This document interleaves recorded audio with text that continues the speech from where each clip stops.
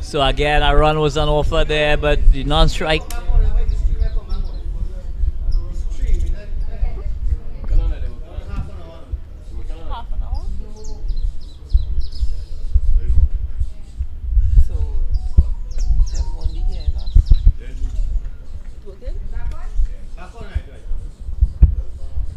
So Dindial continues from the KFCN, bowling to Farizali.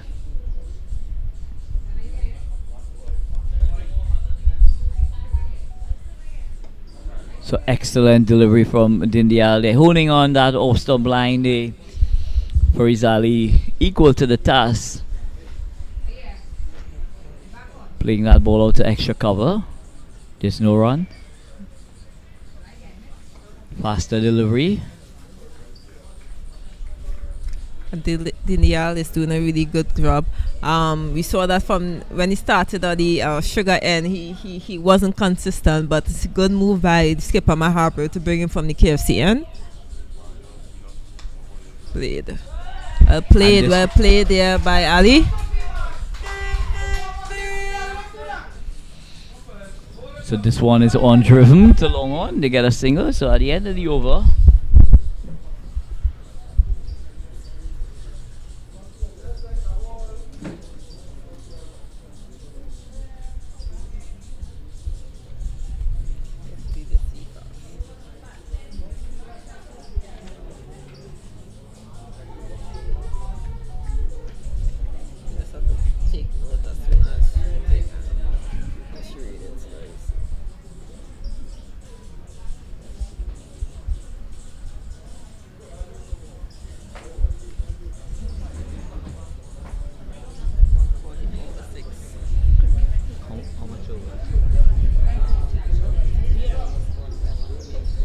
after 39 overs, the score 144 for 6.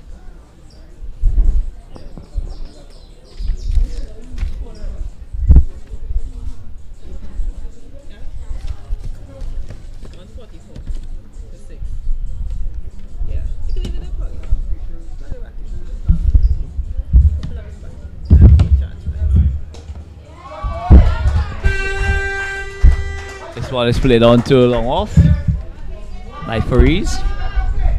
So that takes the score to 100 and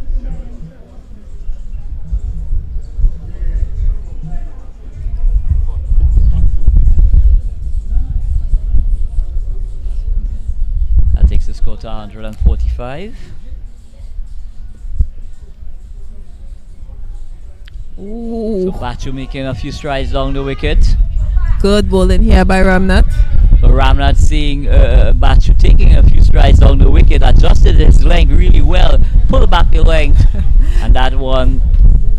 That was a very, very bold stride. He literally walked, danced down, slide down the wicket. He was almost halfway down the pitch by the time that ball was bowled.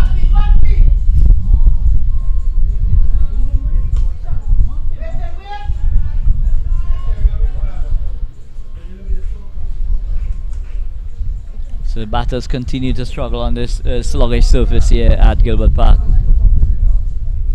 Batting is difficult. Yes, it is. With good bowling, it is.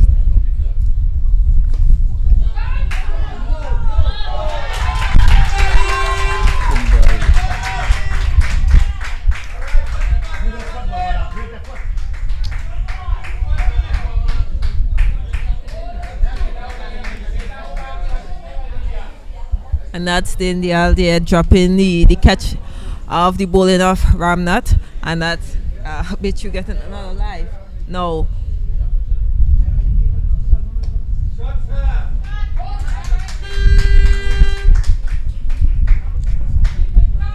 Now we saw on the start of this over, which was trying to do something different in terms of using his feet coming on the wicket and stuff like that. And I know that drop catch there by Dilial will affect Ramnath because it's a wicket that he probably would have wanted to get. Yeah, and Bechu is one that they will want to send back to the pavilion.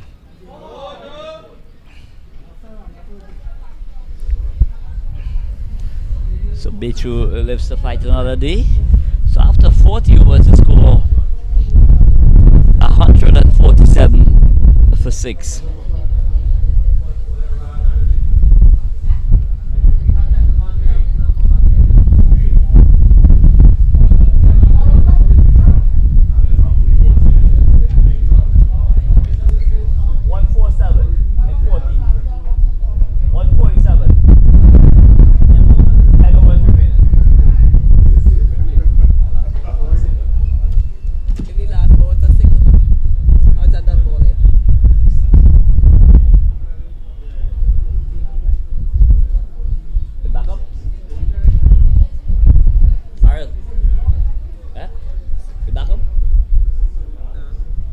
Raja.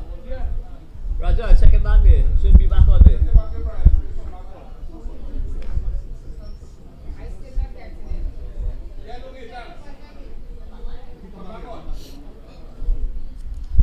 So 10 overs left in Trinidad and Tobago's batting innings. And here comes Dindal.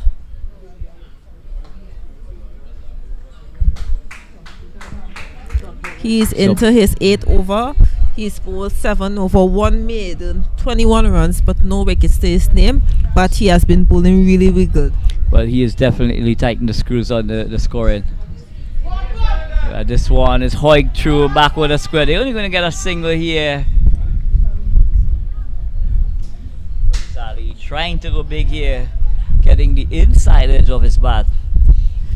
Now we both asked for these two batters to bat at least 15 overs, and they have given us this. Now, how are they going to approach the last 10 overs with having 4 wickets in hand? Well, Brittany, I would want them to continue for another 5 overs and then really go hard. You might say 5, and then when 5 come, you say another 5. No, I think it's important for these guys to go another 5.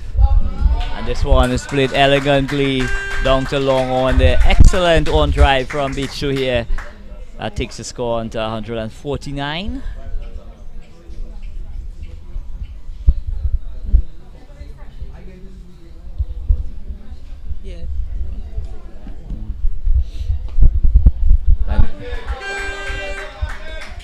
And we see more consistency in the rotation of strike from the spear.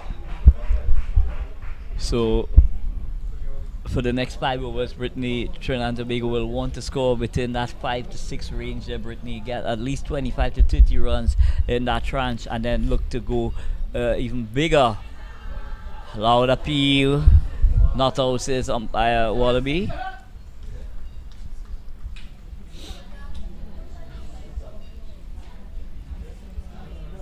So Dindial continuing his impressive spell from the KFC end.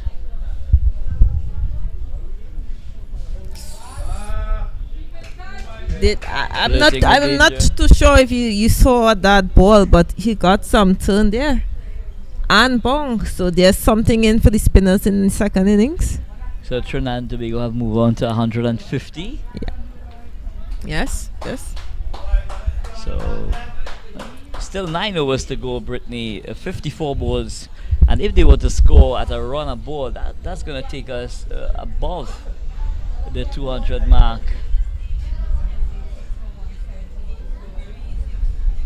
So for the least, we should get anywhere in the vicinity of 205 to 210. And if we're able to really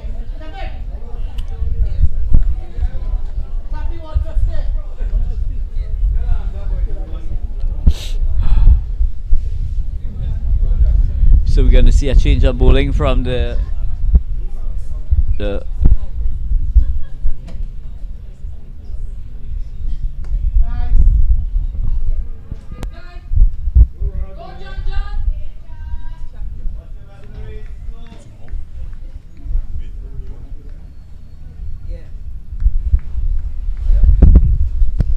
So our cameraman making some adjustments there. Shock the barrel, John. And he could do no more with this one. Hitting the pitch hard. I think that the batters are going to try to take on Ramnath here. If you look at the last over that he bowled to them, how they approach. Well, it's important for both these batters to show some intent as well, Brittany. They've been there quite a long time. And this one goes through that the long on.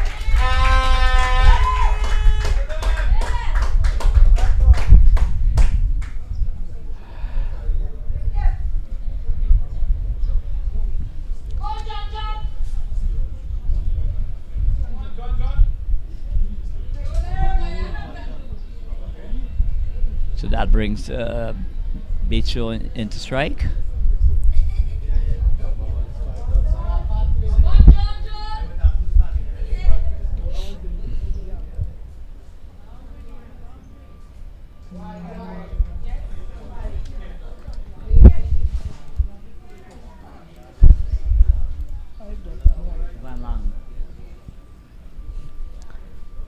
So Lang has taken up the attack from the Sugar House end. He's bowling to Virian Bachu.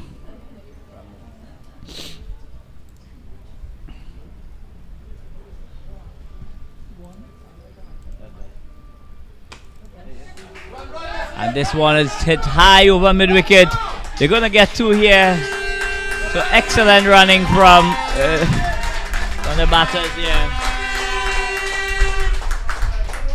So every run here is shared at the Gilbert Park Sporting Facility here.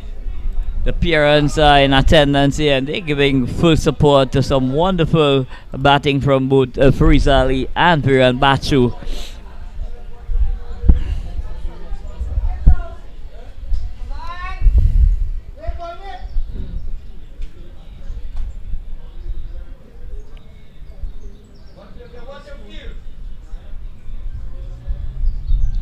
So Bichu and Fariz Ali will be well aware that a move on is imminent here, Brittany.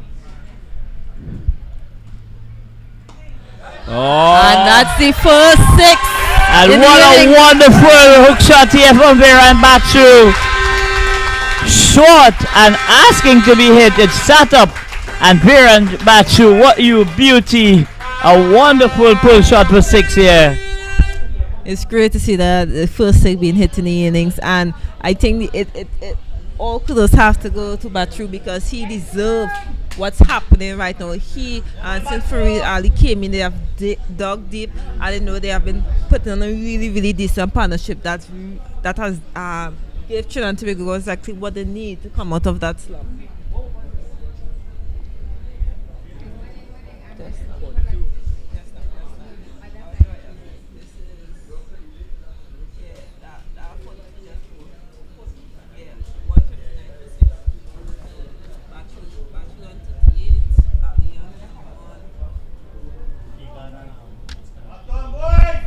And with that 60, so the partnership is now 67. So the partnership between Fariz Ali and Bichu is a well played 67. So when Trinidad and Tobago really needed a spear, Brittany, they've come together and they've basically now trying to take away the game from their Guyanese counterparts. Where we saw that bowling change that skipper Mahara made from taking out Ramnath and bringing in Van Land, which has caused kind of some runs there. So Dindial playing some mind games.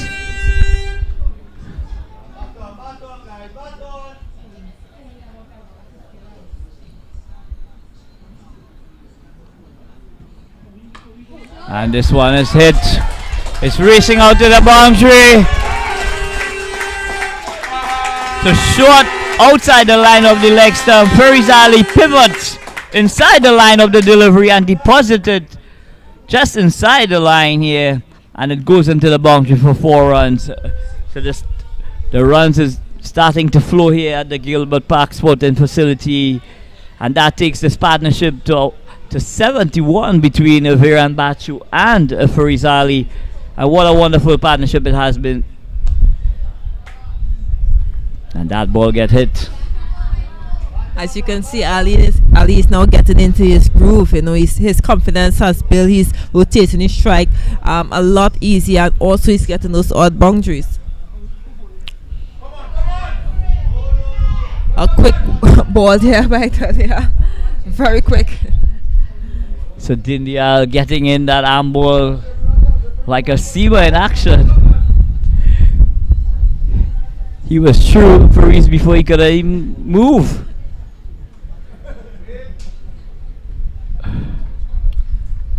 Normally your skipper say, if I want a medium pace out the bowl, I will bring on a medium pace out the bowl. Right now I want you to bowl spin. But Dindia continues to do a good job for his skipper. And that might just go for... Oh, great catch there. Great catch. So excellent catch on the long off position there. Farizali attempting to go over long on, only succeeded in holding out to the long on fielder. So a much needed breakthrough by the Guyanese team. Yes, well played by Faris Ali. Just if the breeze had just blow a little harder, would have gone to 6. But really good, really great catch judged by, I believe it's Van Lang there at the boundary. And you can hear the support that Faris Ali is having coming off the pitch by the Trinidad and Tobago fans. Very well played innings by Faris Ali.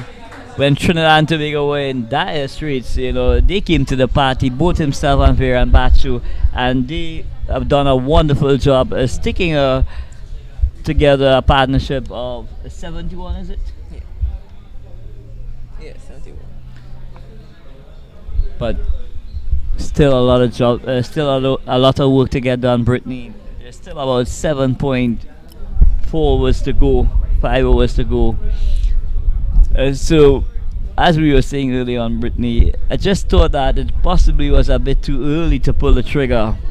I would have possibly just delayed pulling the trigger a bit later down. Later down for you will have been 2 overs, because you said 5 more overs and there are 3 overs in. You said 5 more overs, you wanted them to delay, and they're in the 3rd over, so 2 overs.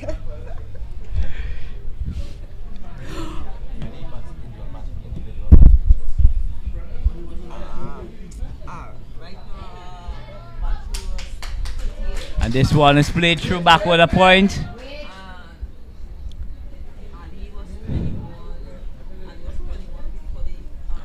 So the score moves up by 1.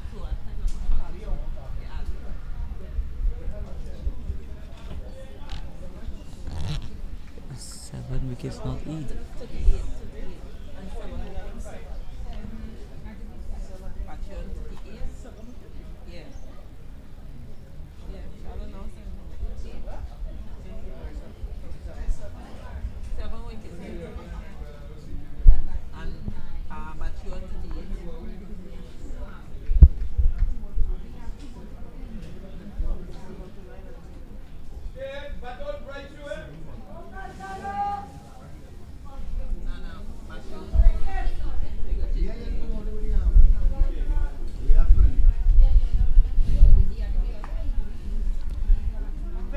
So it's going to be Lang from the Sugar House end. He's going to be bowling to Vera and Bachu.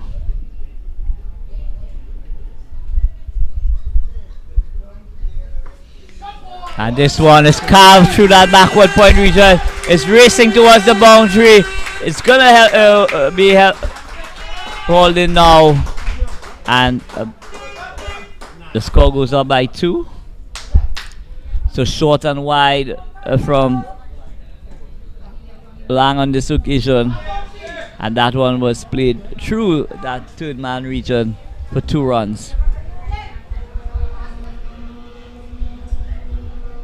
And it's going to be very important for Bachu to bat out all this over and get Trinidad and Tobago to a really, really decent score to get over that at least 205, 210. So again, the ball holding up in the surface. Bachu was through that shot, and he was just lucky enough to get that ball to go over the head of the extra cover fielder. But the score moves on by 1. It's 165.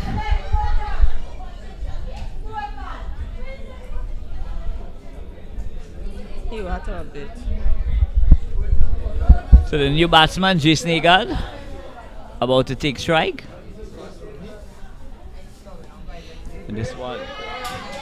And this one, excellent running, excellent running. Tap and run is what is happening here at the Gilbert Park Sporting Facility. Getting into line, just taking the piece of that delivery, and immediately they set off. So excellent running from the spear. Yes, and I think what you realize now how important for him to take most of the strike and not make Agad as vulnerable.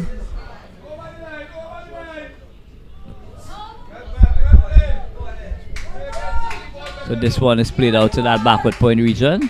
There's no run.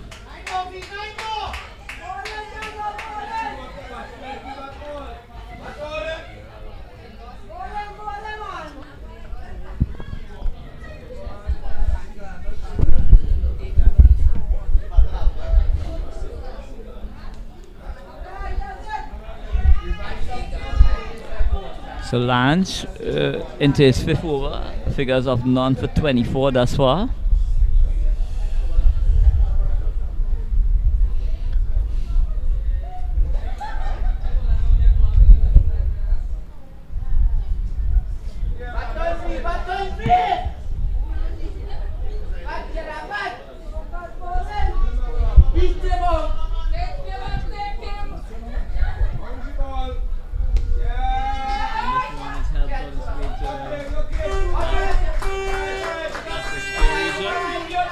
India does a feeling.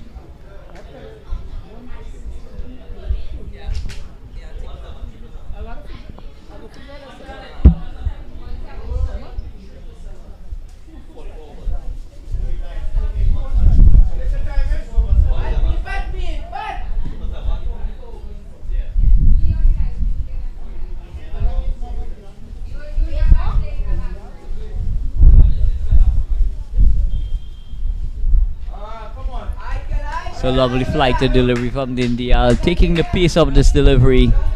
Bachu trying to back away to access the offside, pulling away too much and not making contact. So Dindial continues. So Viran Bachu, he's on 42. And this one is played away to that backward point region. And it goes through the fielder. And it come back for two. Another misfield here by Guyana. But she's going to welcome that two runs. We do apologize for the graphics. We are trying to fix that technical issue at the moment. So please bear with us.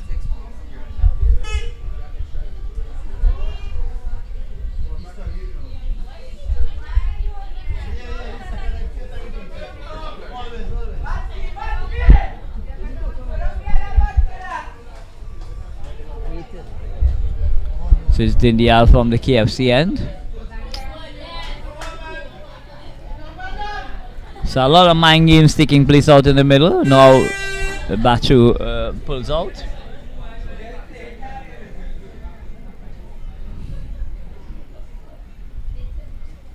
And this one is played to backward point. Excellent running. They get a single.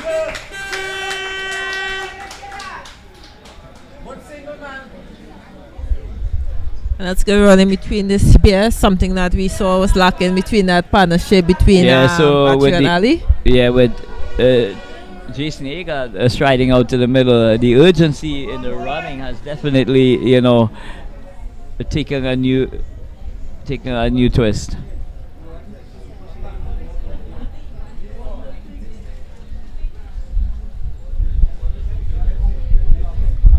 But Agar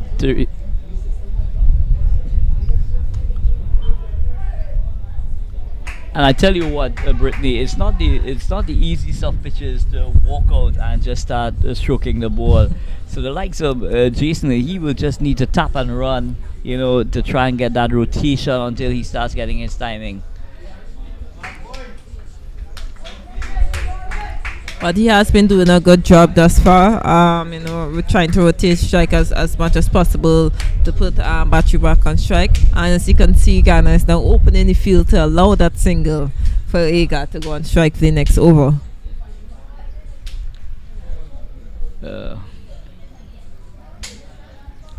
So excellent captaincy from skipper Mahabir.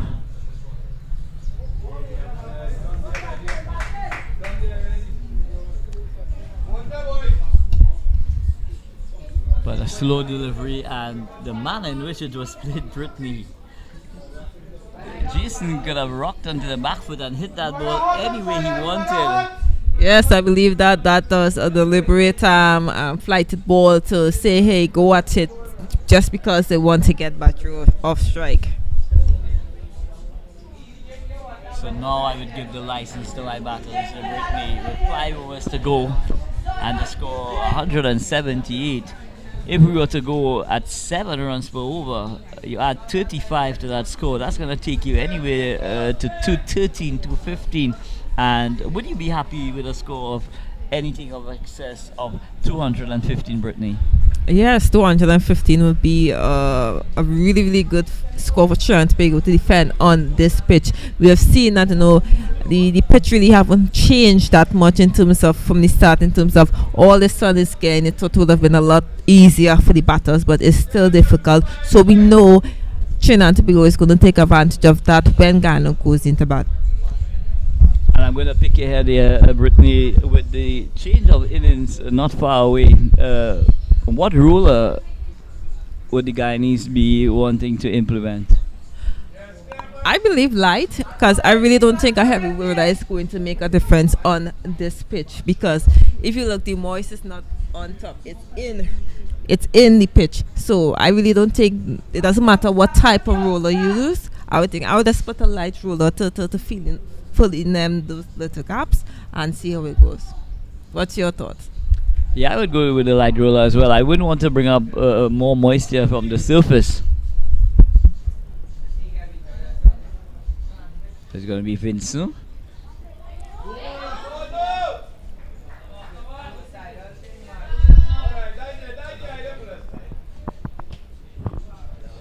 Both these batters trying to steal a single.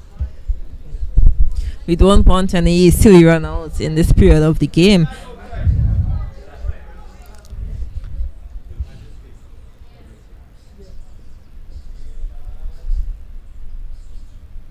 Oh, what a shot!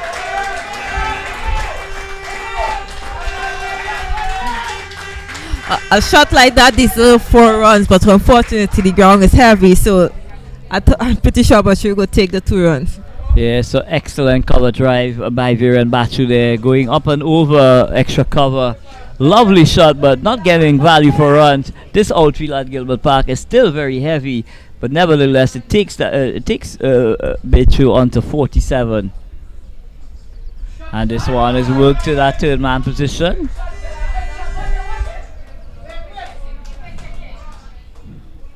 And smart cricket here being played by Bachu. Rotating his strike, waiting, sitting in the street and trying to work the ball into those gaps. But one wonders, Brittany, why the skipper has not brought himself back. Probably waiting for the 51st over.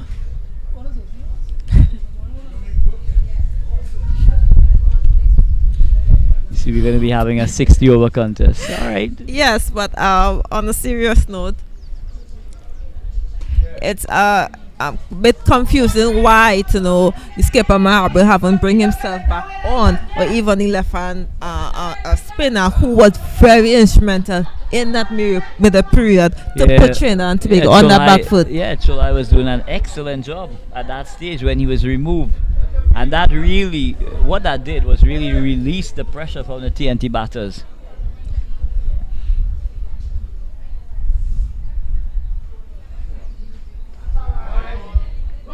and it's important, Brittany, that the skipper on the field, you know, for him to continue to focus on what's taking place outside, rather than focus on what the opposition is trying to do. And if he's able to do that, then they will keep to the basics, stick to the basics.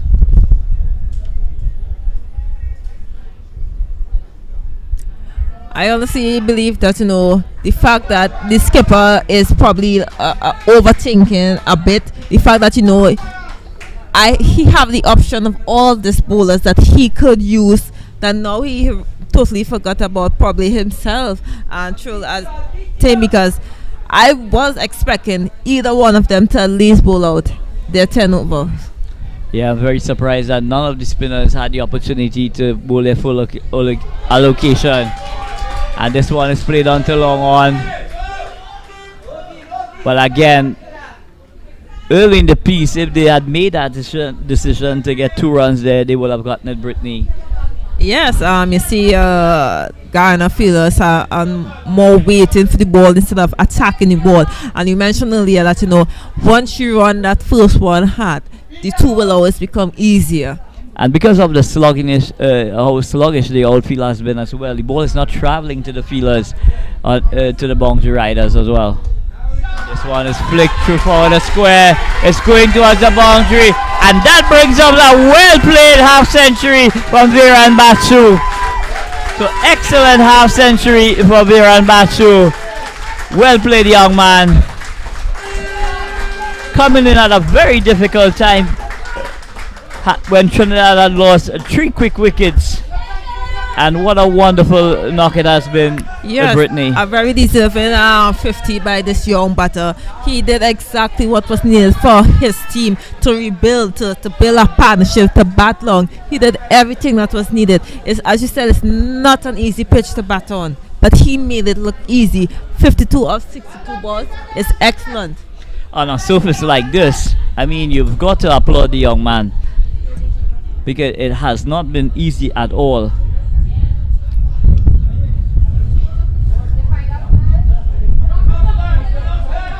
So, did the skipper got a message from me, Brittany?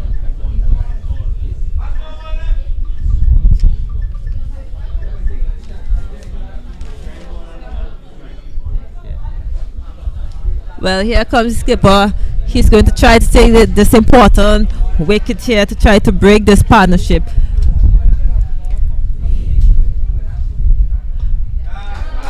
And well played by Egan here. So the runs are continuing to flow. Do you think it's a little too late? I believe it is at least about 8 to 10 overs too late that the skipper Mahabir have taken too long to bring himself back in. But he could do justice to himself by possibly getting a hat trick and getting bowling out Trinidad and Tobago. You're very mindful, think. Very, very. Now, if that happens, I hope you give me the lotto tickets number, because that will come in really good right now. I hear comes Maherbil, who is going to bowl to Brittany, you're accustomed checking in US dollars. And this one is played through fine leg, that short fine leg region. The score moves up by 1. It takes the score to 190 for 7. We are into the 47th over. So skipper Mohabir. And this one is rocket into the pads of Jason Agard.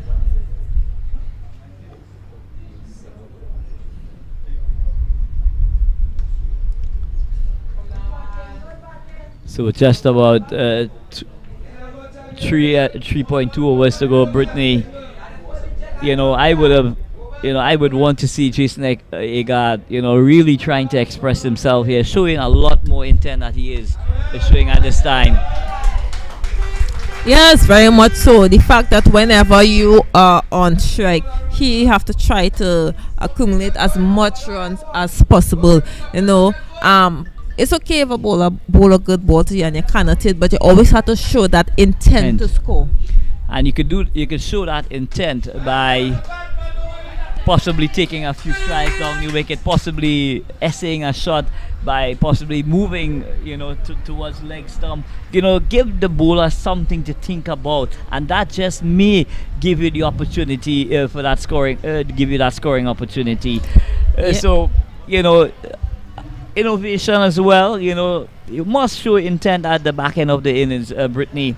With 3 overs still in the shed and 18 balls to go, I'd really want to see, possibly Jason chancing his arm a bit here. Yes, very much so, and he's facing the first ball of the over. So I'm hoping that they had that communication where which you told him that go at it. We still have wickets in hand. Well, when I get the chance, I will try to do my best in terms of score. But when you on strike, you have to try to rotate the strike or at least try to get boundaries. Yeah, he's got to take a more proactive measure in terms of scoring. Forward defense is not going to cut it at this stage here, Brittany. They've done the hard work in terms of bringing themselves back here now in setting a target. They really need to motor on from here on. It's going to be Chulahan. Now, if you look at the field, I've not seen much of the batters actually play a sweep sock or play sock sweep. If you look at the field, there's only a deep mid wicket and a long on there, so there's plenty grass on that side. So this one is worked down to fine leg, but it's only going to be a single for Jason. So I would really, I'm really excited, Brittany, this contest between the left arm spinner and the left-hander in Bichu, because I'm sure Bichu will be licking his lips to take him down. And if you look at the end, the left hand spinner is bowling out with that breeze coming from east to west. It's going to be, we might even catch a ball here. Well, you never know what's in store, Brittany.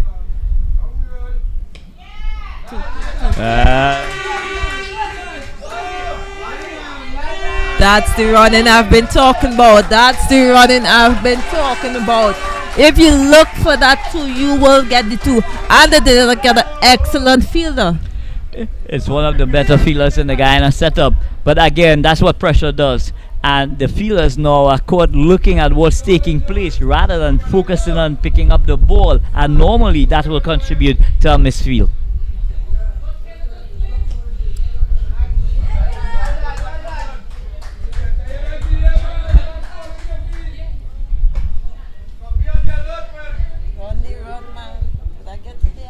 Yeah.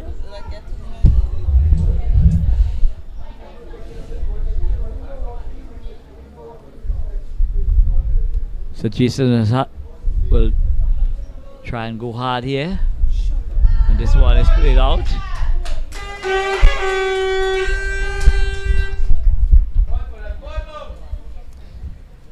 But some boundaries are needed at this time, Brittany. Yes, they already have 5 runs in this over with 1 ball left. A boundary will be needed here to get to that 200 mark.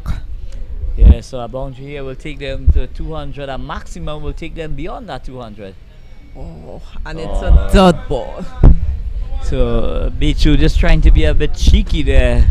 I think he was more looking trying to get a single to get on strike.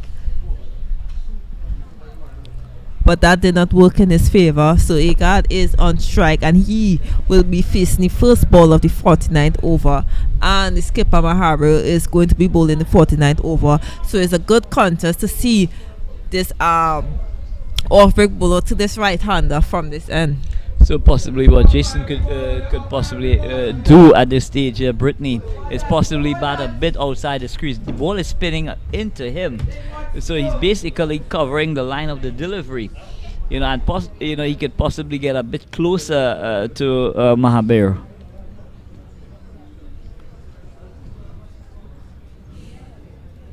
So the intent must be shown. And this one goes down the leg side. They go for 1, they're going to come back for 2. And that's all it's going to be here. So 2 leg buys. That's a great way to start the over for Trinidad and Tobago. But we still see that Agard is trying to work the ball and not trying to be aggressive. Yeah, he needs to show some intent. And he's misstumped. So excellent bowling from the skipper here. Just seeing Jason advancing a bit and pushing that ball wide. And this one, That's well played by Jason Agard. but important, the set batter Viran Bechu, he comes in to strike. So the spectators getting a bit animated here. They want to see some ball, possibly landing in the sugar house.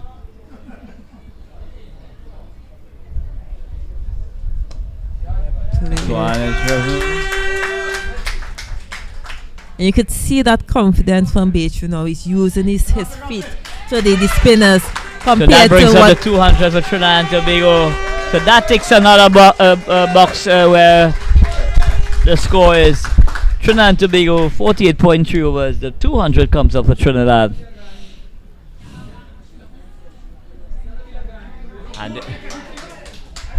And this one is played away to that short third man position. Jason just allowing that ball to come on to him, opening the face at the last moment. So there's just about 7 deliveries left. 8 deliveries, my apology. And this one goes through the keeper. And there's 2 on offer here.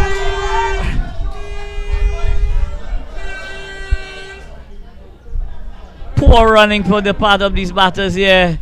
There were 2 on offer from the moment go. you say poor batting, I will say silly running. Now, I totally understand Bechu want to get the strike for the last over, but each run, every single run that is, I don't understand why they did not try to run, because Agard is doing a decent job. So one would think that Brittany, that every run that's on offer, you will take it, because that could be the difference between a tie, a win, or you're coming second in the contest. And that's the thing about it. It's not like they are chasing where they need 10 runs in this over and stuff like that. You are putting on a score. So the fact that you deny to run that, or didn't want to run that two runs there, is confusing. But he's on 57. We are behind the commentary box. So we give him the benefit of the Yes, doubt, you just Brittany. give him, yes. He knows what he's doing. He's going to hit a 6 off the first ball. Possibly going to score another 30 from this over, Brittany. We know the supporters will love to see 30 runs scored off this last over. So Chulhai. Oh, no, it's a new bowler. This is Ramnath. I believe Ramnath has come back to bowl the last over of Trinidad and Tobago innings. And you have a deep cover, a long and long off, and a deep mid wicket and a cow corner. So we know the length he's looking to try to bowl. He's going to force Bechu to hit him in the V. So they're going to try and get 2 there. He needs to turn to get back. No, as again, poor running here, because we see Agard looking for the 2 and Bechu is just jogging between the wicket. Now, if your intent was to face more balls in the last over, you always have to be trying to get back on strike. And clearly Agard know that plan, but Bechu seems to probably a little exhausted, but let's give him the benefit for the doubt. Well, he seems to be a gunner where his fitness is concerned, Brittany. He's showing a lot of signs that he's barely being able to finish his innings there.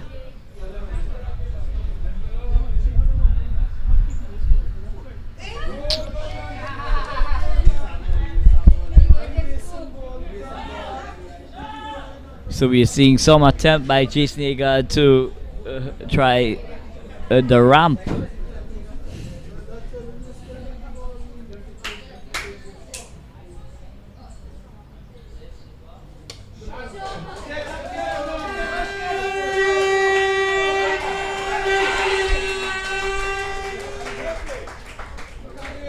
And again, when you show intent by the way you run, you know, it really creates that opportunity for that second run. Yes, we see Bechu, he's stooping down right now. You know, he has been out there a really long time. And as I said, it's very humid today.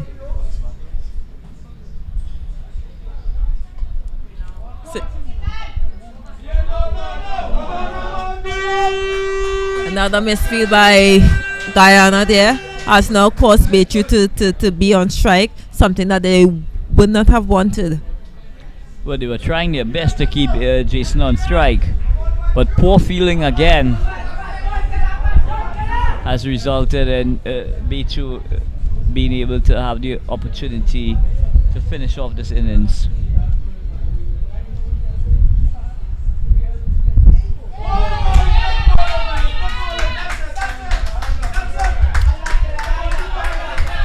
More of a tired shot there by Bechu, but excellent innings by this young man to get the score to 2+. Really, really good innings by him. Kudos to this innings that he has played.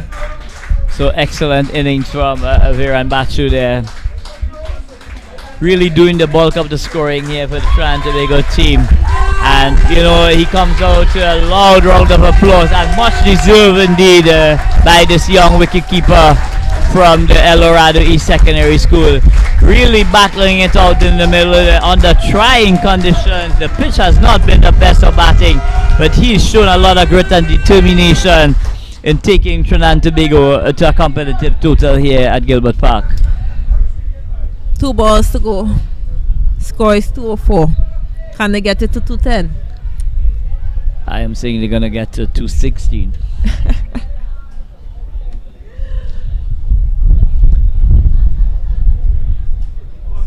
So there's no time for a sighter here. And this one takes the out, top edge, runs down to third man, and 2 valuable runs to the TNT total. And that's the end of the innings. Trinidad and Tobago close on 206 for the loss of 8 wickets.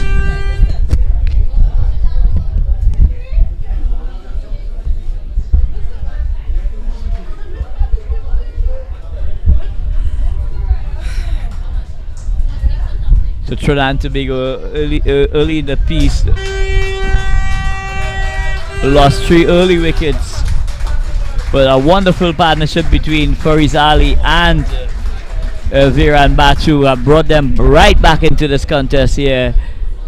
Fariz Ali scoring a patient 21, and Viran Bachu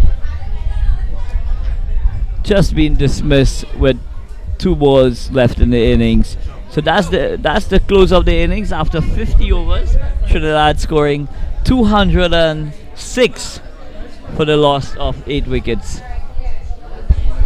So we'll be right back. Some more thoughts from Brittany Cooper before we go into the lunch and interval.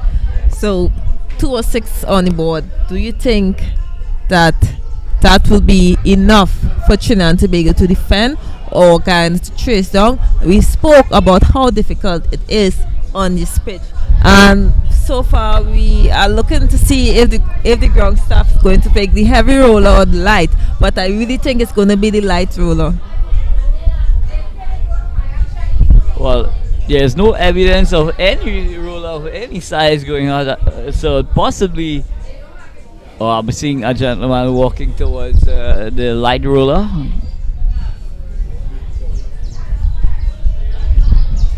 But it's going to take a lot of application from the Guyanese batters here to overhaul the score. So the final score here, confirmation of the final score is 202 for the loss of 8 wickets after the 50 overs. So we will be back in about half an hour's time, where Guyana will be chasing 203 for victory at Gilbert Park.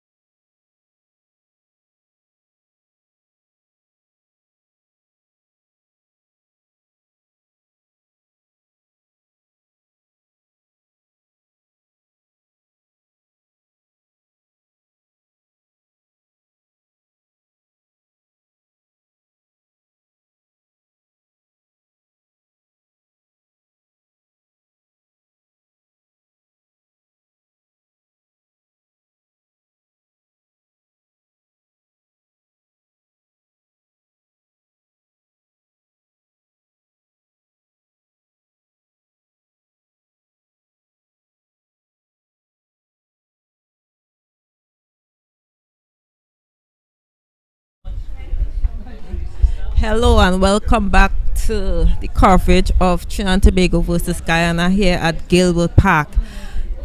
Start of the second innings is going to be first over be going to bowl by Agard. Remember, Trinidad is defending 203.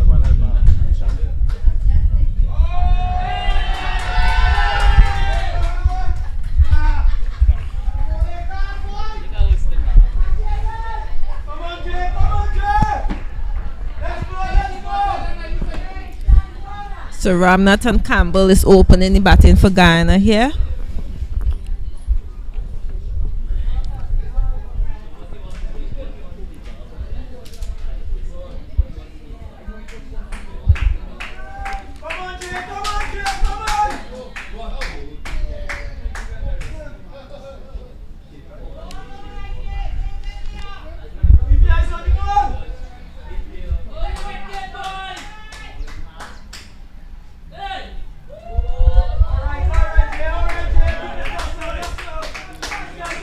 As you see, first runs on the board for Guyana, and that is a wide off Agard.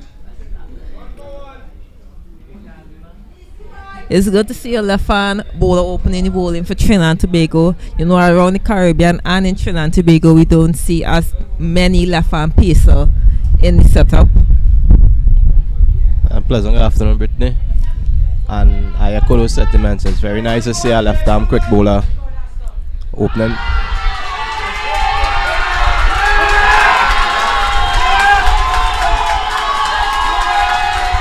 And what a start by Trinidad and Tobago. And that's Campbell. Campbell have to go off the bowling of Agard. LBW.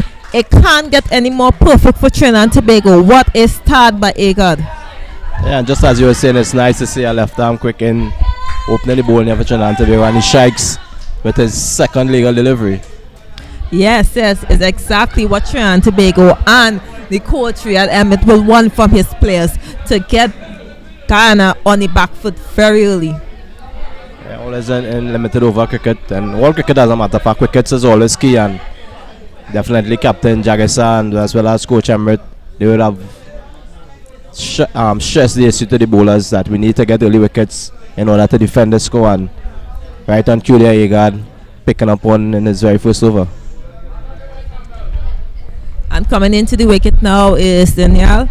He will be very instrumental for Guyana in this innings. The fact that Guyana just lost the early wicket, chasing a score of 203 to win, to get to their second victory of this tournament. It's going to be an uphill task for Guyana. Yeah, Dindial and Ramnath in partnership with the remainder of the batting lineup. We definitely need to put their heads down and bat in order to get up to this total. The Trinidad and Tobago team, though, they finished off the inning well with Bachu as well as Agard himself, and then they struck early in this first over, so they must have their tails up, Trinidad and Tobago. And the crowd is very excited right now. Yeah, I must say I'm very impressed to see the parents and family members of especially the Trinidad and Tobago team out here, and they are very boisterous.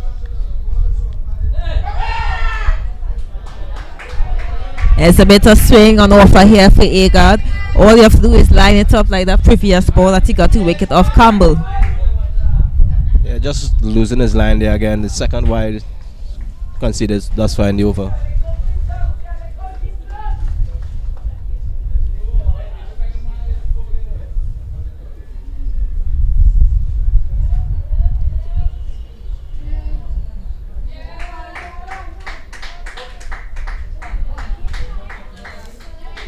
Just to look at the field setting, Agard definitely seems to be swinging the ball back into the right-handed batsman. For the previous delivery, there was Captain Jagesa in a leg slip fielding position. So definitely Agard seems to be swinging that ball back into the right-handed batsman. And now with the change to the left hand and now on strike, now we have a slip and a gully, a deep third man, and we have a long off.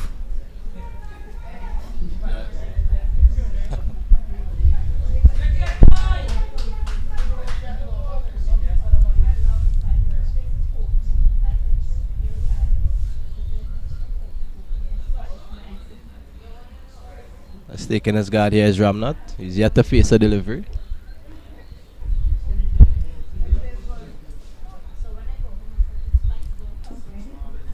Yeah.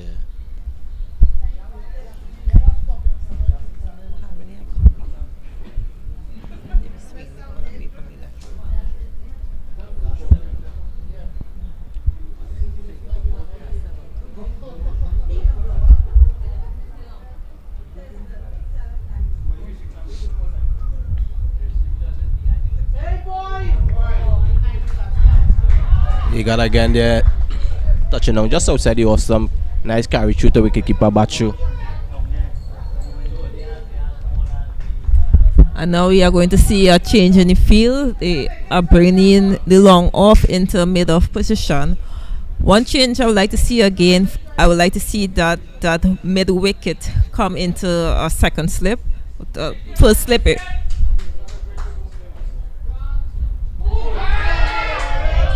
Another play on a miss there from Agard. Good bowling here by young Jason Agard. He's asking some questions of the Guyanese batsman at the moment.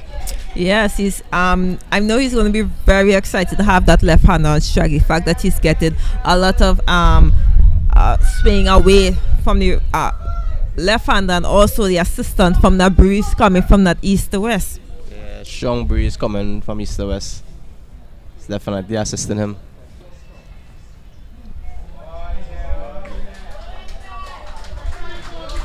He definitely looks a lot more comfortable against the left-hander than Agard. And the first over has come to an end. Guyana 3 with loss of 1 wicket. So just the start that Trinidad and Tobago would have been desiring here in their defense of this total of just 202. Picking up a wicket in the very first over, Jason Agard had Campbell out LBW. And coming from the sugar end, going to be Fariz Ali. He will be bowling against Ramnat. Fariz had a very good game yesterday. Picked up some 3 wickets against Jamaica, conceding just 20 odd runs in his allocation of overs. So I think he'd want to emulate that here today again. Yes, very much so. He will love to. And he will love to start a really good bowling partnership with his mate Arad. So if he could deliver from this end, will make things a lot easier for Trinidad and Tobago. Yeah, definitely. So cricket is a game that's played in partnerships, whether it's batting or bowling. And Fariz will definitely want to be backing up Agard. And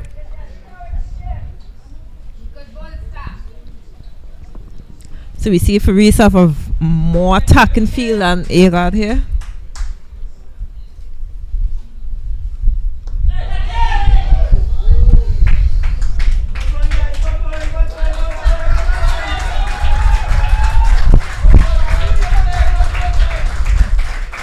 cutting out the delivery outside the awesome there was not totally sure who's the batsman. I believe it's Ramnat.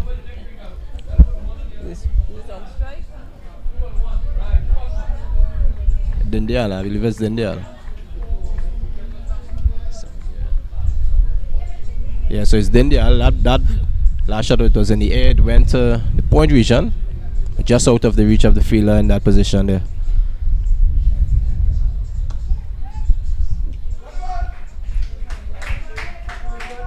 This time the point fielder again is called into action. So it's played all along the ground there by Dindial.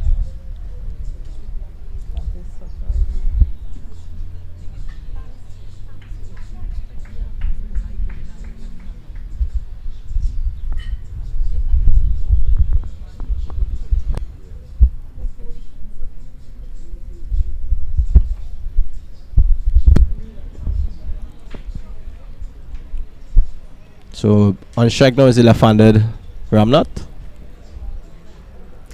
And we see that Jackson have a field where there's a wide first slip, but between first and second and third slip or gully, there's a backward point, extra cover, mid off, mid wicket, a backward short square, and a fine leg. A good take there by wicketkeeper Bachu. That ball fell just before him. Good glove work. He stayed low. Prevented that ball from getting past him.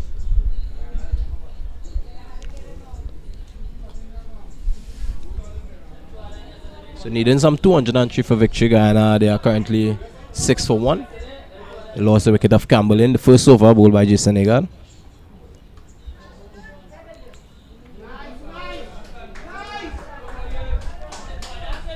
Very agile in the field there.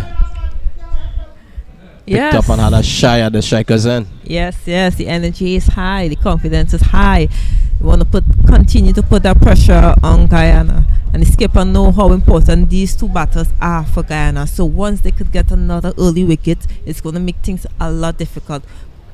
We know how difficult it is to bat on this wicket. 200 is going to be very hard to chase.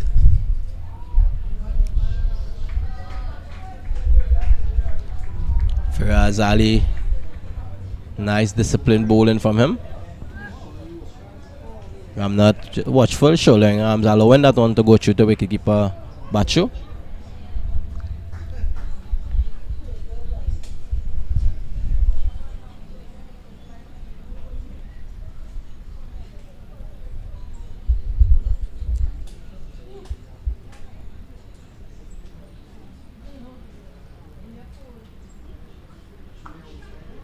This time is cutting and magnificent piece of fielding there. Looks like Kavir Buddha Singh is the fielder there at backward point. Had that gotten past them, it would have gotten very close to the backward point boundary. Yes, he may have just saved 2 runs there. Good shot by Ramnath. I haven't seen much swing from Ali yet. Not sure if it's just probably the end, because if you saw in a Ghana innings, they basically getting swing from one end. It was basically the KFC end. So here comes Agard on to bowl his second over. He's going to bowl to Ramnath. Left-hander on strike. I would still love to see that extra feeler in that slip cordon. As we were saying in the first over, Agard will definitely be licking his lips, so to speak, at this matchup here. Left-handed Ramnath on strike. Slip on a gully. Fielders in catching position.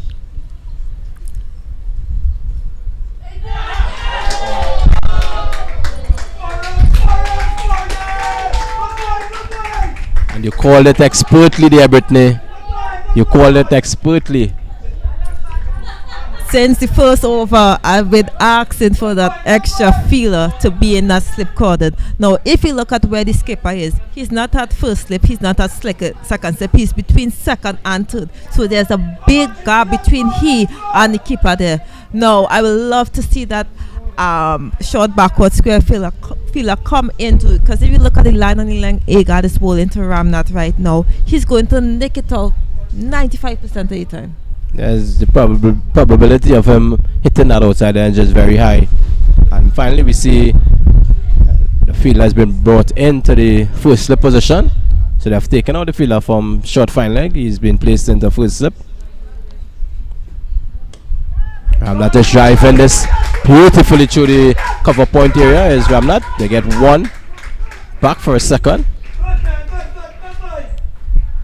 And you see Agard adjusting his length here and bowling a full lot to Ramnath there to drive that ball. Ramnath in playing that stroke, they took one hand off the bat, so apparently it stuck in the pitch just a bit. But it was well played by him.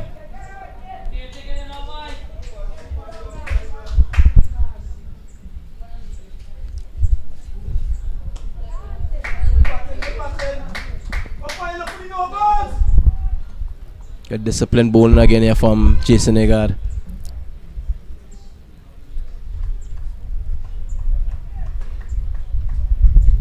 As you see, Ramnath is very much up to the task. He knows what Agard is doing and see what Agard is doing with the ball, so he knows it's going to be challenging every time Agard hits top or off stump.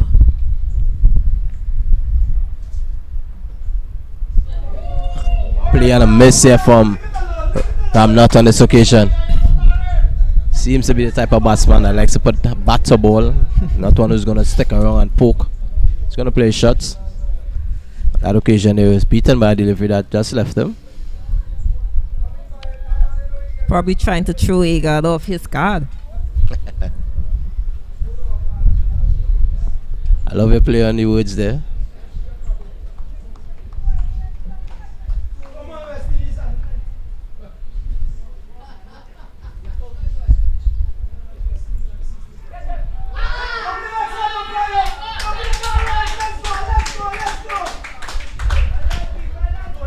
Missing his line there as again, wide signal by the umpire.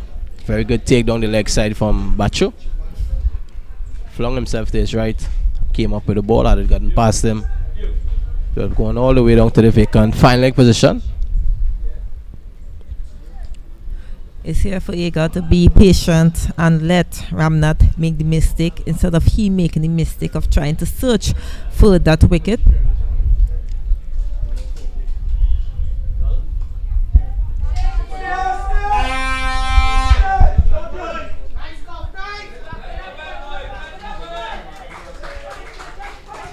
Trinidad and Tobago fielders, they are buzzing out there.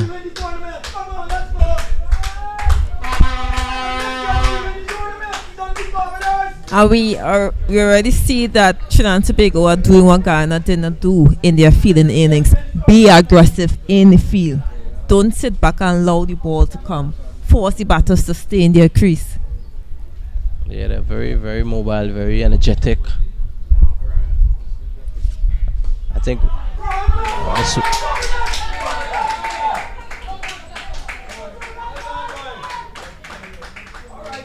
beautiful shot again there from Ramnath. The fielder there at backward point, just cover point actually. Diving over that one, unable to field cleanly. Firaz Ali coming around from the third man boundary. Did the fielding, 2 runs added to the Guyanese total.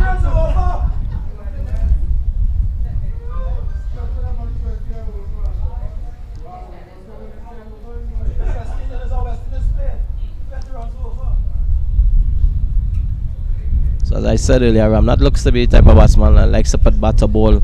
He hasn't been too expansive, but he's not poking around. He's trying to play positive. He's trying to score.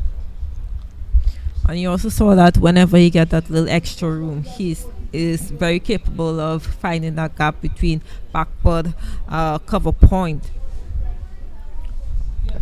I think when Trinidad and Tobago batted, that was one of the things that, if I was to be critical, I'd be critical about. They played some good looking shots, but straight to the fielders more often than not, especially in the early parts of the inning.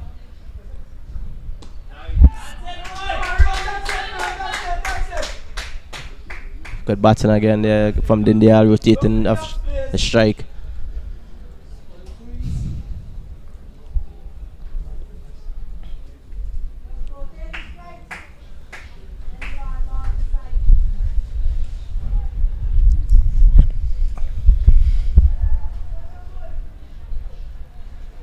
Two slip on a gully, field that backward point, a cover, mid off, short mid on, square leg, and a fine leg. That's the field there for Ali as he's into ball to Ramnath. Ramnath is driving the field that had cover, does the fielding. Yes, Ramnath looked like he's building in confidence. So, any batter wants to feel that ball coming out the middle of the bat, it's going to grow this confidence. Seems like you already put that nick behind. Definitely so. I think as a batsman too, you can't really go wrong studying that too much. You need to just move on from the last delivery.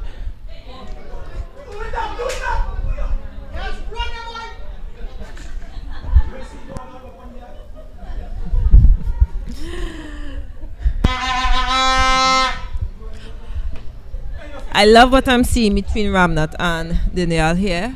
The fact they are looking for the singles. As you see, the 2 singles that they got there was soft hands, and the non-striker was always looking at. So it's good that even though you're not getting the expansive boundaries of 6 and stuff like that, they are still looking for the singles. Very much so. And when you speak about playing positive, being positive is not always trying to hit the ball to the boundary. It could be positive and thought and actually running between the wickets and stuff like that. And that's exactly what we are seeing from these two.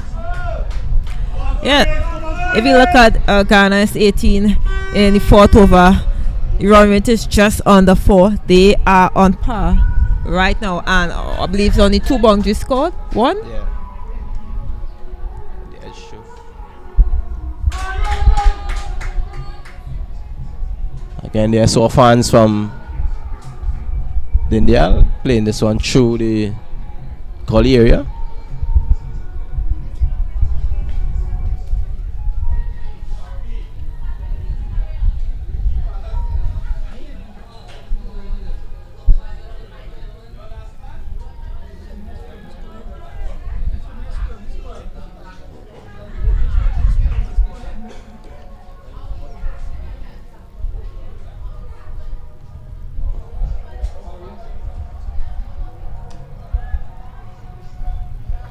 And Ramnath looks very easy at the crease. Just pushing that into the offside, bringing an end to over number 4. A very good over here from Guyana. 3 runs off that over, exactly what is needed of them. No expansive shot, nothing to force the bowlers off with the line, just rotation of strike, and they are getting the singles. Yeah, very disciplined batting by 2 batsmen at the crease, Ramnath and Indial. I think the running between the wickets has been impressive. The way they play with soft hands. Hitting the gap more often than not. And Jason Hager strike another blow here for Trinidad and Tobago.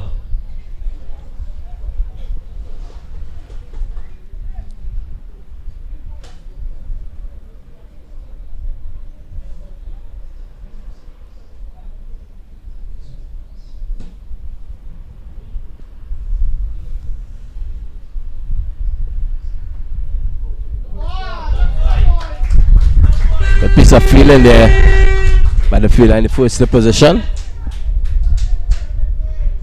Then they are driving at that delivery outside the off stump. Ball going down to the fielder at first slip on the bounce.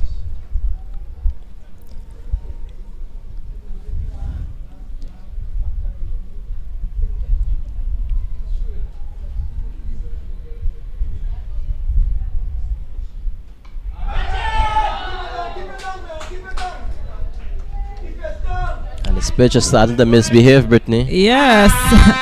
And I know we are not surprised. We expected this. Yeah, that was not a short delivery, it was a length delivery to which Dindial came on the front foot, and that looked to hit somewhere high up on the bat handle. Yes.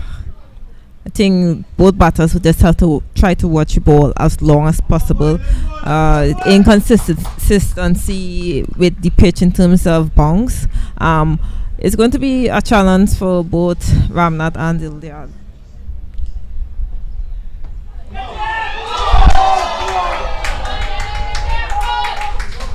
And again, Agard continues to ask questions of these Guyanese batsmen.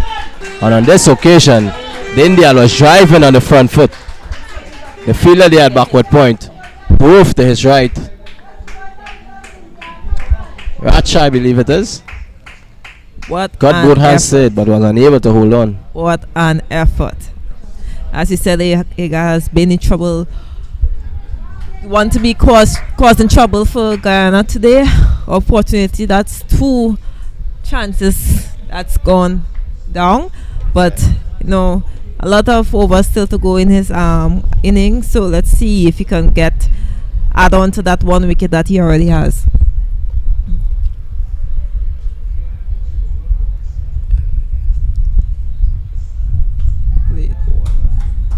Again, Ramnath continues to look very easy at the crease. He's pushing this one back past the bowler.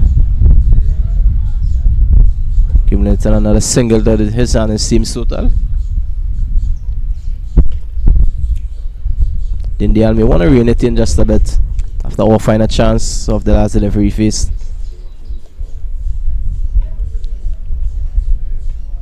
Let's see what sort of approach he is going to take up here.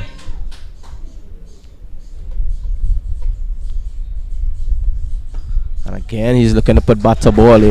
Dindial.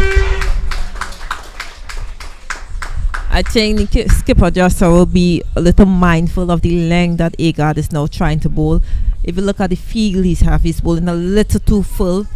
He have to allow that ball to swing to bring the gully and slip fielder into place. As we see, the leg slip is now come back into play. So probably the option is for him to bowl a little straighter, but the length have to be accurate. Yeah, he's a bit too full. That's it. That's the length. It may be wide, but that's the length he has to bowl. Yeah, I agree with you. It's a better length there from him. Just needs to get that line correct now. And he's going to be asking questions as he has been doing all through his spell so far. You can see the Trinidad and Tobago players is all up under the Guyana batter. I'm pretty sure they're having a very nice conversation.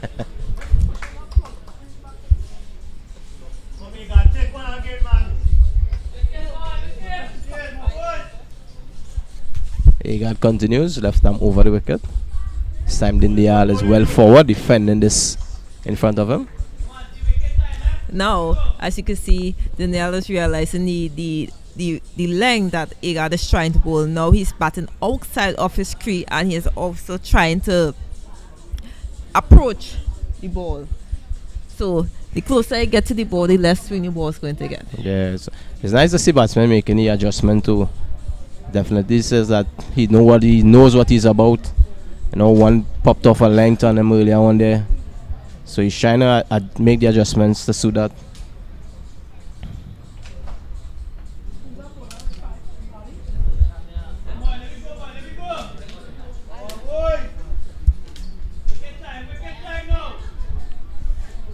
Back into the attack here is Firaz Ali.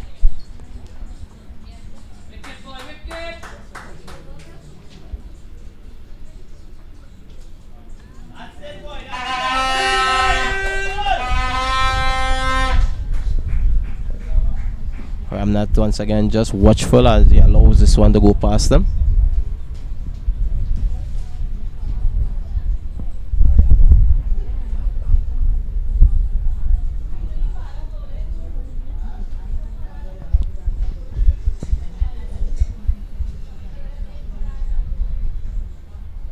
And again he's showing arms here is Ramnath. Very good bowling here by Ali. Making Ramnath leave alone, respecting those good balls, bowling a good line on length, allowing the ball to swing away from the left-hander. How disciplined can Ramnath remain? Can he leave another ball on that same line and length again? This time it's a bit straighter. He defends along the pitch. Ramnath felt that he should have done a lot more with that ball because there's no middle wicket and there's an open gap. Yeah, he's replaying that stroke over and over again. Maybe should have tried to tuck this to the onside. But Ali has to be able to be a little more consistent. Right there. Continues to be disciplined, Ramnath.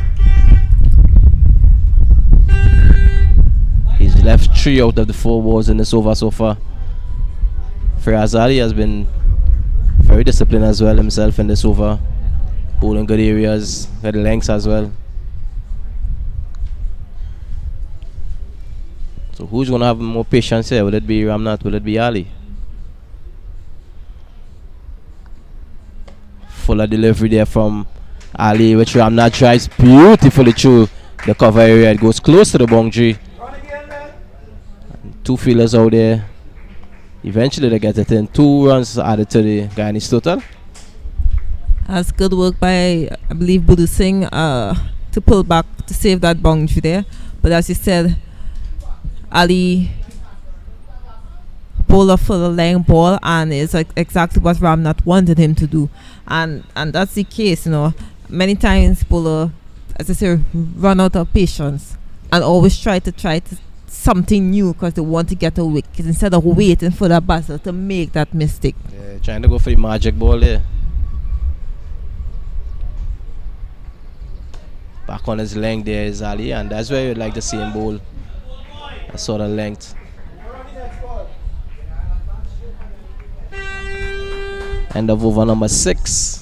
24 for 1 Guyana. Remember they are in pursuit of some 203 for victory. Earlier on Trinidad and Tobago made 202. Frian Bachu with a top score of 50 odd.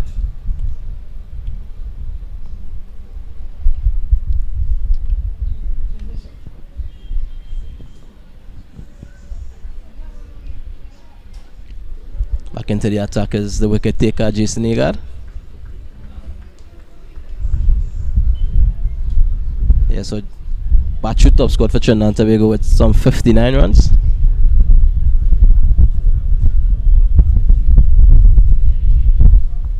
And Chulal was the leading wicket taker for Guyana. He picked up 3 wickets for 29 runs.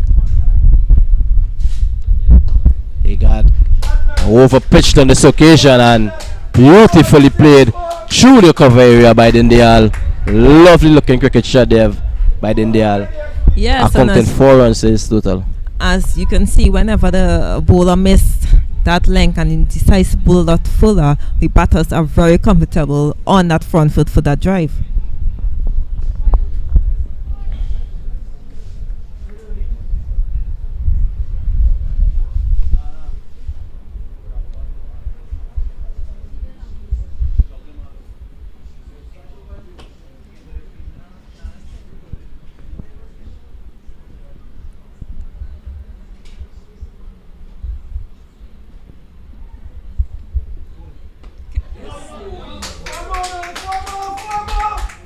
Getting close to the boundary again.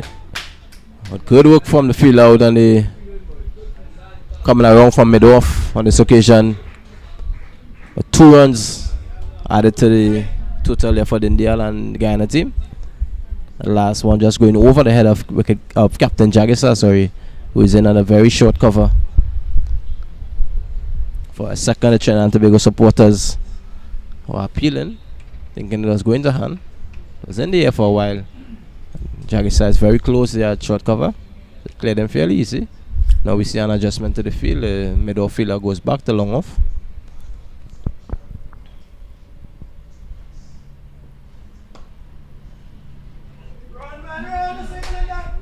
It's a very good batting here from Dindial. So realizing that there was a change in the field, instead of trying to power the ball this time, he just pushed it to where the mid-off fielder would have been previously and accounted another single. Yeah, a tactical move there by skipper Joshua. Putting that fielder out there will force the batsman to hit the ball straighter because you know there's no fielder there, so I could stay straight. Instead of that, when that fielder is in, the batter will now start to try to hit the ball square on one V, which will most likely bring your cover point and your gully because they will be looking to open the face. More of a risk to try to hit the ball square.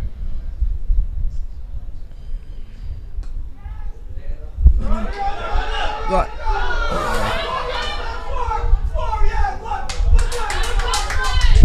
And over throws here, but had he hit at the non-strikers, then I believe the batsman would have been short. There was no one backing up. He went for the stumps.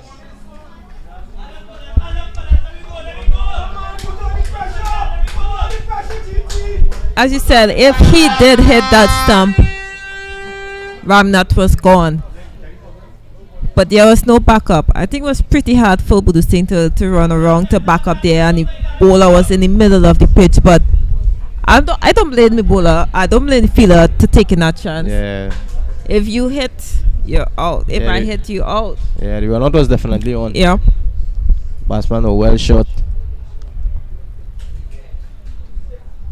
Just a bit loose in the last couple of overs. And this over actually, some 12 runs already scored off this over. Trinidad and Tobago are going to need to pull it back. But on the other side of the scale, Guyana, they are going really good here after losing a wicket in the very first over of the inning. They have moved on smartly now. They are on 36 for 1. Good stop there at slip. Really good feeling there with by James. Yeah, Orlando James. Yes, really good feeling there. I do think there might be a change coming from the KFC end. Not with the fact that 12 runs have already gone from this over. I just feel like Igara has lost what or misunderstand what he was doing, what he's supposed to be doing. Because you can see the length and the line he's bowling now is not what the skipper, because you have a slip, a gully, cover point, backward point, but all the runs are scoring in the V in front to extra cover and long off mid of area. So some tactical change will have to happen there in terms of either they readjust the field or there might be a change in bowling from the KFCN. Yeah, definitely. So I think the captain probably needs to have a bit of a discussion with his bowler and work around it from there if he intends to keep him on, because his lengths are definitely a bit too full for the field, as you said. I see you checking your time. Yes. Guess you're gonna have to take a leave now. Yes. I will be looking at the scores to see how things go, and I will be listening. So don't say my name. Enjoy your afternoon. So Faraz Ali is going to be continuing from the southern end. Ramnath, the batsman, on strike. And back on that discipline line and length is Faraz Ali. Continues to be very disciplined. Ramnath playing and missing at this another delivery outside the off stump.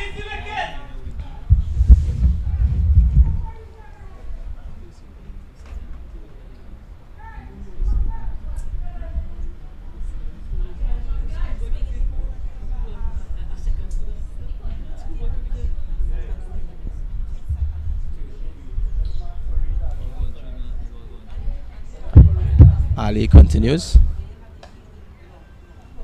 And just making the correction, it's actually Fariz Ali and not Faraz. My apologies to the family. So Fariz Ali, he continues to bowl here from the southern end. Ramnath, the batsman, on strike.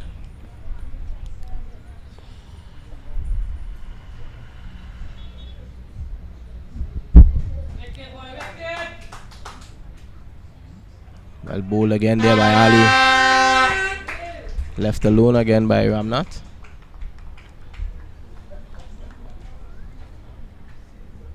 He's definitely been the more disciplined of the two, Ali. He's yet to pick a wicket. He got picked up a wicket in his very first over. He's just conceded some 9 runs and he's into his 4th over.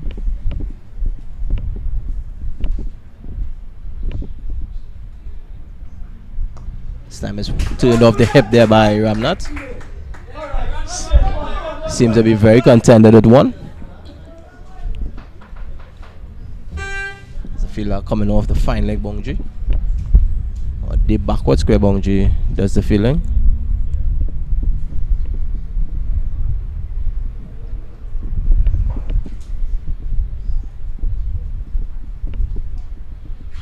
Right-handed Dindial.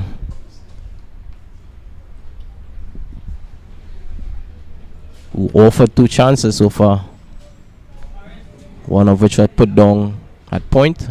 Very good attempt by the fielder there at point.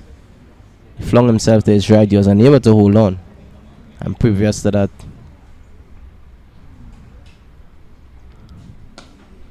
there was a chance going through slip. This time he's tight in defenses. Dindial as he defends this into the cover. Captain Jagisa feeling there at short cover. He does the fielding.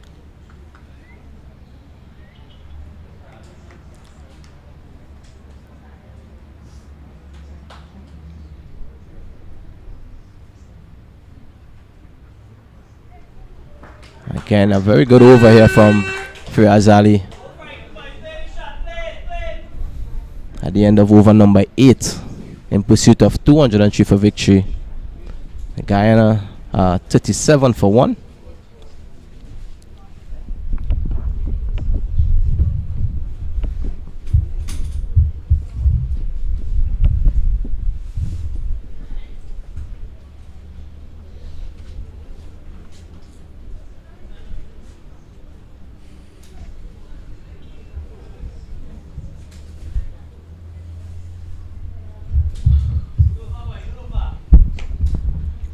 So Agard is going to be continuing from the KFC end.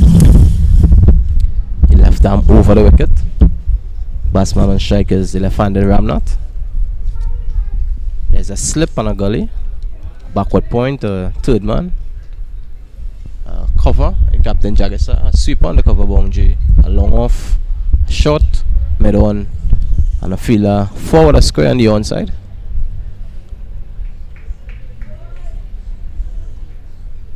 As I welcome back into the commentary booth, Anand Lakan. Pleasant good afternoon to you, Kennedy. How are you? I'm good.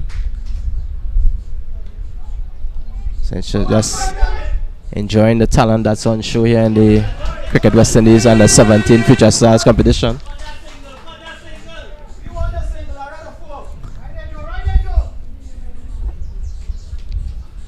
So Trinidad and Tobago under the pump here.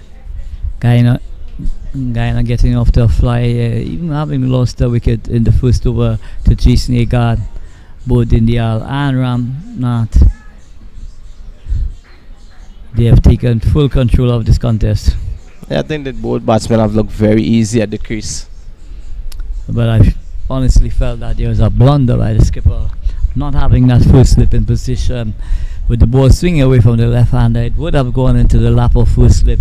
But unfortunately, there was no first slip in position, and that ball flew past the keeper into the boundary. It went. Yeah, and to be honest,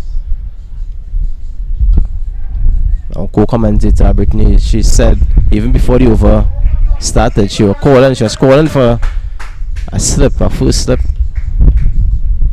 Yeah, one wonders, Kennedy, what was the thought process in not having that first slip? There was a third slip in position, the ball moving away from the left-hander. It really is mystifying, to say the least. What was the thought process? Yeah, and I must tell you, someone of the class of Dindial, he has the potential to really hurt you. There was actually a third slip on a gully and no first slip. That was really mystifying, as you said. But we move on from that here now as Agard continues the Dindial. So he turns this off his pad down to a fine leg.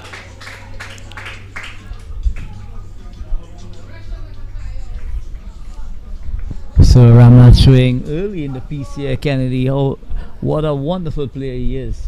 From the moment he strode out there, you could have seen that he's oozing with confidence. Yeah, he looks very, very good at the crease, Ramnath. So it's going to be Jason Agard to Ramnath.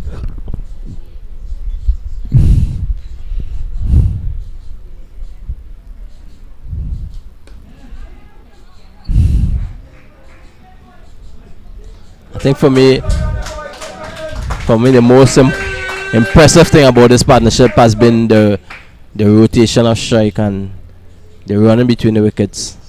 What they've done really well, Kennedy, is that they have assessed that the ball is not traveling to the field as quickly, so the pace of the ball taking off, they're able to get those singles quite comfortably.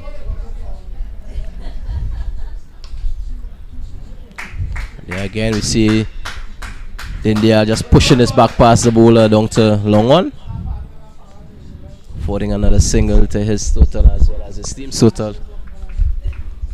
Over number 9 comes an end.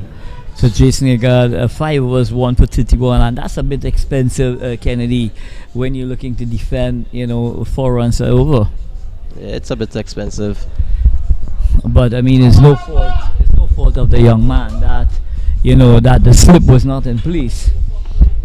Basic fielding positions, you'd expect, especially when the ball is new, Kennedy, that you have that those catching positions, covered. Yeah, I think that they missed the trick there. Captain Jagesa missed the trick there. I guess that's part and parcel of the game. Yeah, and it's all part and parcel of the learning aspect as well. Definitely so. At this level, Kennedy, at the under 17 level, you'd expect that these youngsters will, it'll be a learning curve for them. Hopefully it's not going to be a harsh learning curve today.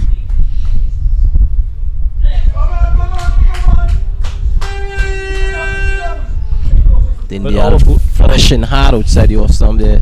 But our bowlers, Kennedy, is a bit more pacier than the Guyana counterparts, and to me, that's making it a bit more easier for the batters because the ball is coming onto the bat a lot easier than it did in the first half. The wicket has really dried out, and I tell you, the effect of the roller between innings has definitely helped. And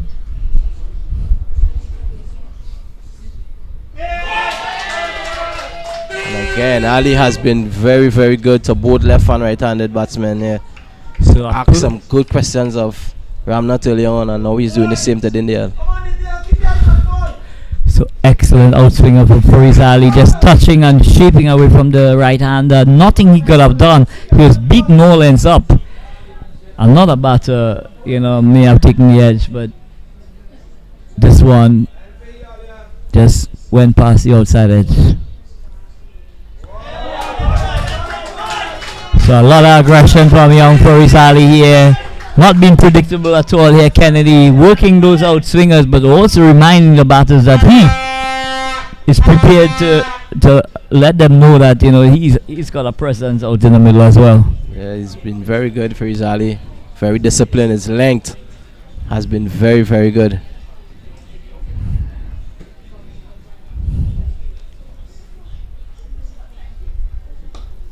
Bit full on this occasion as Ali pushed into the offside there, but Budu Singh does the fielding. So Fariz Ali looking for that swing, over pitching, and India caressing that ball through that extra coverage. It goes out to the sweeper, and he gets a single. That takes India out to 16. That takes the Guyana total on to 42 for 1. Ramnath remains on 22. So Fariz Ali would want to make a breakthrough here, Kennedy, for this TNT outfit. Yeah, wickets is the key here for Trinidad and Tobago. But on the other hand, Guyana would want these two to just bat long and as long as possible.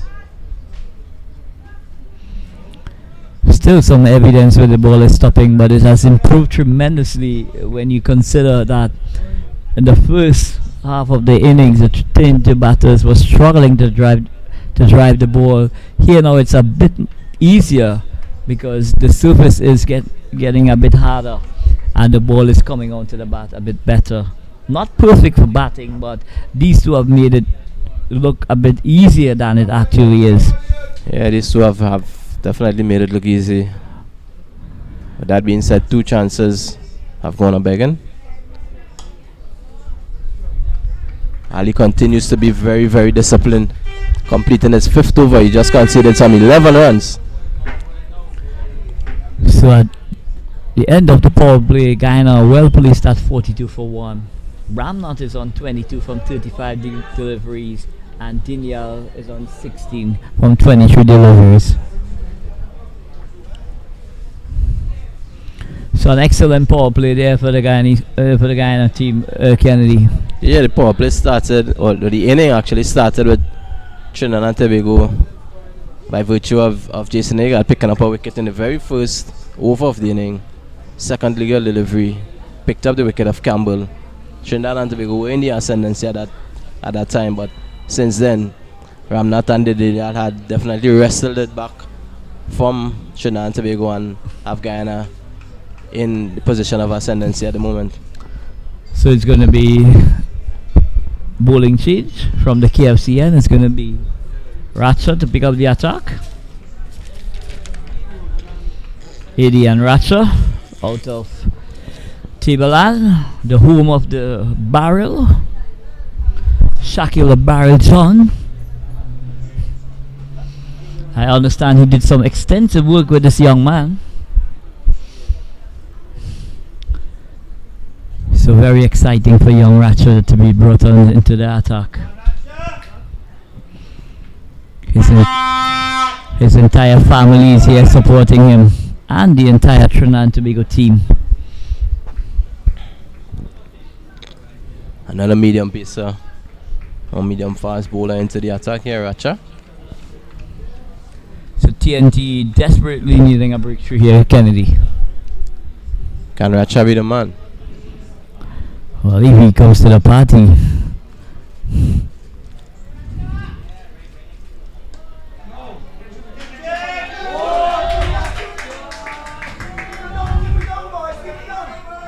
And Dindy trying to hit this over the cover area. And almost saw for the chance there to the fielder coming around from mid-off. And it's evident again, Kennedy, that you cannot drive through the line of the delivery unless it's very close to you under your eyes, because the wicket is still playing a bit of tricks in terms that it's not coming on as much as they would want to. Yeah, trying to play on the up there in the maybe a bit of spongy bounce. Definitely didn't come on the way he would like. It hung in the air for quite a while and the breezes blew in from east to west. Fielder coming around from mid-off. Almost got it. He must have been a very worried man there.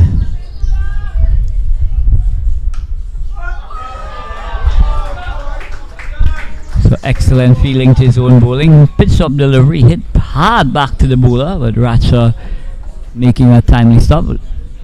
In goes Ratcher. And there's a full toss, driven back powerfully. But he makes a timely stop. So Ratcher just possibly feeling a bit of nerves there, Kennedy. Yeah, his first delivery was on a very good length. That last delivery there, a bit over pitched. Powerfully shocked back by Ramnath.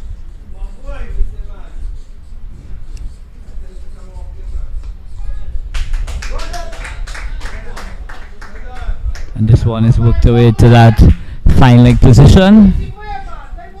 Pitching on leg stump, really a easy pushover in terms of scoring here, Kennedy. Yeah, just using his wrist and working into that short fine leg position. Ratcher needs to settle long. His first delivery was on a good length. Next delivery over pitch. Third delivery a bit too straight, turn into the onside. So basically 3 different lengths, lines. Need to be disciplined here, Ratcher.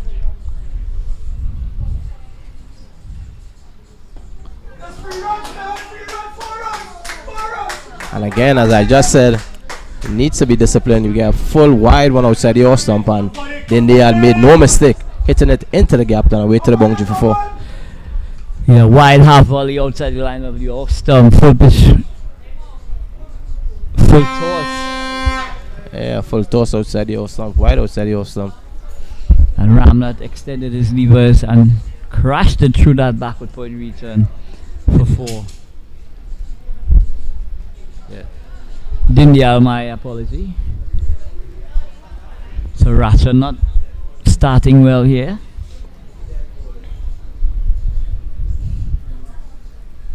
Just needs to settle a bit.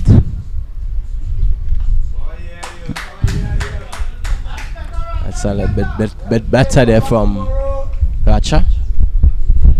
So bang on line. Dindyal stylishly into line, just pushes away to extra cover where skipper Justin Jaggis does the fielding. There's no run. The score, Guyana chasing 203 for victory. They are 48 for 1. Ratcher. And this one is driven to extra cover. Skipper Jaggis looking to go for that direct hit. Was unable to do that, and they go through for a single. So a bit of a miscommunication there, Kennedy, from both Dindyal and Ramnath in trying to attempt that single. Yeah, Captain Jaggis was quickly around to his left. Got down and fired in a return to the wicketkeepers, and Captain wicket.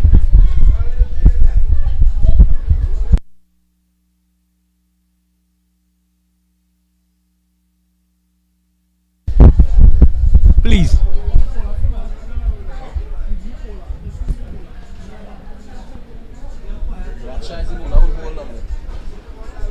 So it's going to be Fariz Ali to continue from the sugar.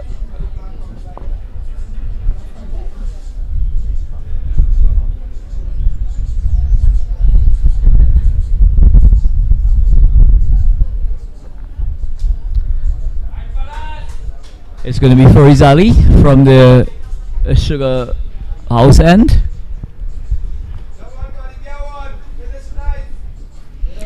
So Trinidad and Tobago desperately needing a breakthrough here now. Trinidad and Tobago striving for that breakthrough.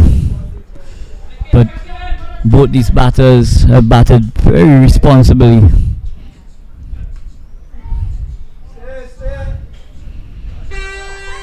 And this one is turned away neatly by Dindial to that mid wicket. Well, Luke Ali does the fielding. There's no run. So Fariz Ali into his 6th over. But still giving it his all.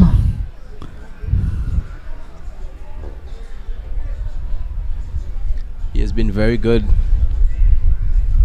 Ali. Into his 6th over, he just conceded some 11 runs.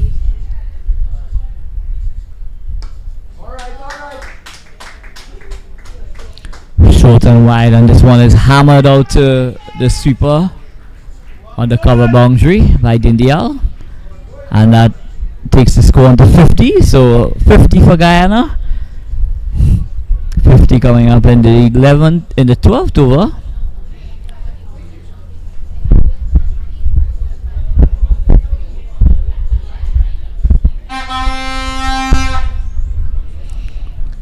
Dindial have now caught up with Ramnath. Both batsmen are on 23 not out. Fielder has been brought off the mid-wicket boundaries into regulation mid-wicket.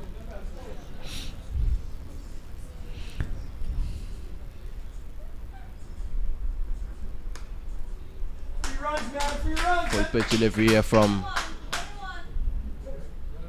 Ali. Driven to the offside by Ramnath. They pick up one. Excellent extra cover drive from Ramnath. Nice flowing drive. Just leaning onto that delivery, caressing it through that extra cover return. Ramnath looked very elegant, must say. Both left-handed batsmen do. Both Ramnath and India were both part of that West Indies camp.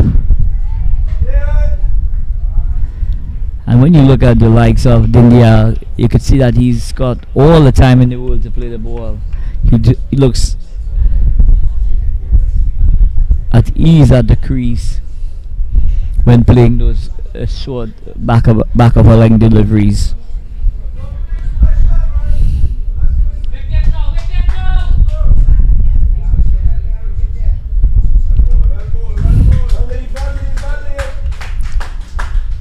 So this one is allowed to go outside the line of the off stump. So Ramnath and Dindia, they're taking control of this contest at this time, Kennedy.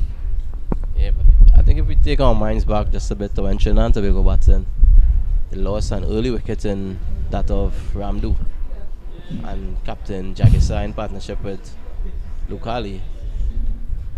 They as well had a very good partnership until spin was introduced, and the spinners really made hay. Picked up 5 quick wickets and really had Trinidad and Tobago tuttering until we got that partnership from Bachu and Ali, I believe. I just saw Captain Jagisa signal to, I believe, Budu Singh to get loose. So spin, I believe, will be introduced into the attack fairly soon. So Adrian Ratcha is going to continue from the KFC end. Didn't have the best of first over, but he will want to come back here strongly, Kennedy. Yeah, Ratcha will definitely want to come back strongly here, as you said. Need to hit that back of a length, that hard length. Just a bit too full still for me. I'd like to see it back just a bit further back. So Dindial hitting through the line of the delivery. And Ratcha seems to be a bit quicker than the other two bowlers. He has a very strong action. Dindial hitting through.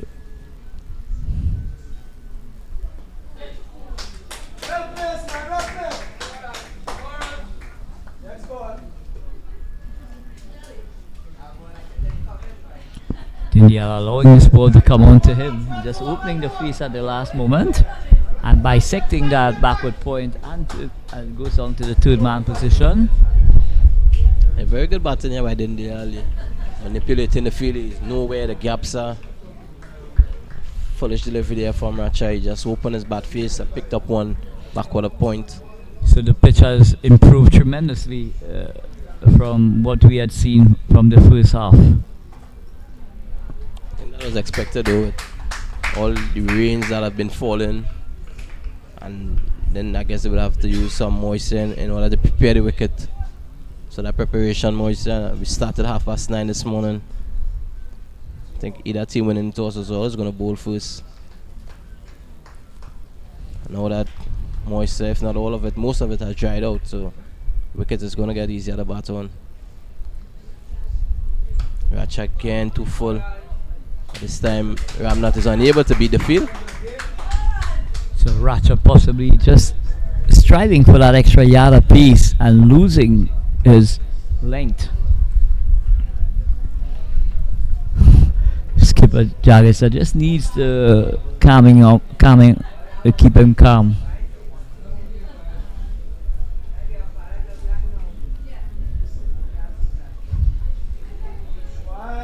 That's the length, but not the line. As you see, wide signal by the umpire. So Racha strained on this occasion down the leg side.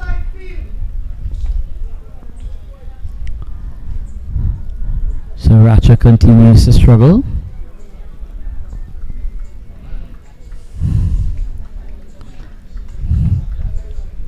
The Trinidad and Tobago team, they would want him to make a breakthrough here now. Oh my goodness. We've been saying that the pitch is playing better. That one stayed very low there. Yeah, there seems to be a spot somewhere at that hard rank area. And when the ball hits that area, Kennedy is just shooting along the surface. Yeah, we saw one earlier, one from just around that same area that popped at India. On this occasion, this one stayed very low. Had it been on target, Ramnath could have been in some problems there. This time again, Racha is too full now. His length is all over the place, Racha. So Ramnath drives his ball to extra cover, deep extra cover. They get a single. So after 13 overs, Guyana well placed at 55 for 1. Ramnath is on 25 on 42 deliveries. Dindial is batting extremely well. He's on 25.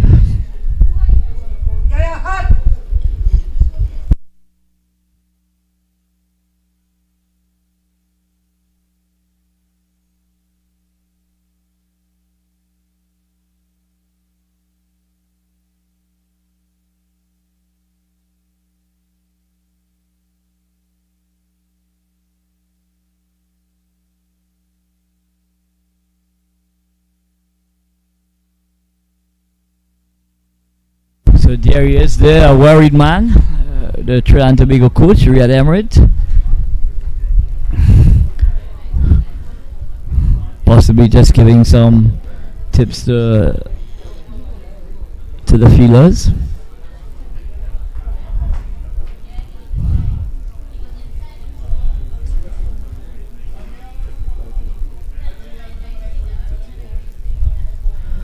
So it's going to be spin from the first.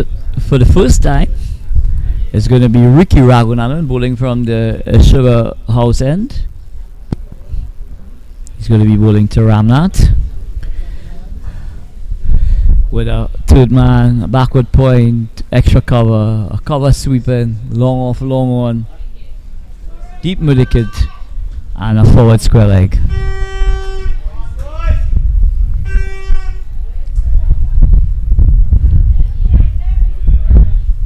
So as I said earlier, when Guyana introduced spin into the attack, they really put a stranglehold on the Trinidad and Tobago batsmen. Let's see if it works here for Trinidad and Tobago as well. Can they really apply a squeeze?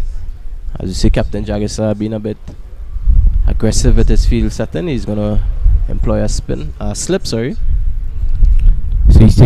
Skipper Jagesa taking the responsibility to go into that first slip position.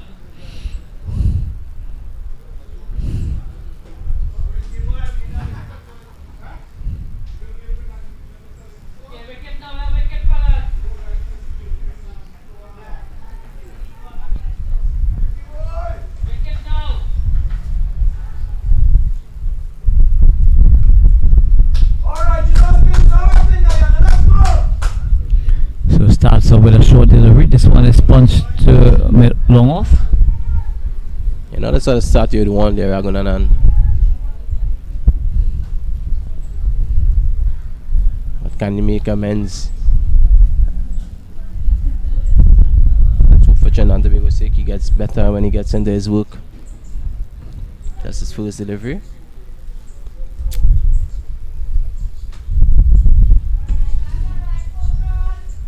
Captain Jagisha just ensuring that his fielders are in the exact position that he wants them.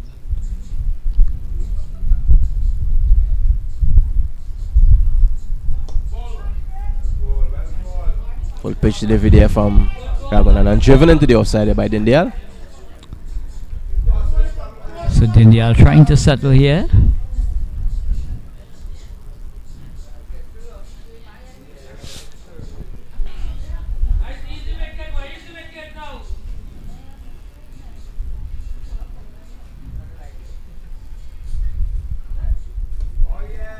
Getting into his work here now is Ragunanan. Better length delivery. Bit of flight on it. Straightest delivery. Attacking the pads, attacking the stumps.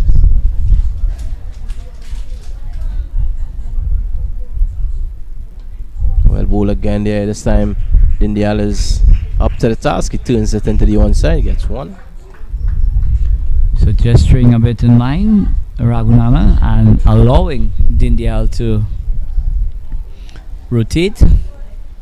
Just allowed it to come to him and use his wrist at the last moment and was able to get a single. These two batsmen continue to be very disciplined. Ramnath and Dindial. Punched down the ground there by Ramnath. Beautifully played by him. So Ramnath not just hitting his lengths just yet. Kennedy a bit short, a bit full. But you would expect that in his first over. But what skipper Jaris has done really well is giving the relative protection, you know, so that he doesn't go for boundaries.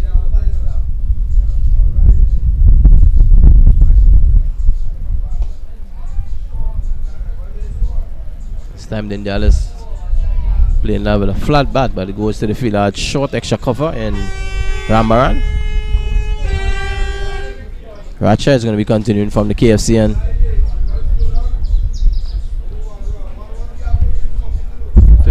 For 1 Guyana. So both Ramnath and Dindial continues to go in their merry way. Guyana needs another 145 runs from 216 balls.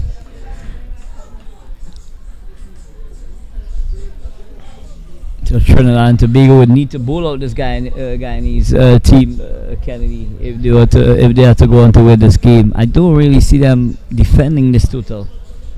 Yeah, the defender's total is going to be very hard. And I'm saying that based on what transpired in the first half. Four runs and over.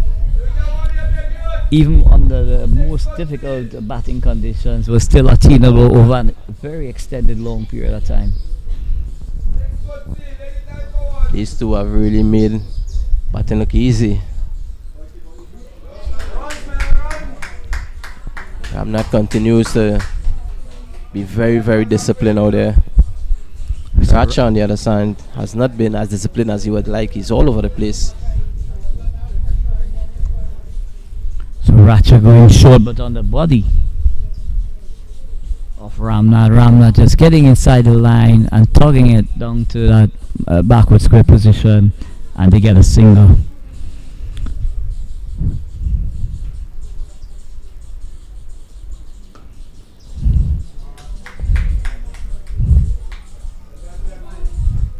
Beautifully played there again by Dindial. Good feeling by Rambarando. It's quick to his left, picked up, had a shot at the non-strikers then. So Rambaran will be introduced into the attack very shortly. Kennedy? Maybe we'd expect that. He's one that I think all of the Trinidad and Tobago supporters are going to be rooting for.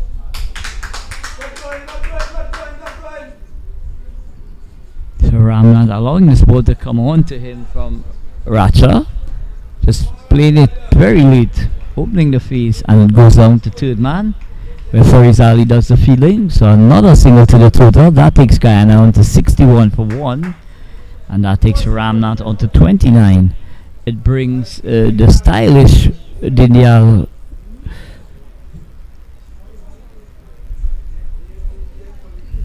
back on strike.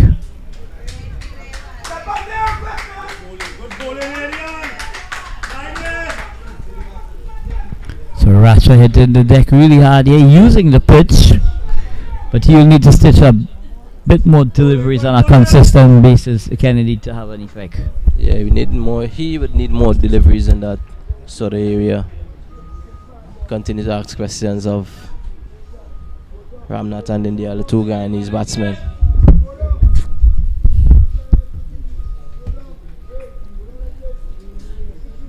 Ratcha missing his run, so you'll have to do it all over again.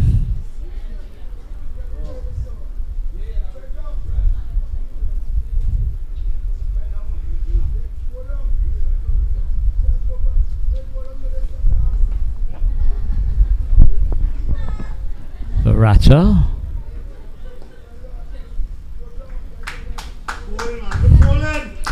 going full right up in the block cool. Dindial just carefully plays it out back to the bowler.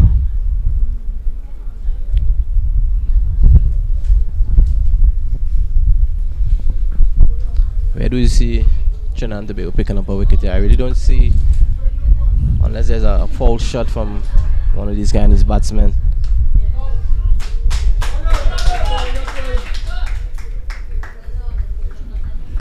So in order to pick up a wicket here, Kennedy, they need to be very disciplined, and there needs to be a plan in terms of how they're going to execute.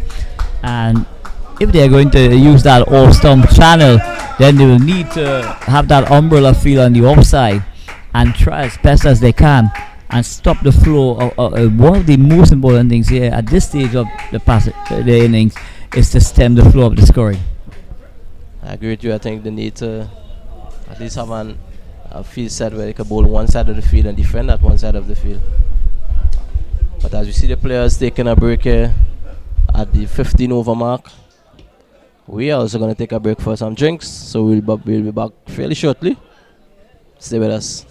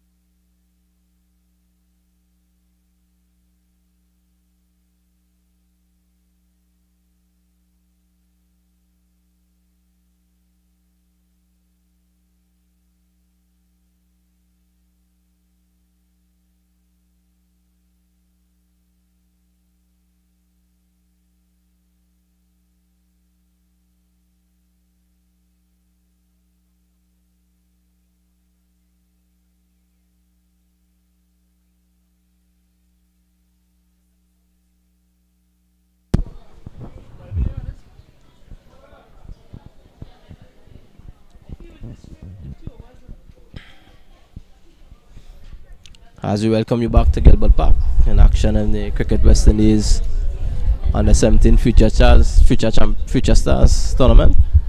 Guyana, they are 62 for 1 in pursuit of some 203 for victory. Batsmen at the crease, Ramnath and Dindial. Ricky Ragunanan is going to pick up the attack for Trinidad and Tobago from the southern end. First delivery is pushed into the offside here by Dindial. And there's no run.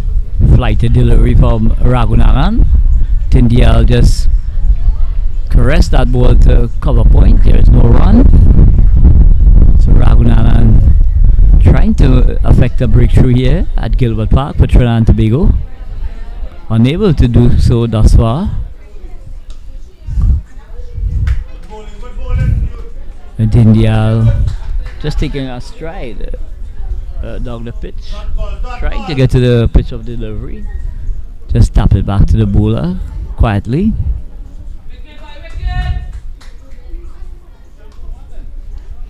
And this one is worked through that mid-on to mid-on. So the score goes up by 1. That takes the Guyana total to 63 for 1. Ramnath is on 29 and Dindial is also on 29. So excellent going from both these batters here. The partnership is now 69 as well. Yeah. 63, my apology.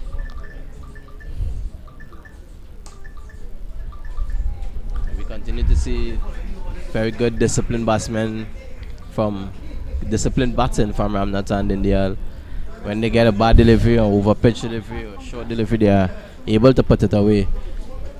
But Kennedy, it's been easy going for the Guyanese batters. They've been able to really navigate their way through this passage of play very easily.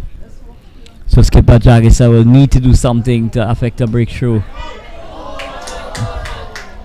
And just as I said, when they get a bad delivery, they are able to put back the ball and put it away. And on that occasion, Ragunanan over pitching and he was shot beautifully over cover and into the boundary for 4. Yeah, so Dindial taking full toll of that over pitch delivery outside the line of the off stump, going up and over, inside out, over extra cover, and it raced across the. Yeah, it's very good batting here from these two. Very, very disciplined, good deliveries, back of a line deliveries, which you can't get boundaries off of. They are not going searching looking for runs. And when they do get a delivery that's over pitch, they are able to put bat to ball. So there's a lot of evidence, Kennedy, where the surface, the pitch has improved tremendously, and now the batters are trusting their hands through the ball. Yeah, but I like to be a bit more critical. I don't think the Trinidad and Tobago bowlers have been as disciplined as they would have liked. But maybe exception of Firaz Ali. He was very good in his 6 overs. Agard had a very good start, but then he went off the ball a bit. So you being the captain here, Kennedy, how will you try and affect the breakthrough here? To be honest, I would go with a ring field on the offside, an umbrella field sort of, and ask my bowlers to bowl a line just outside the off stump and try to prevent them from scoring runs through the offside. If they want to score, they're going to have to take a risk. At the moment, it's very easy run scoring and lots of gaps on the field. I think it's important, Kennedy, that the skipper try and ask one of his bowlers to really hold on at end and then start working from the other side. At the moment, Kennedy, we are leaking runs on both sides of the wicket. Yeah. On both ends, we are leaking. Trinidad and Tobago is leaking runs on both ends. So they need to stem the tide of the run flow from one end.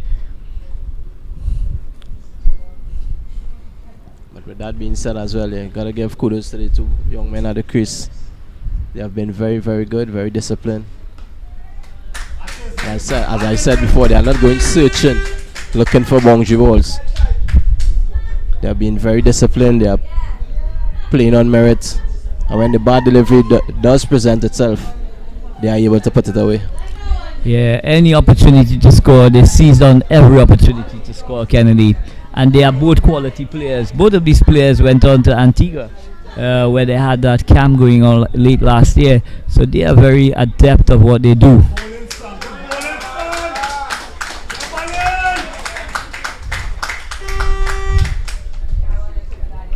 That's the sort of length I would like to see Racha be more consistent with. Just right around there, and not a bit, not too full, not too short. Line as well is very good line. It's not as easy to score there for Ramnath. Let's see if Racha can put 2 or 3 deliveries together here.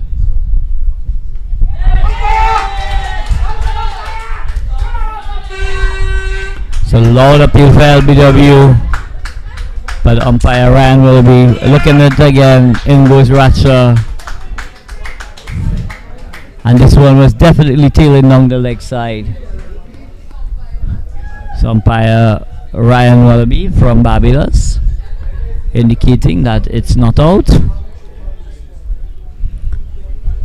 it's going to be Racha from the KFC end.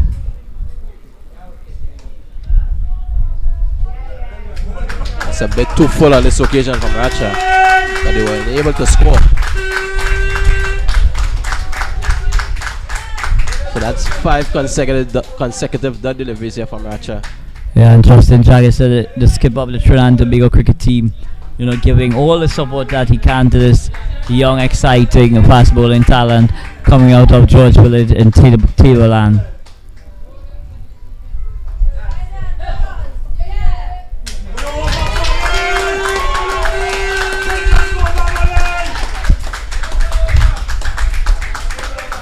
I think that last over is going to give us some confidence to Racha. Pull a couple full toss, but the batsman weren't able to put them away. Got a few, about 3 deliveries that I checked were around the back of a length, the hard length, where then the Ramnath was unable to score off. He even had a one turning into the pad, even though it was shaping down the leg side a bit. Let's see if he can use that last over and build his confidence going forward. So the Guyanese batters, they wouldn't be bothered about that at all, Kennedy, because there's still 198 balls to bat in this innings with 135 needed. So it's going to be Ricky Raghunanan to continue.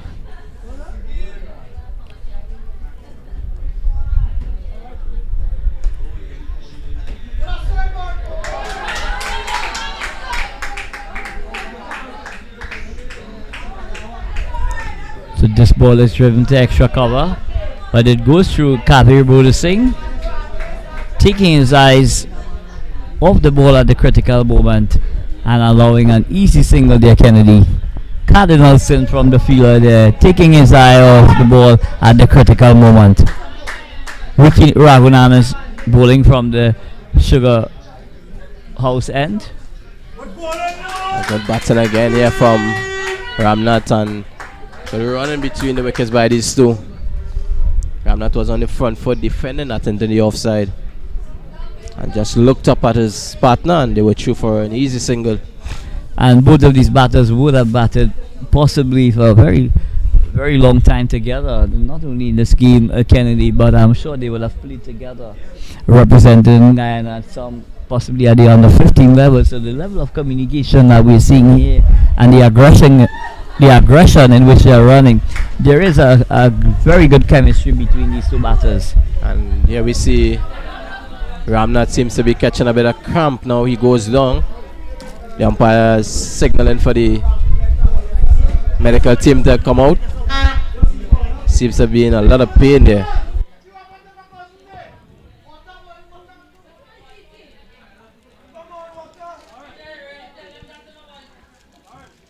We'll be back with you shortly as the medical team try to sort this out.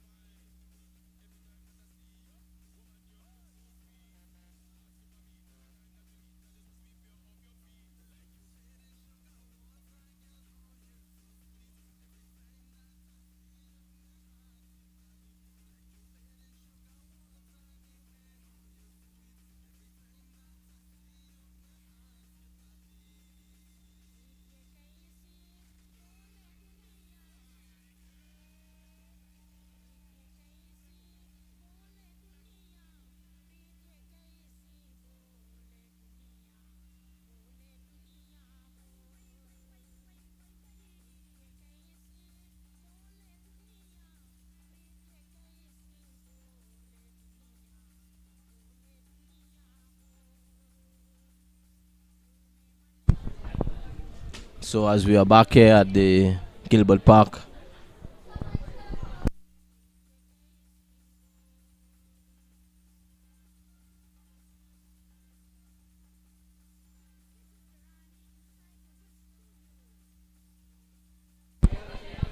yeah, so as we are back here at Gilbert Park, we see quick play about to restart as the batsman Ramnad receives treatment out on the field for cramp.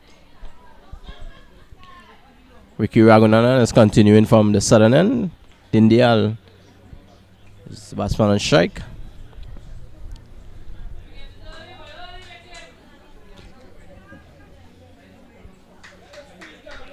And again, still there is no pressure on the field on the batsmen with respect to the short fielders trying to cut one. There's a short cover and a backward point. Once the batsmen are able to put the ball in the gap between those two, there's an easy single for the taking there each and every time. As we see the left-handed Ramnath on strike now, and the offside, the field is very much the same. This time he pushes this down the ground back past the bowler, forwarding a single to his and his team's total. Guyana continues to move merrily along in pursuit of this 203 for victory.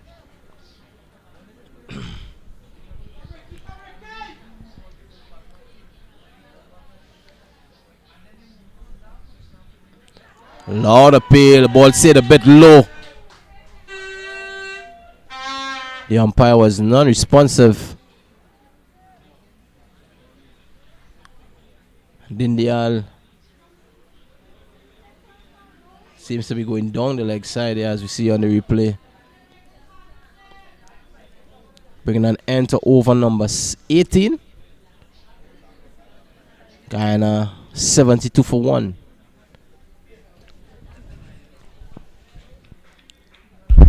So it's going to be Andrew Rambaran from the KFCN.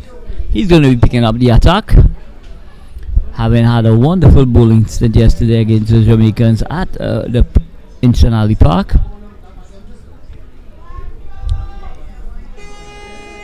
So Trinidad and Tobago skipper Justin Chagisa rigging changes here at Gilbert Park, trying to get a breakthrough here. These two batters, they seem to be well set. So it's going to take a lot to try and dislodge any one of these batters, Kennedy. Yeah, but I think going back on history, at least local history here in Trinidad and Tobago, Andrew Rambaran is one of the highly ranked youngsters. So he is probably going to be a main threat here for Trinidad and Tobago if they have to make any inroads into this batting lineup. And immediately I like the feel that he's going to be operating with. He's had a slip in place, a backward point, a fielder on the point, short cover, mid off. That's the offside field. But again, Ramnath makes it look so easy. Just hits the gap between the fielder there at point and the captain at short cover and gets himself off strike. So flight to delivery from Rambaran. Ramnath just eases that ball through extra cover. Gets a single. The score moves on by 1. It's 73 for 1. That takes Ramnath on to 33. Dindial is on 35.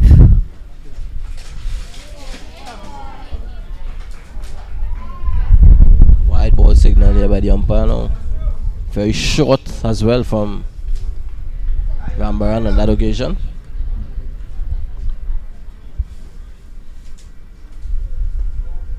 Samiston backward a square by Dindial. He's unable to get a run. Orlando James, the fielder there, at short backward square. So it's going to be Rambaran from the KFC end. It's been very short, Rambaran, so far in this is his first over. A bit of an unusual bowling action from Rambaran. I don't know if he has changed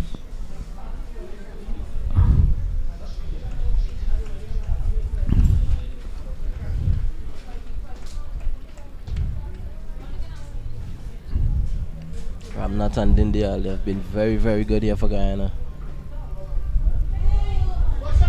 This one goes through between the wicketkeeper and the fielder at slip. Why is the signal coming from the umpire? So Rambaran beating the batsman and the wicketkeeper, going through both of them, and heading on to that third man position.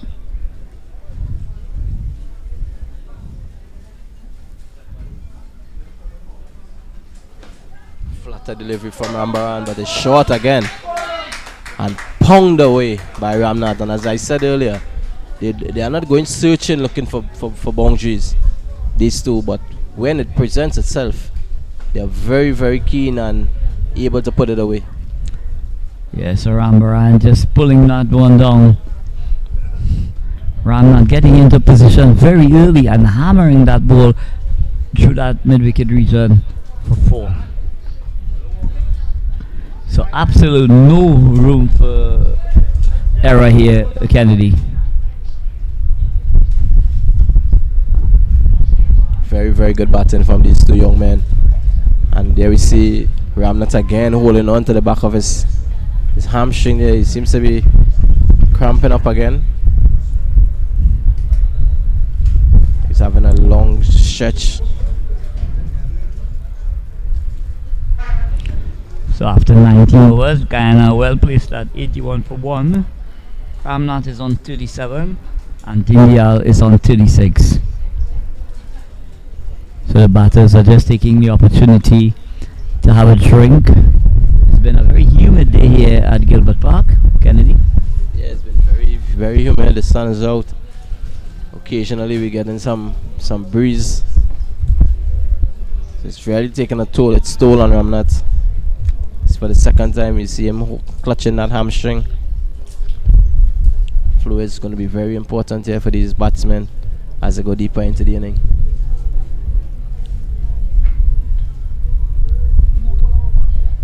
Riku Raghunathan is going to continue from the southern end. He had a stifle appeal in the last delivery of his previous over against Dindial. And this time it's driven fielder there at short cover, and Captain Jagesa is unable to prevent it getting past him on another boundary to Dindial and the Guyana team. So an exquisite cover drive here from Dindial, hitting that ball through extra cover like a trace of a bullet. It whizzed past the Justin Jagisa, that extra cover position, and it raced away for 4. So Ramnath showing his class here at the venue.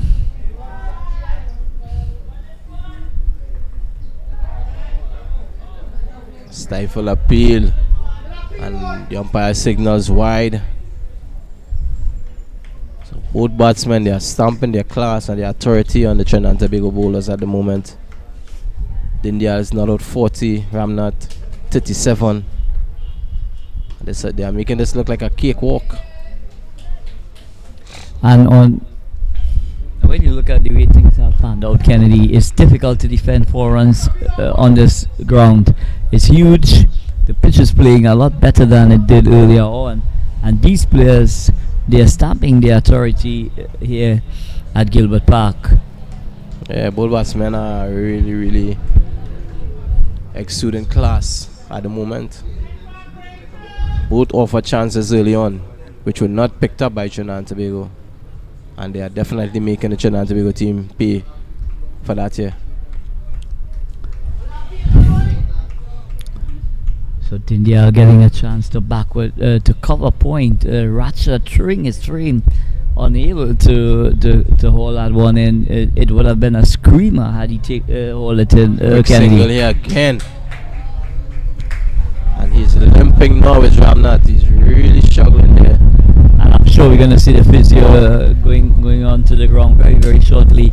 He's really struggling here with cramps.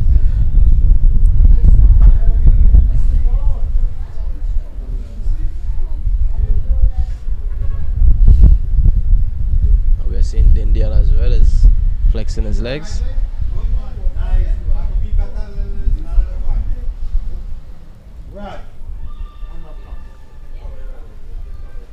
Conditions really taking its toll on these batsmen at the moment, but they continue to bat really well, run really well between the crease. Aggressive running.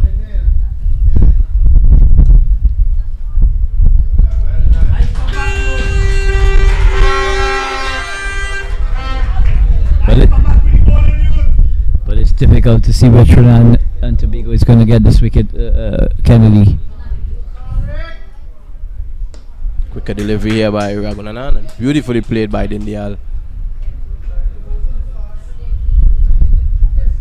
Cutting it out to the sweep on the cover boundary. The end of over 20. As you see on the screens, they're requiring some 203 for victory. Guyana, they are 89 for 1.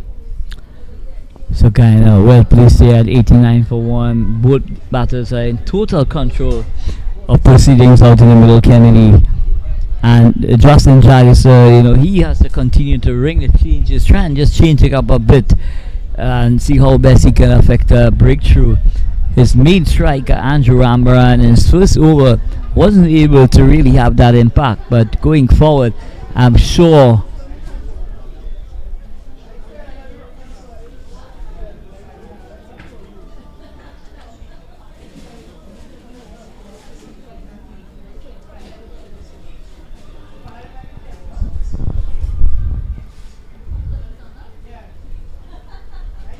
So there we see Rambaran having a look at the pitch just in front of the striker. so it's either going to be a silly middle off or a forward short leg that's going to go into position. The captain seems to be going under the lead. So they're trying to make something happen here.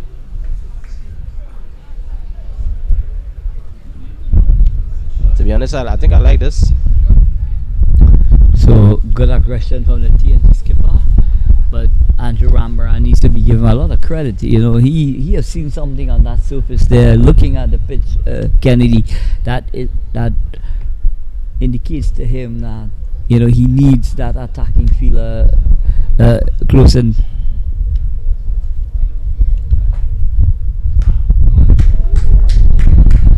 This time brought in a short fielder under the lid, that short leg.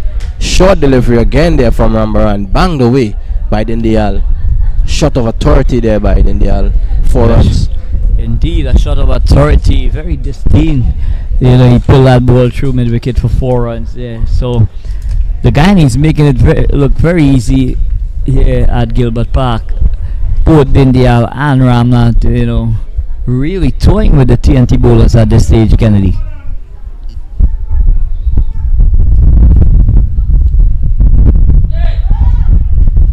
That's the sort of length Rambaran would want to be on more consistently. Fuller in length there, but quicker as well. I think I'd like to see that fielder on the sweeper boundary come in.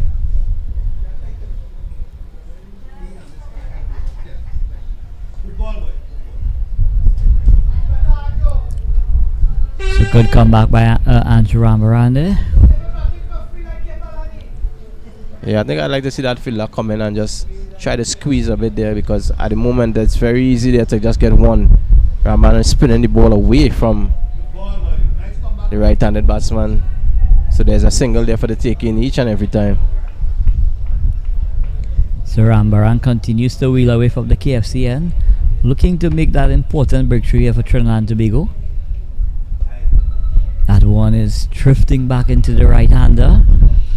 The Dindial, watertight defense, plays it out to extra cover. There's no run. Rambaran. And this one is just helped around the corner for a single.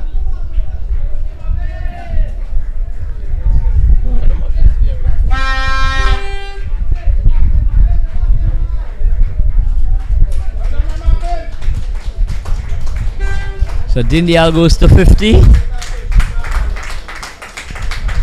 So well played half century by Dindial. Apparently, our scorer missed a few runs along the way there. But Dindiala just brought up his 50 in this game. Well played 50 by the young man.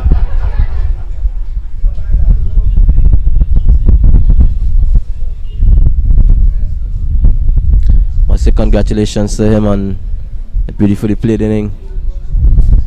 It's really looked like a cut above the rest. And both these players can continuing to dominate the TNT bowlers. At the moment, it just seems to have gone flat a bit. They really need someone here to really start, possibly taking the responsibility, Kennedy, to get some energy back out in the middle. Yeah, something needs to be done here with respect to Trinidad and Tobago if they are to get themselves back in the game. But Guyana would want these two to bat and battle the cows come home, so to speak. They're still another 109 runs away from victory. And as we know in this game of glorious uncertainties, one wicket here can really turn this game on its head. So Guyana would want these two to bat as long as possible. So it's going to be Ricky Raghunaman from the Sugar House end.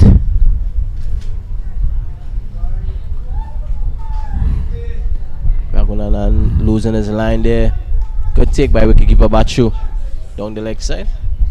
Wide ball signal by umpire Basrat.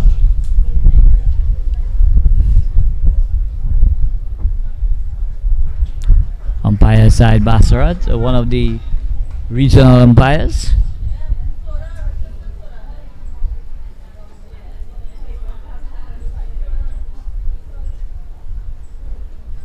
Quicker delivery there by Raghunanan.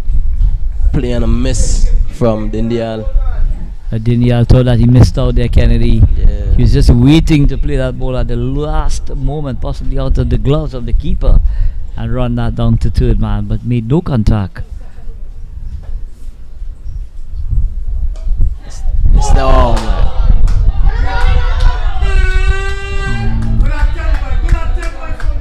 So a quarter and ball chance goes up back in here, Kennedy. Yeah, trying to hit this one down the ground. There was Dindial, the bowler, attempted to take a catch, was unable to complete the catch, and down on a heap here again is Dindial. I think Ramnath was the one struggling before. Now Dindial goes down. Continues the conditions continue to take a toll on these young men. It's very hot, very humid here. Cramps.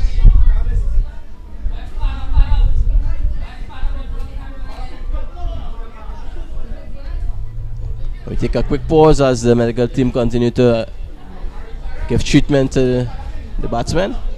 We'll be back shortly.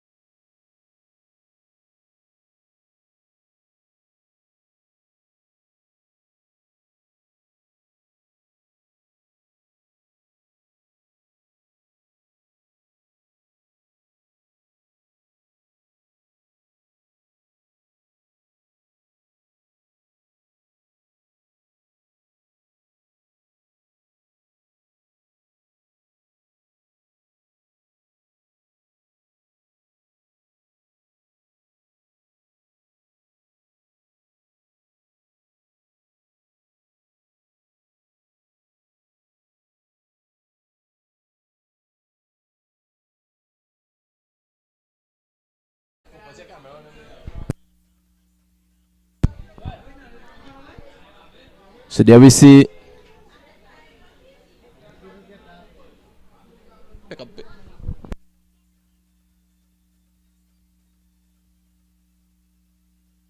the batsman, I believe Dindial it is. He's making his way off. Both batsmen have been struggling with cramps. So he's retiring hurt.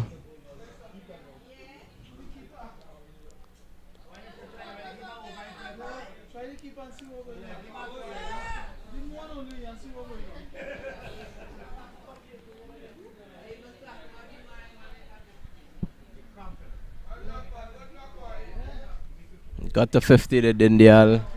Even though our screens does not say 50, he got the 50.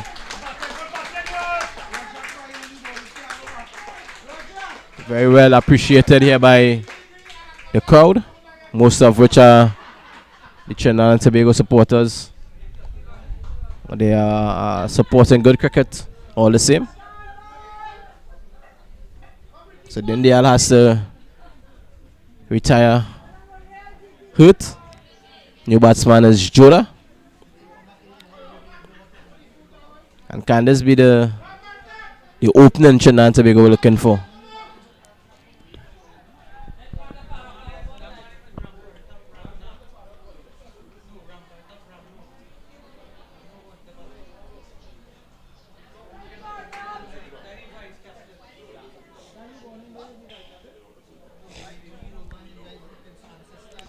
So Joda, new batsman. He's partnered by Ramnath. Raghunandan is going to be continuing for Trinidad and Tobago from the southern end. He is right arm over the wicket. There's a slip, a backward point, a sweeper on the cover boundary. Short cover and Captain Jagisa, a mid off, a long on, a short mid wicket as well as a deep mid wicket, and a fielder at backward square.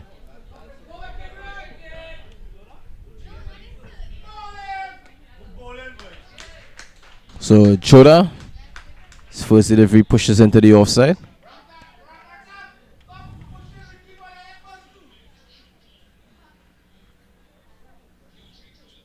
Raghunandan continues right arm over the wicket into Joda. Joda is back and across and watching this one as it goes past him and into the gloves of wicketkeeper Bachu.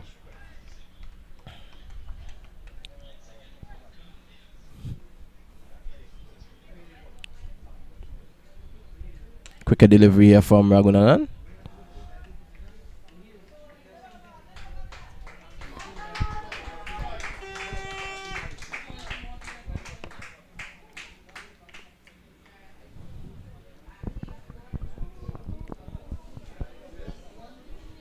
Rambaran is going to be continuing from the KFCN.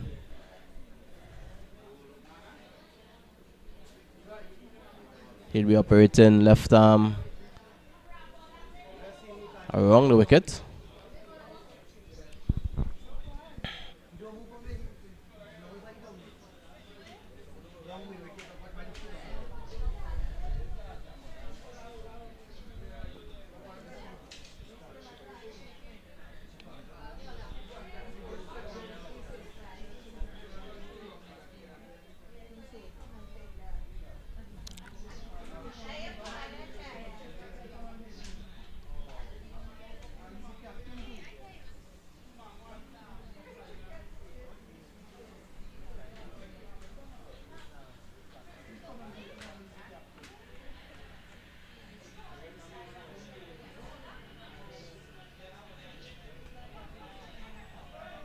They continue to run very well between the wickets, the guy and his batsman.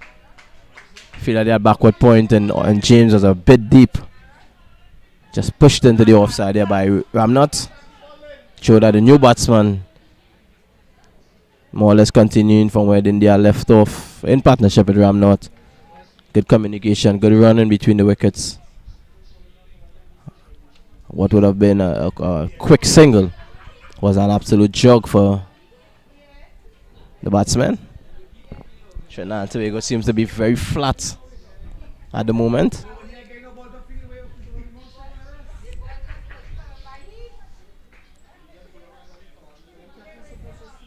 Can they get a wicket some way? Judah is gonna have other plans with respect to that. He'll wanna see the game through for his team. Ramnot has been very good. Dindial played a very good hand before he had to retire hurt.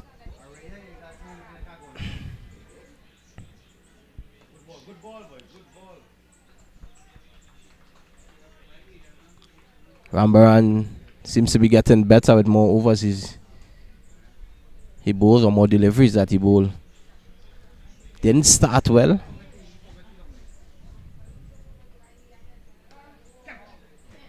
And the previous over, I was saying I would like to see the fielder that was there for Rambaran on the sweeper Bongji been brought up into the circle, and he has now been brought up. They've also done away with the long off. He's into a regulation mid off. There we saw Rambaran spinning this one past the bat of Judah. He's starting to get into his work here, Rambaran. This time Judah is looking to sweep. It's a good end to that over there for Rambaran and Trinidad and Tobago. They are yet to pick a wicket though, or a second wicket actually.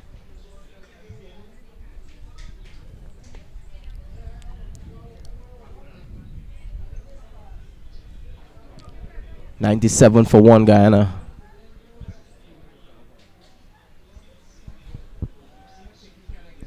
There's a bowling change coming from the southern end. Kavi Budu Singh is going to be the new bowler.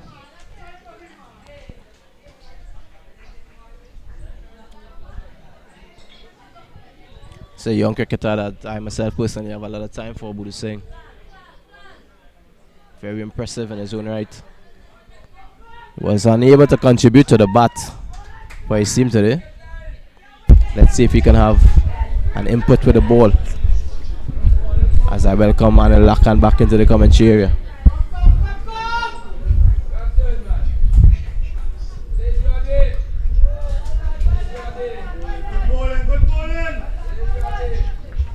So Kavi comes into the attack from the Sugar House end. Justin Jaggis, the Trinidad and Tobago skipper, ringing the changes here, trying to get that breakthrough.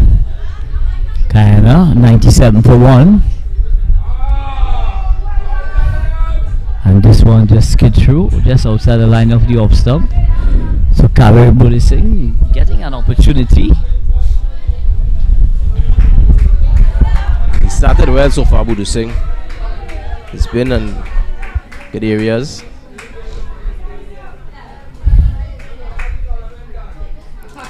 Again, it's well played there by Ramnot.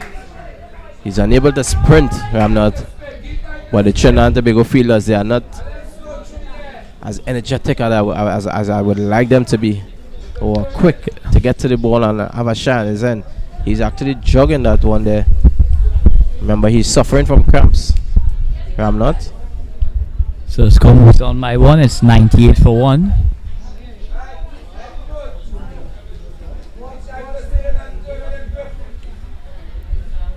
So that takes Ramnat onto 39. Kavi. Judah gets into line and just plays it nicely out to extra cover. There's no run.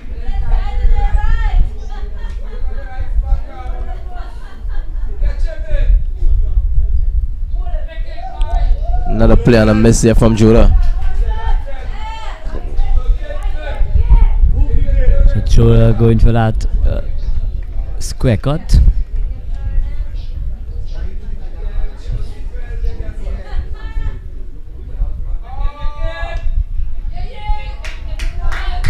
Simon's well played there by Judah.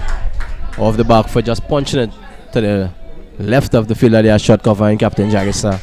And out to the boundary for a single. So he's off the mark. A decent start there by Kavi Budu Singh. Just getting 2 runs in that over. But like I was saying earlier on Kennedy, Trinidad and Tobago, it will be very difficult to defend the score. They have to get wickets in order to try and make some inroads into this Guyanese batting lineup. It is indeed a powerful batting lineup. Yeah, definitely. I think it's 9 impossible to bowl a full allocation of 50 overs and defend the total. If they are to defend the total, they need to bowl Guyana out. And the way these Guyanese batsmen have applied themselves to the task at hand, Dindial and Ramnath, they really put a top partnership together. So it's going to be Rambaran from the KFC end. Flighted delivery. This one is hammered out to a short mid-off.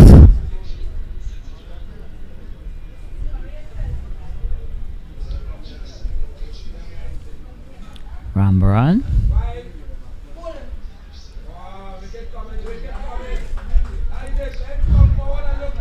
Joda has been at the crease now for some 11 deliveries. He scored just 1 run.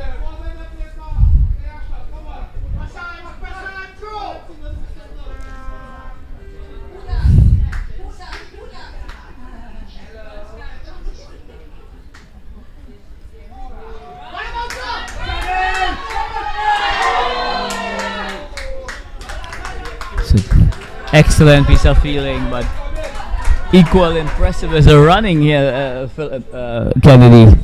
This one takes the inside edge and just goes away to that short square leg position. And Jaggers are chasing after it, trying to hold it in to affect the run out, but they were in. As I've said time and time again, throughout this Guyana inning, I've been very, very impressed by their running between the wickets. That ball there didn't go too far from Jagisa, and remember Ramnath is struggling with cramps, and he was the one calling his partner through there for that single. Yes, a total commitment from Ramnath. Good bowling. This is an important spell. This spell is an important spell. So Ramnath continues. He's on 40 not out from 66 delivery. He's been the anchor of this innings, Kennedy. Yeah, he has been. He has been the anchor. He's really put his stores out. He's and done what is required by him. Just picks the length very, very early. Ramnath rocks onto the back foot, caresses that ball through that cover region. He gets a single. The score, the Guyana 100 is up here in the 25th over, Kennedy, and they're doing it very easily here at Gilbert Park. Yeah, again, Ramnath continues to play a very good inning, and he doesn't mind going on the back foot to get to play the ball square off the wicket. The pitch itself is not very quick, so even if the ball is spinning, it's slow spin, so he has enough time to really make the adjustments. So we're gonna wait on the signal from the umpire, but Ramnath getting an inside edge. Joda, my apology. That takes the score to 102. So just about the halfway stage, Kennedy, the score, Guyana are well placed at 102 for 1. Ramnath is batting very impressively on 41, and he's joined by Joda, who has come out to bat in place of the injured batter. Trinidad and Tobago continue wanting wickets, continue needing wickets. The last few overs since Dindial had to take his leave through injury has been the tightest that has been bowled by Trinidad and Tobago. With that being said, there was still some very easy singles taken by the Guyanese batsmen.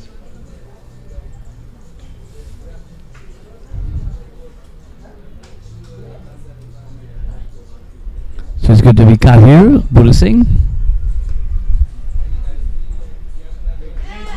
And this one is punched out to that backward point region. There's no run.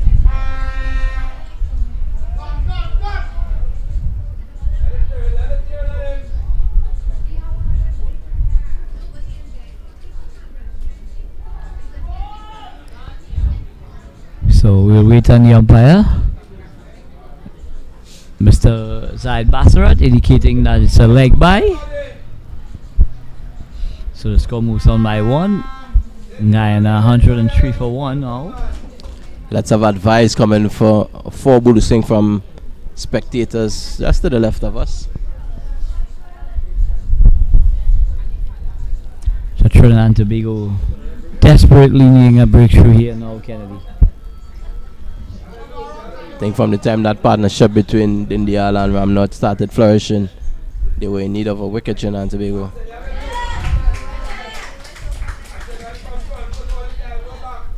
Ramnath plays that ball back to Kavir Bulu Singh.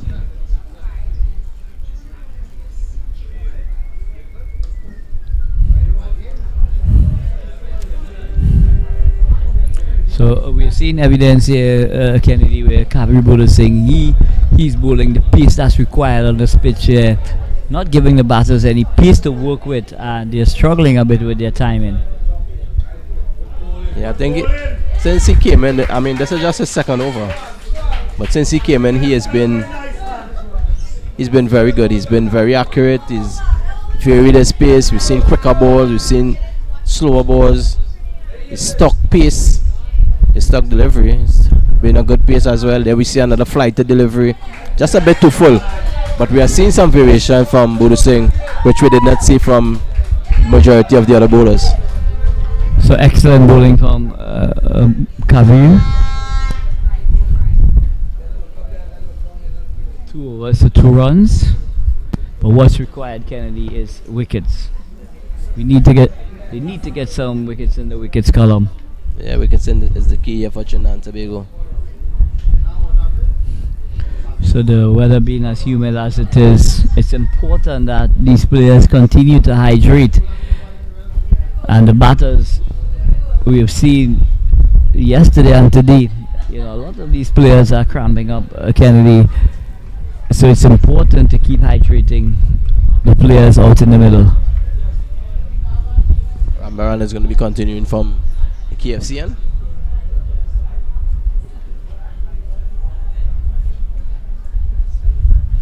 He's a youngster that's held in high regard by most, if not all, associated with Trinidad and Tobago cricket.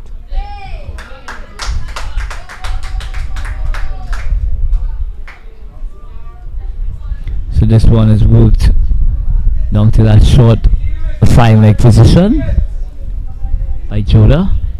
That takes the score onto 104 for 1. It brings the elegant Ramnath into strike.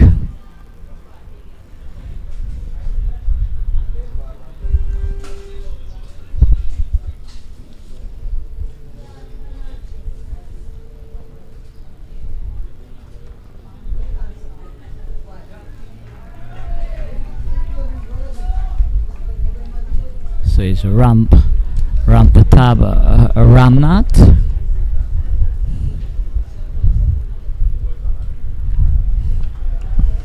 So Rambaran continues to wheel away from the KFC end, trying to get that important breakthrough for Trinidad and Tobago.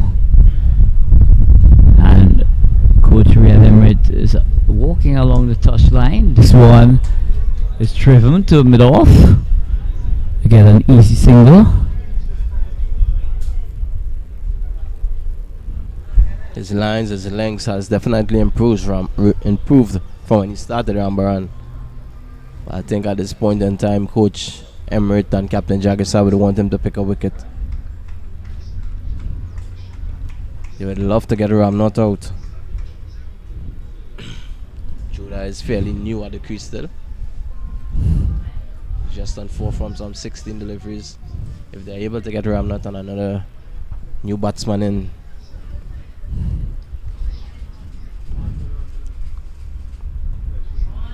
so excellent delivery from Ramnath, going up into the block hole here. But Joda just watches it carefully and plays it back out to the bowler.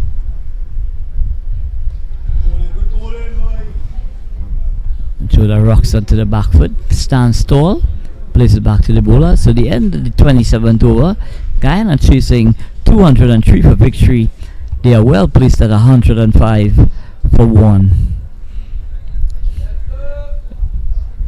Then they are retiring with suffering from cramps, Kennedy. And I'm sure if needed, he will come back out to bat.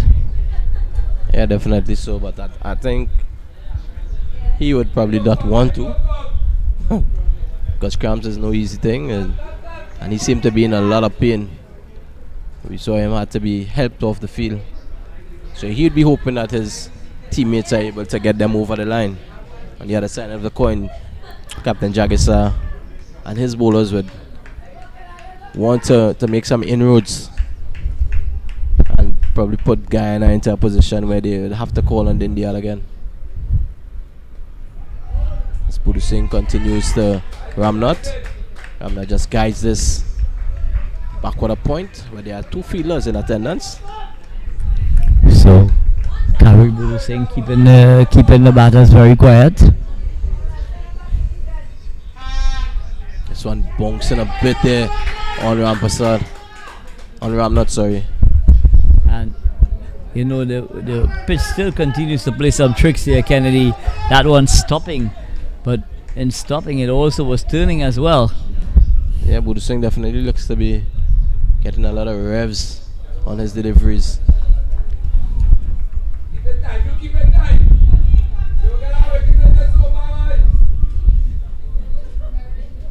Lots of support here for young Kavi Budu Singh and the Trinidad and Tobago team. This time he went a bit too full there and offered a simple on drive to Ramnath to get himself off the strike. So lovely on drive from Ramnath. That takes him on to 43. That takes the score on to 106. So just under 100 needed here by the Guyanese team here, Kennedy. Where's your money? My money's in my pocket, to be honest. And my money is in the government bank.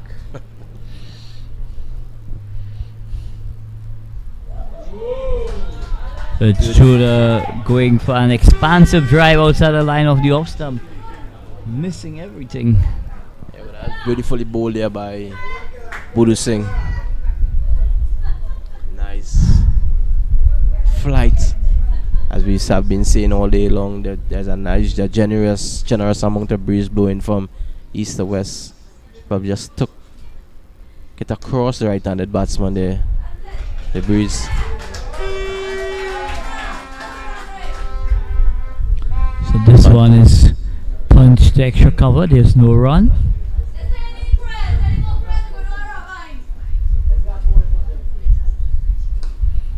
And this one is hit out to the sweeper on the cover boundary. Kyle Ramdu does the fielding. So at the end of the 28th over, Guyana well placed at 106 for 1. 107 for 1. What are your thoughts, Kennedy? I mean, I continue to say that I'm very impressed with the Guyanese batting. Ramnath is playing a very, very good inning here for his team. Dindial as well was very impressive, if not more so. Judah has come into the crease since Dindial had to make his departure via injury. But they have really stamped their authority here, the Guyanese batsmen on the Trinidad and Tobago team, who looked starved of ideas, so to speak.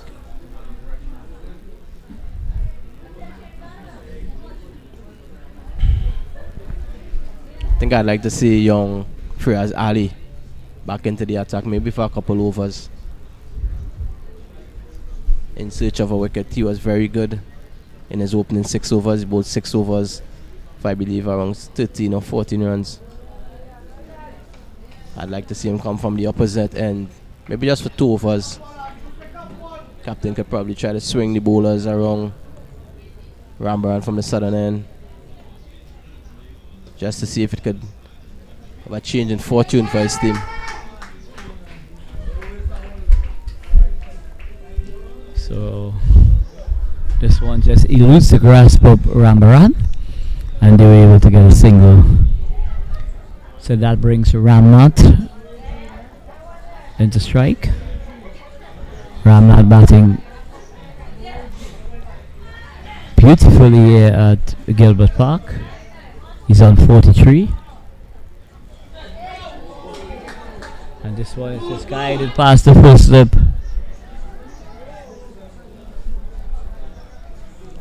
There was 2 runs there for the taking. And Ramnath continues to struggle with camps. The batsman on strike now, Joda. He was actually there at the striker's end and asking his partner, "Are you coming back?" The fielder was nowhere close to the ball. And Ramnath just turned and said, "Well, hang on."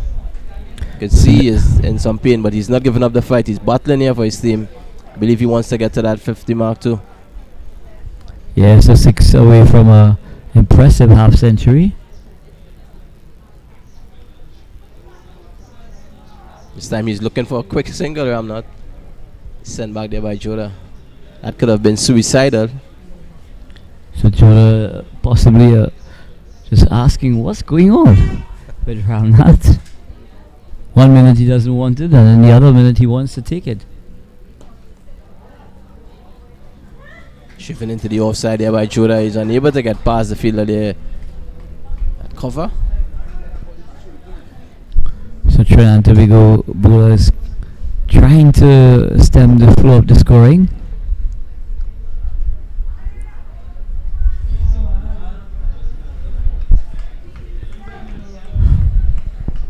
So they have stemmed the flow. The runs are not coming as easy as it was earlier on. But still, they are not picking wickets. And in order for Trinidad and Tobago to secure a victory, they are going to have to bowl Guyana out. On the other hand, Guyana, they would want to bat till the end, as long as it requires to get to this 203 that's required for victory. We pause for a water break and we'll be back shortly.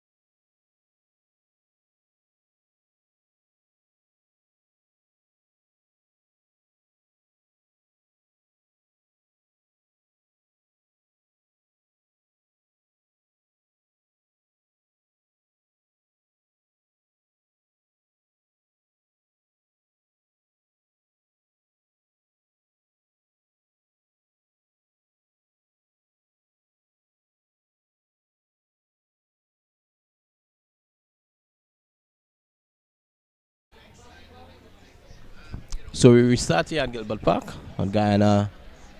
Well placed at 109 for 1 in pursuit of 203 for victory. Batsman at the crease, Ramnath. He's not out 44. He's been struggling with cramps for quite a while. And the batsman, Dindial. So before Dindial, Campbell went LBW to Agard early on. And Dindial got to 50 odd and had to retire due to cramps as well.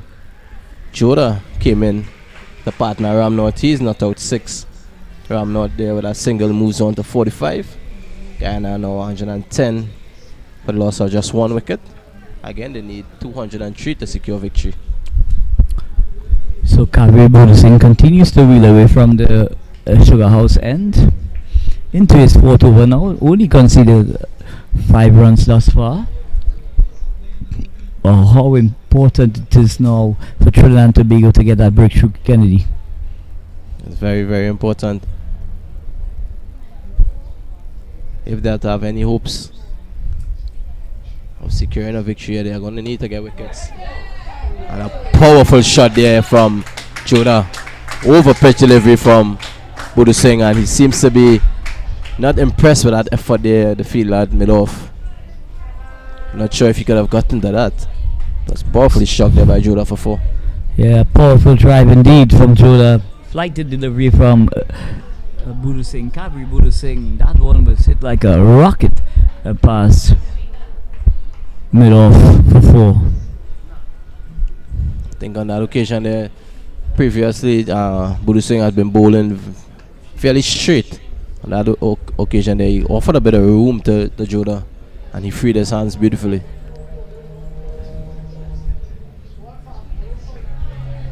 Then he goes back to his stock line and length. That's Bodhi Singh. So we're seeing a bit of turn and offer. That one creeping and bouncing.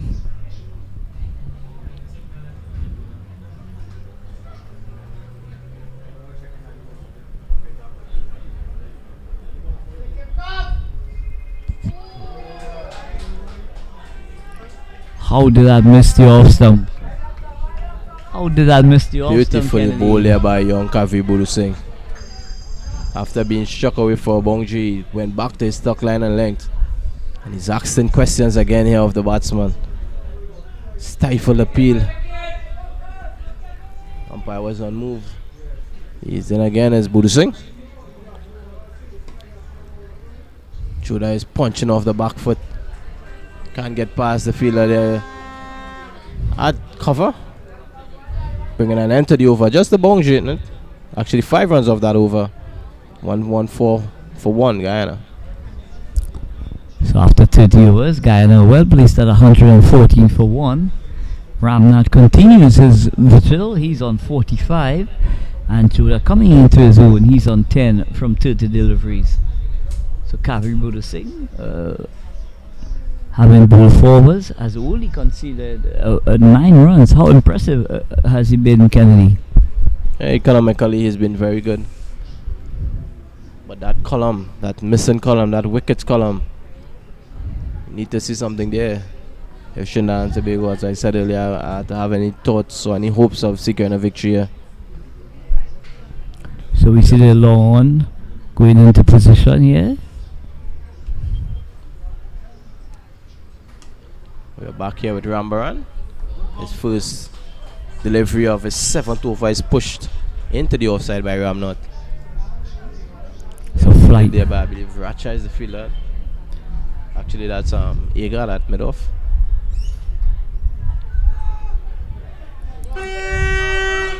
So I'm seeing that Andrew Rambaran is bowling some back of the arm stuff as well. He's mixing up his orthodox with some Chinaman as well. Have you seen some variety here from Rambaran? Flight to delivery, that one. To the young cricketer Andrew Rambaran.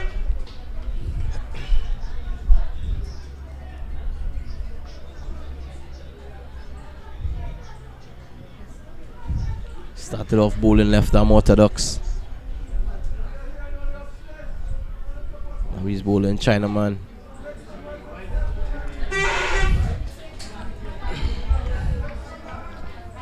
Was losing his line on that last occasion. Signal wide by the umpire.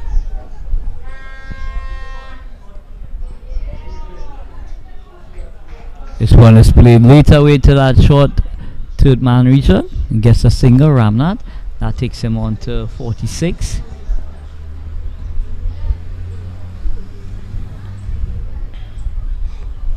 So the sun is in all its glory here at Gilbert Park.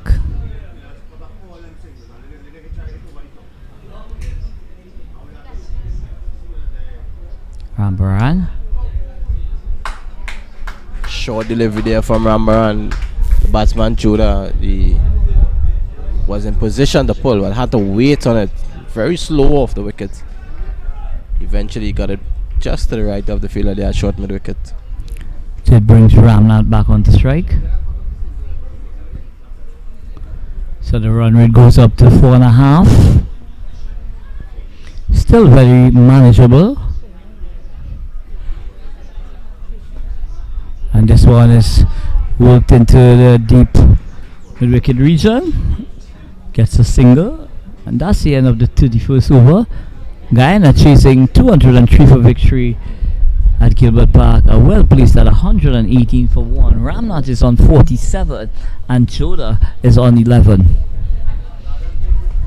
Continue to say that the discipline has been shown by the Guyanese batsmen, especially Ramnath. Must be applauded. He's really played a hand here for his team. Set the scores out to bat 50 overs or bat as long as possible, and he seems intent on doing that. He isn't taking any risk. He isn't trying to look for boundaries, but showing a lot of maturity in his approach, and that's been a difference here in terms of his application. Yeah, when Trinidad and Tobago batted at one point during that partnership there with Luke Ali and Captain Jagisa, I think you could see that they were just trying to get on with things, trying to be more aggressive. And here we see a chance. It's high into the air. Oh my goodness. He made up the ground beautifully. Got there. And for most of that, it looked like he took the catch. Only to fall, and the ball apparently fell out of his hand. Well, at no point in time, Luke Ali looked like he was going to catch that ball, Kennedy, because he was running all around it rather than just trying to compose himself and get what we call into the catching zone and compose himself. So a lucky escape for Ramnath there.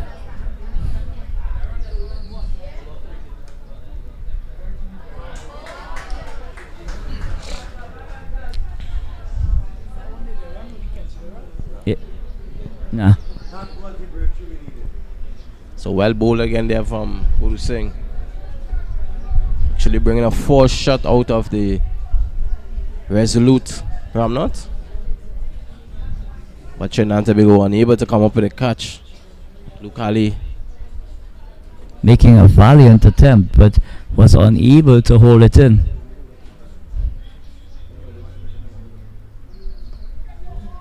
This time it's cut back with a point.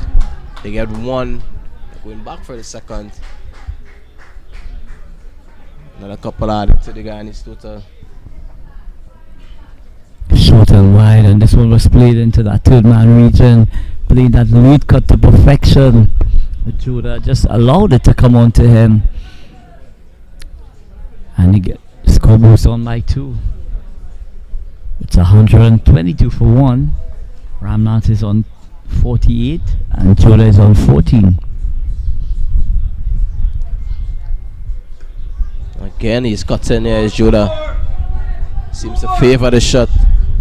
Now he's losing his footing at the non-strikers end, Joda. There was another couple for the taking there, but he lost his footing, fell down in a heap, and had to send Ramnath back. So Joda getting in his zone here now. Having gotten the piece of the pitch here, Kennedy, he's now working the ball into the spaces here, finding the gaps and continuing to rotate the strike.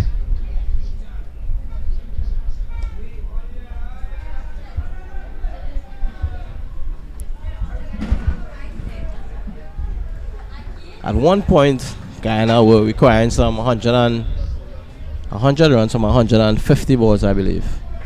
Currently, it's 80 from 109 balls. Can Trinidad and Tobago defend these runs? The run rate is going up, even though it's not going up in a heap.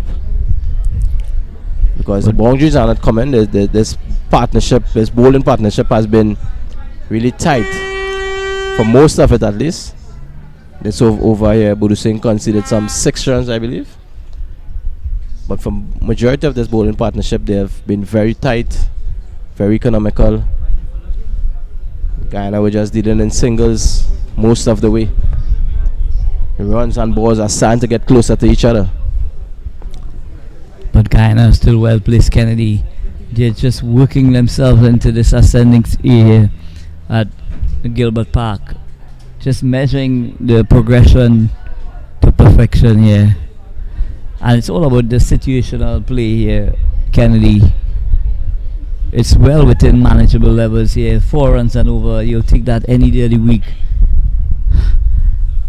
It is. But I'm just trying to play devil's advocate here. If Trinidad and Tobago are able to get, let's say, runs and balls closer to each other, put Guyana into a position where they are requiring, let's say, 5 to 6 runs and over for the last 5 or 8 overs. So that single takes Ramnath onto 49. Yeah, if they are able to get runs and balls a bit closer together and put the game into a situation where Guyana believe they need to start hitting boundaries, and in an effort to do so, they could probably lose a few wickets. So they will need to stitch a couple good overs here, Kennedy, in order to kind of exert that pressure that's required for that run rate to really start taking off into the possibly 6 or 7 and over. And you never know what can happen at that stage. Yeah, that's what I've been saying. This is a game, a very, very weird game at times, cricket.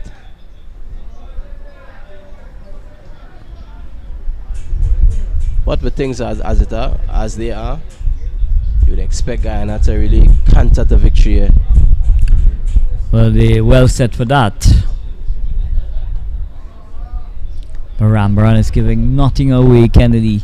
He's bowling wicket to wicket, challenging the defense both forward and backward on a consistent basis.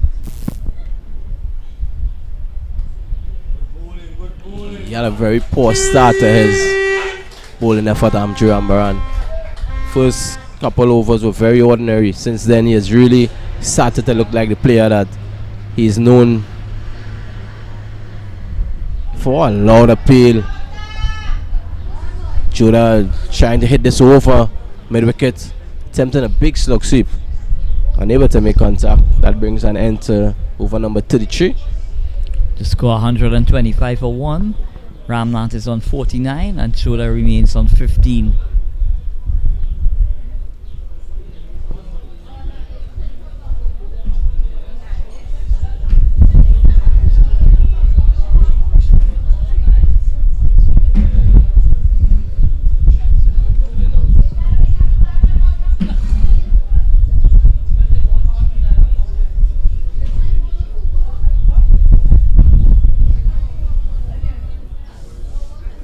So Guyana require another 78 runs from 102 balls.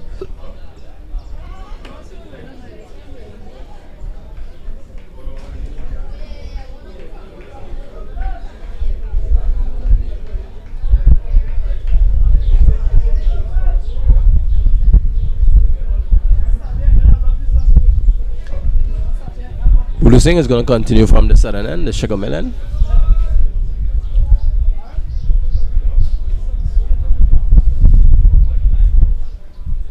Ramnath is leaving alone. Full pitch delivery outside the off stump. Captain Jagesa brings the fielder from long off into regulation mid off.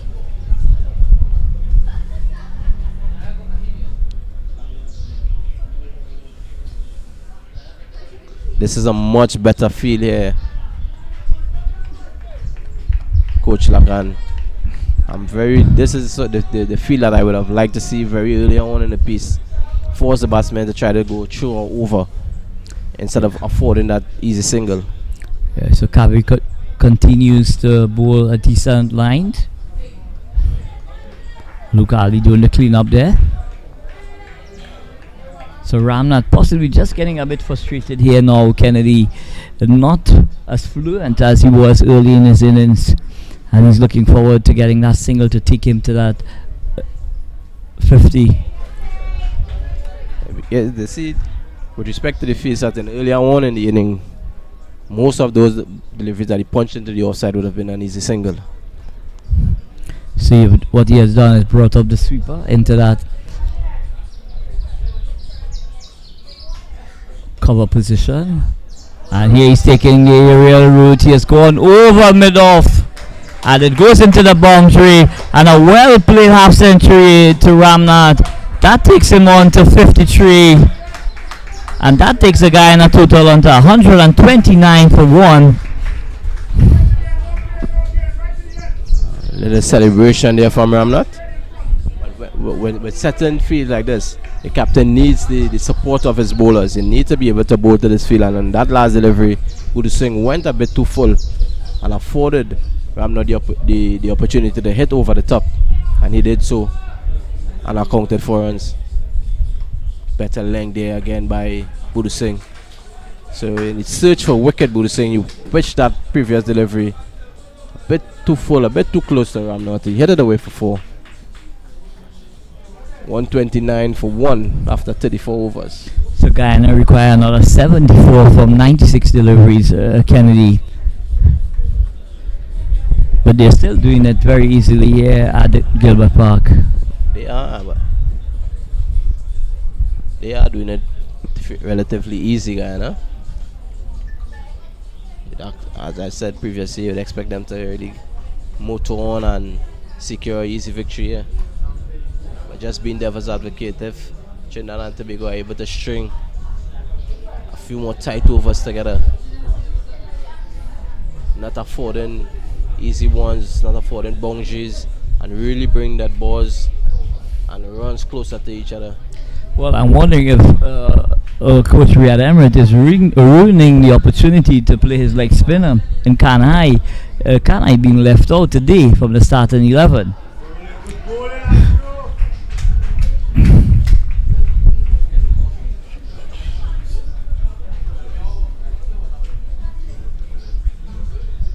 Rambaran continues. He's in his 9th over. Big shot there from Choda.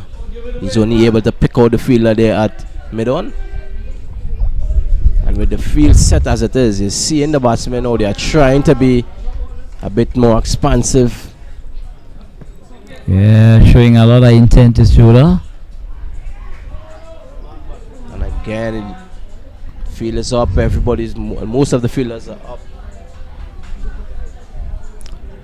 So Skipper Jack is applying the pressure here, bringing that extra fielder into the circle, and since that has happened, it has been very, very difficult for the batters to just push and score.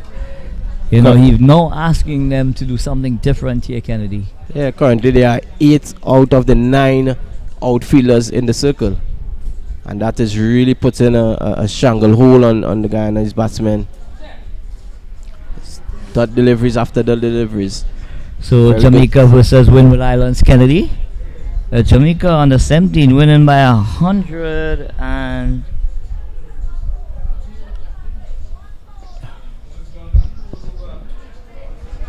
let's see if I can help you out here. Jamaica won by 187 runs.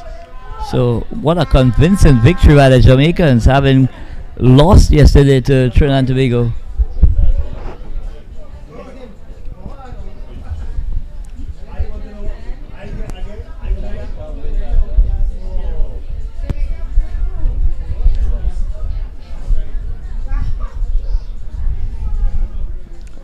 So maiden over bowl there by Andrew Rambaran. So after 35 overs, Guyana 129 for 1. Guyana requiring another 74 runs from 90 balls. Ramnat is on 53 and Chola is on 15.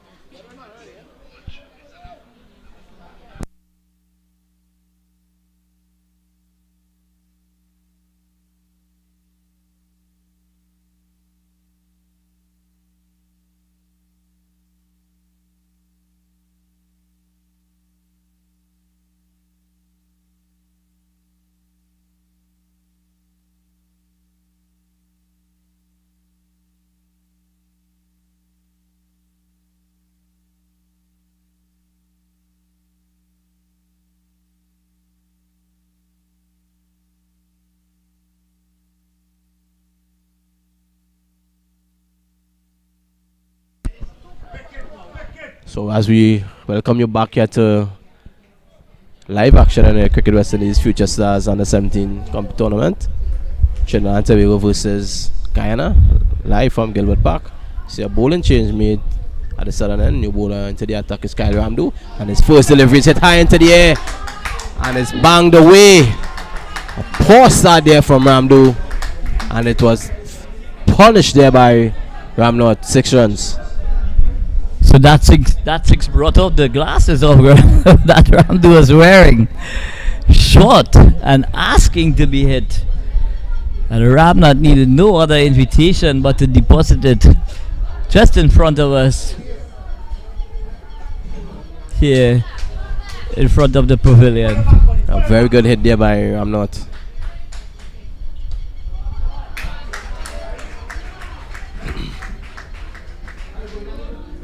So lovely flowing off drive from Ramnath. That takes the score on to 135. That takes Ramnath 136. That takes Ramnath on to 61. It brings Joda into strike. So that's definitely not how Ramdu would have been wanting to start. That's not what the captain would have been. But I'm surprised, Kennedy, that the skipper has not gone back to one of his seamers. Yeah, I said this earlier too. I would have liked to see Fariz Ali into the attack.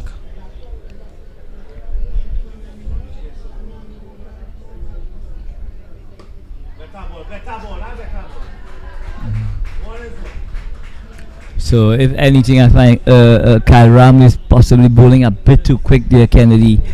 You know, not allowing the batters to make their own pace. You know, they're just able to just hit through the line of the delivery and rotate the score. Yeah, the deliveries aren't going up and down from his hand with respect to flight or anything like that. They just pacey stuff. First one was halfway down the track, banged away for 6.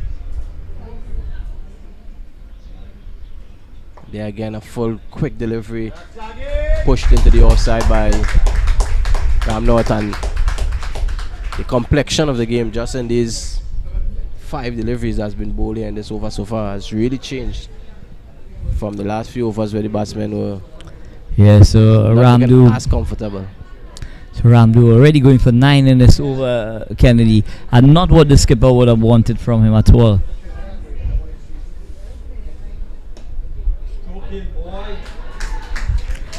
Skipper Jagger says diving away at extra cover in vain, I must say, and it goes past him for another single. So that takes the score onto 139 for 1. So he's in pain there. Is Jagisa, but he's up now. He's up and he's moving again. So Joda has moved on quietly onto 17. And Ramnath continues to bat really exceptional here at Gilbert Park, showing a lot of maturity when executing, showing good judgment both in attack and defense as well, Kennedy. Yeah, he's been very, very good. He's been a model of concentration. Ramnath, he's been there. I believe he opened the button.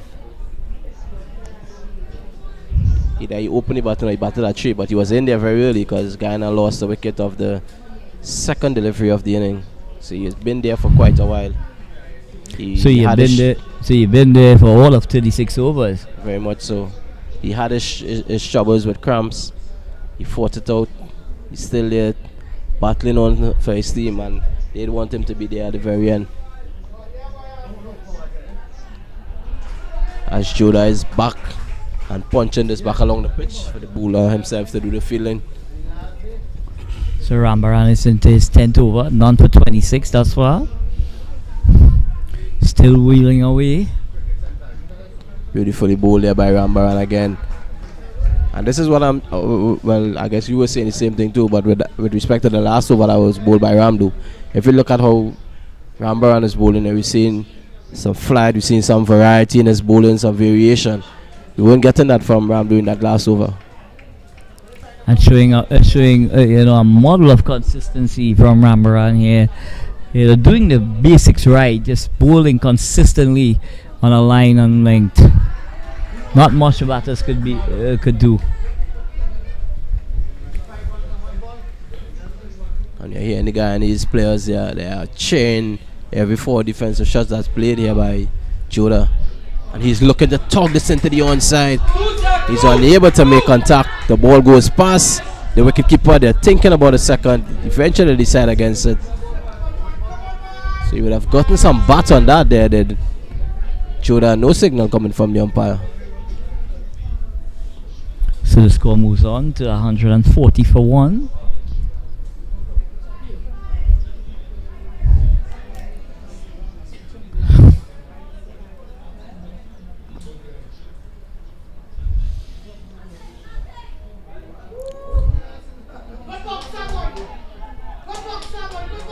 Not sure what happened there, but that delivery pitched on a length and just lobbed up over the head of the batsman. So a bumper by the spinner. What a sight he had, Gilbert Park. At the end of his 10 overs, Rambaran has conceded some 26 runs, going at just 2.6 per over. It was a start that he had. That's very, very good figures to turn it off. So animated discussion taking place between Kyle Ramdu, skipper Justin Jaggis, and Orlando James.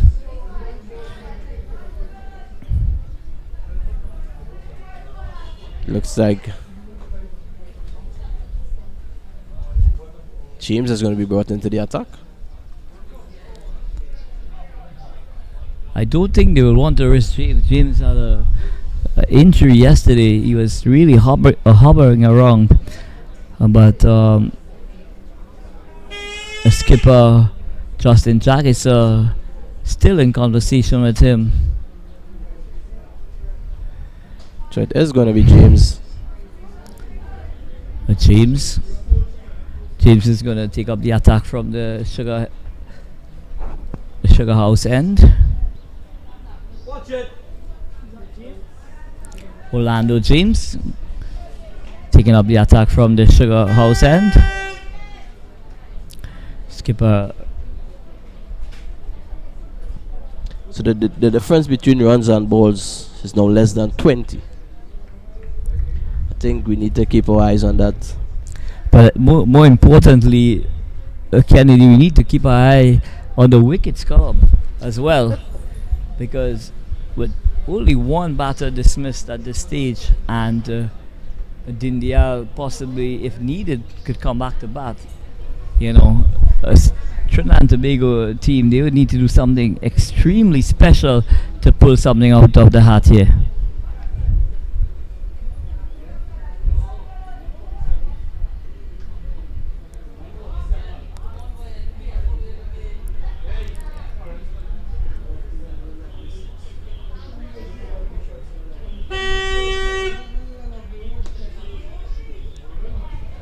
Good start here by James.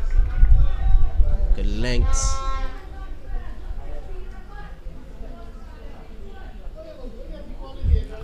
So bang on target, Orlando James. Trinidad and Tobago flirt with the idea of defending these runs. They're really flirting with danger, because Orlando James was not fit at all yesterday. And you could see him still ambling up to the crease there. Kennedy not fluent in his run up at all, but you know what? He's the kind of cricketer who will never say no to his skipper. Team player, that's what you call those. He had to do a job for the team. He's gonna give it his all. A player who, you know, gives 100% on every occasion for his skipper. This one is punched to extra cover. Tumbling stop by the skipper, but it still results in a run. So Joda goes on to 19. The score moves up by 1. It's 141 for 1. Ramnath has been on 62 for quite a bit.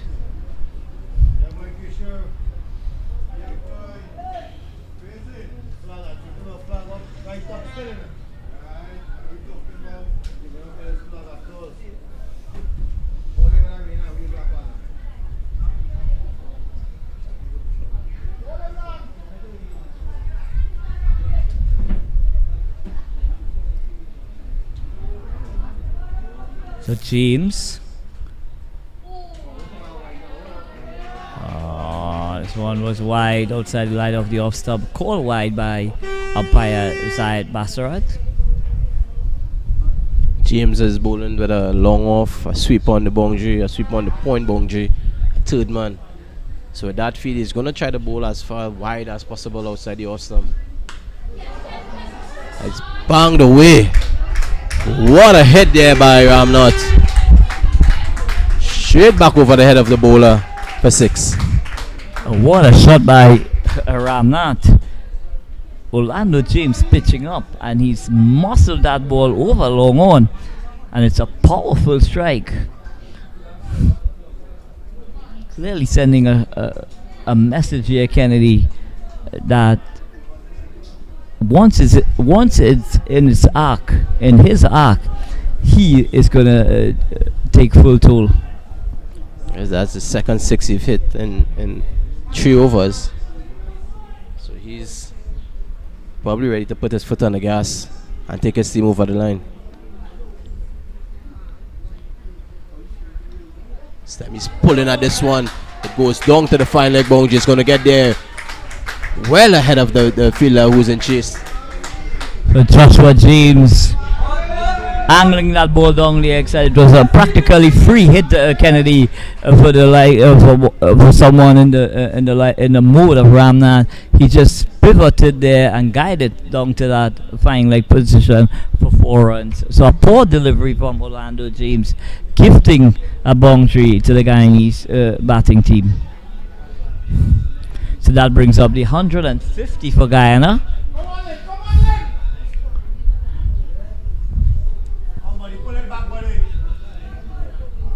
51 needed now of 73 deliveries. And this one is carved over, extra cover. They're going to turn for 2. He's going to come back for 2. And it's going to be a tight call. But an excellent running here from Ramnath and Joda, ensuring that they get that 2 runs. And that takes the score to 154 for 1 at the end of over number 38. With every run. Guyana needs a further 49 from 72 balls, Kennedy. Every run that Ramnath completes, you can see him throwing his head back as if he's in so much pain. There again, we see him stretching the hamstrings. He's been cramping up quite a while now, but he continues to battle on for his team. He's on to 74. Very, very good hand played by young Ramnath here so far. So it's going to be Jason Agard from the KFC end. So skipper Jagisa ringing the changes here, trying to affect a breakthrough. Bringing back his striker. Bringing back one of his key seamers here. So he's going back to his opening fast bowler and Jason Agard. I would not be surprised to see for Fariz Ali on the opposite end.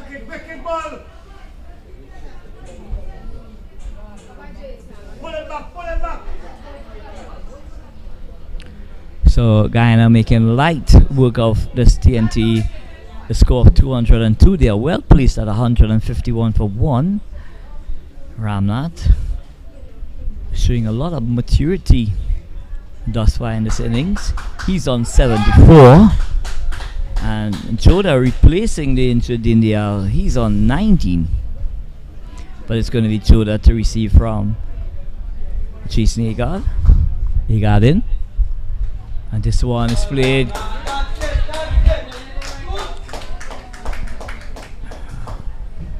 Joda just taking the opportunity. A mix up here. Oh my goodness, a mix up. Yes, no, yes, no. Then Ramnath was looking for a signal that was not existent. Rambaran fired the throw to the wicketkeeper's end, was unable to field cleanly, and Ramnath shined it at half pitch. But in the end, all's well that ends well for the guy and his team.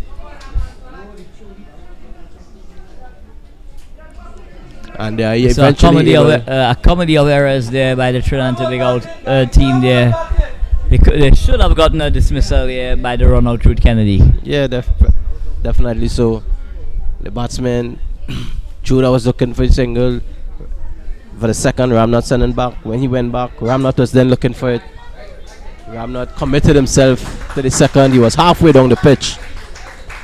Rambaran was quick to recover and fired a return to the wicketkeeper's end. The ball fell just in front of wicketkeeper Bachu. He was unable to collect cleanly. Eventually they got through for the second. The guy and his batsman.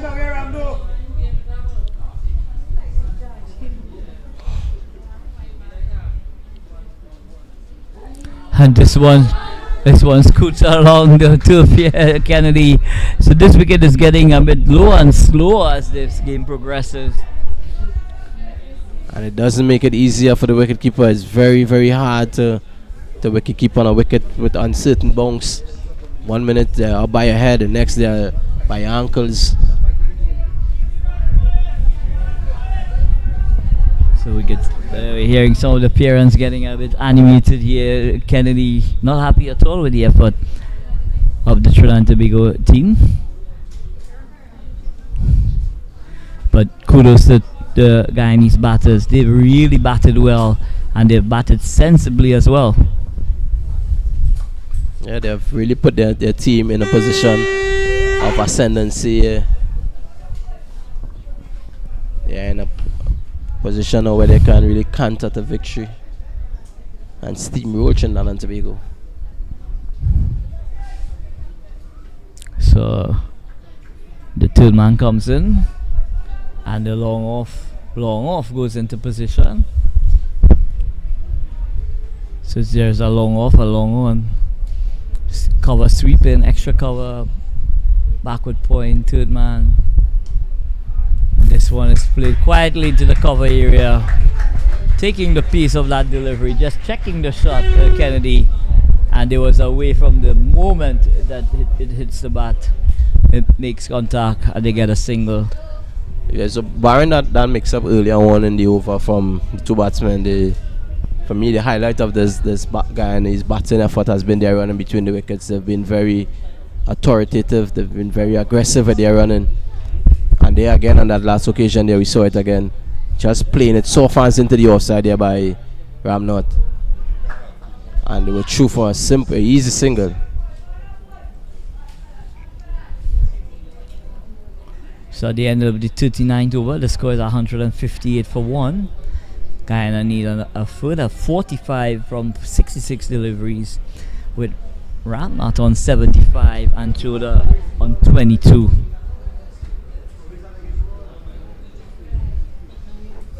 So finally we see Fariz Ali back into the attack. So skipper Jagis rigging the changes here, trying to affect the breakthrough. But they have muffed at least 4 opportunities to get a dismissal, Kennedy.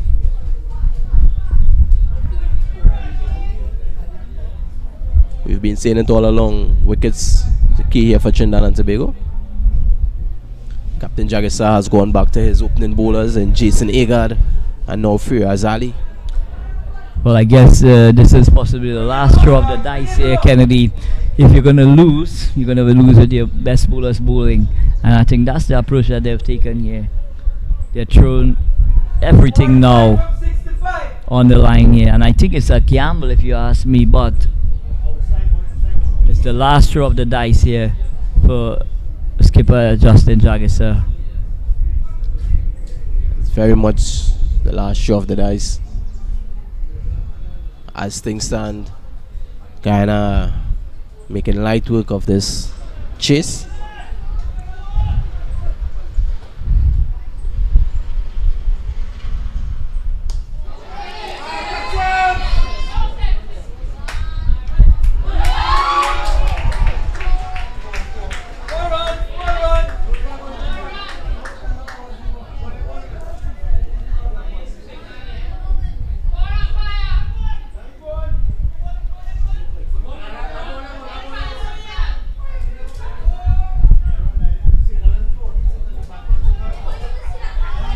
So apparently the batsman thought that ball went for 4 down there long on. The throw was sent in, made its way to the wicketkeeper who took the base off. So the Trinidad and Tobago team are celebrating, but in the meanwhile the batsmen they stopped running because they thought the ball went for 4. I don't know if you remember Anil Lakan, but in a test match Pakistan, I'm not sure who Pakistan were playing, but the batsman on that occasion, Azhar Ali, thought the ball went for 4. Stood in the middle of the pitch celebrating with his partner. The ball came in, base was taken off, and he was out run out. Yeah, so the batters are they're well informed here, Kennedy, that until the player gives that confirmation to the umpires that the ball did go over the boundary, only then do you stop running. Very much so. So we Listen, await the umpire's decision. But based on our knowledge, I think that the batter is going to be on his way, Kennedy. Unfortunately, I might say so.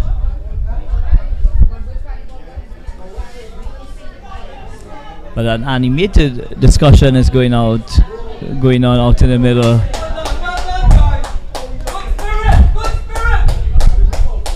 So the batsman remains.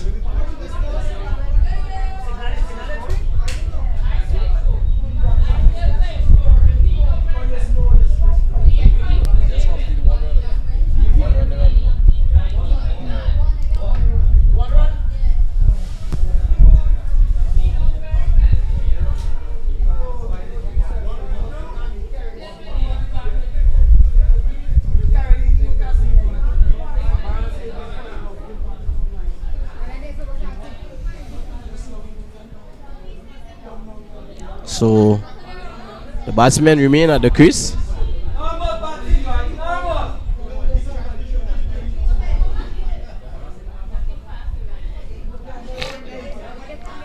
Faris Ali is going to be continuing on strikers Choda.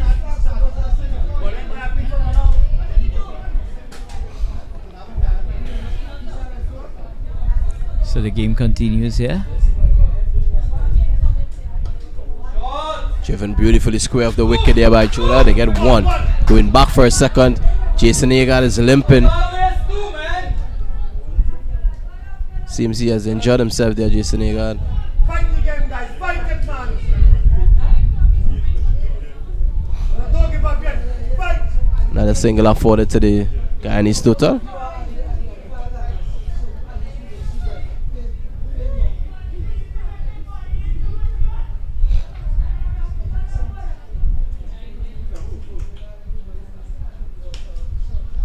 And that one is carved over, extra cover.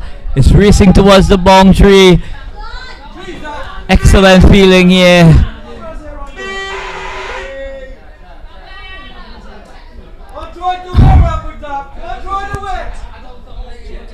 Yeah, Orlando Jeans making a valiant stop there at that extra cover boundary there.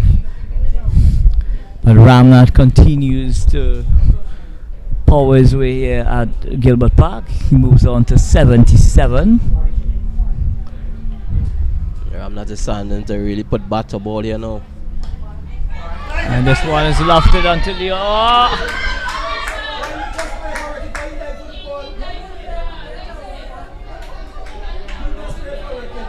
Poor effort there in my estimation by Ramdo. Instead of going towards the ball, he ran around the ball. That ball was in the air for so long.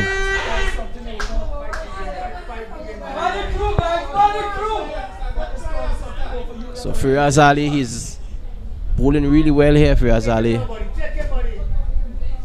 He's bringing some 4 shots out of the Guyanese batsman. I thought Kyle Ramdo could have made a better effort there, Kennedy, throwing his frame here to get that catch.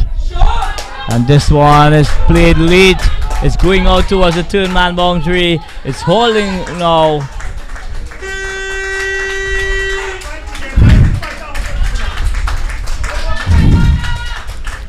And the score moves up by 2. And the Trinidad and Tobago supporters, they are back in it here.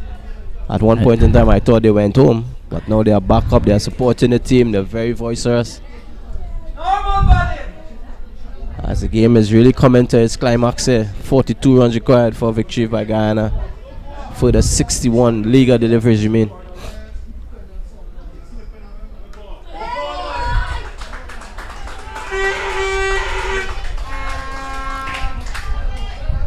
So Faris Ali still running in and bending his back here at Gilbert Park, trying to make some inroads into the Guyanese batting lineup, unable to do so thus far. And at the end of the 40th over, Guyana well placed at 164 for 1. Ramnath is on 78 and Chola is on 25. As we go into the final power play of the inning, as we see the signal coming there from the standing umpire. Final 10 overs of the inning, where the fielder team allowed an extra fielder out of the circle, so they allowed 5 fielders out to the boundary from here forward. Guyana, they require 39 for victory. Well, Skipper Jaggis, 3.9. Skipper Jaggis Kennedy wouldn't want 5 people on the boundary at this stage of the innings because he's got to defend all those singles within the 30-yard circle.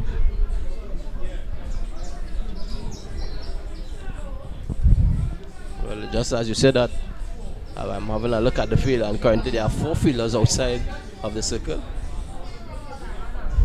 I do agree with you. I think they need to get more fielders into the circle, try and defend. Well, with an in-outfield Kennedy, the singles are available on both sides of the wicket.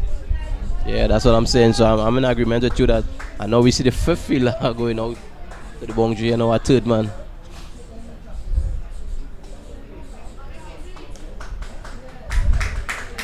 And just as we said, singles are on off, and these batsmen, especially Ramnath, he's going to take them.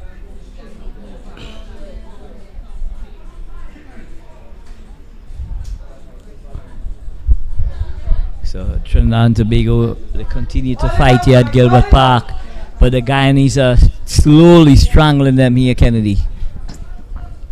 Yeah, that well led. This batting effort has been well led by Ramnath.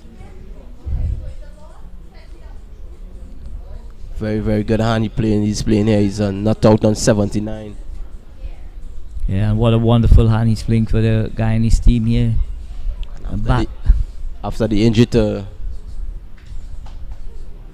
Dindial, Judah came in partnership with Ramnath, and he himself has played a good hand. He's 25 not out.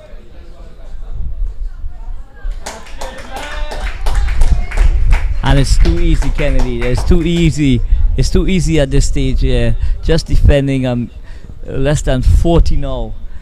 You know, at least Skipper Jaggis has to take the opportunity to get at least 6 fielders in the 30-yard circle. And if they want to go over the top, they may well do so, but they will do so at their own risk. But he needs to cut off these singles here. But as of now, we are not seeing any change in the field with respect to more fielders into the 30-yard circle.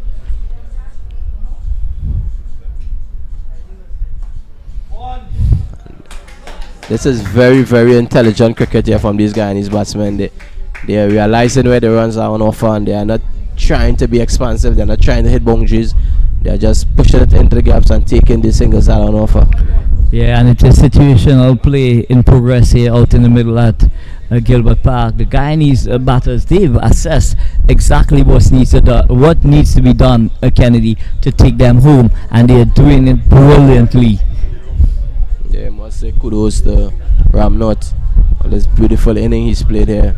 Dindial as well, he got past 50 but then had to retire injured hurt. Now Judah as well, he's played a very good hand in partnership with Ramnath. And this one, trying to play through the mid-wicket region, takes the outside edge, it goes down to 3rd man. The wicket too slow for that shot. So Judah picks up another single. The score moves on by 1. It's 168 now. Very, very good cricket here from Guyana.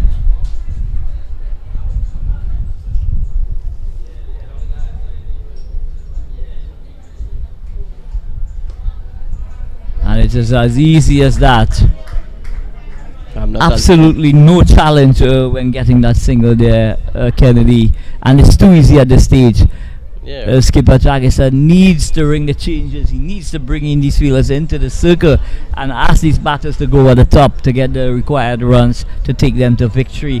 They cannot afford to continue with this field because it's impossible to defend 4 and 5 runs are over at this stage of the innings. Agreed. Ramnath has been so impressive. He's really, really batting well.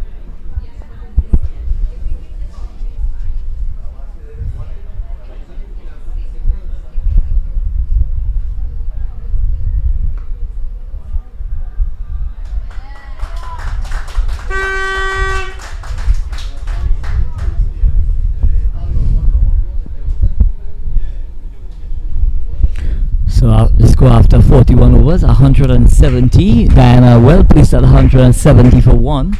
Ramnat has moved on to 81. And Choda is on 28 not out. Kennedy taking the opportunity to do some stretching exercises.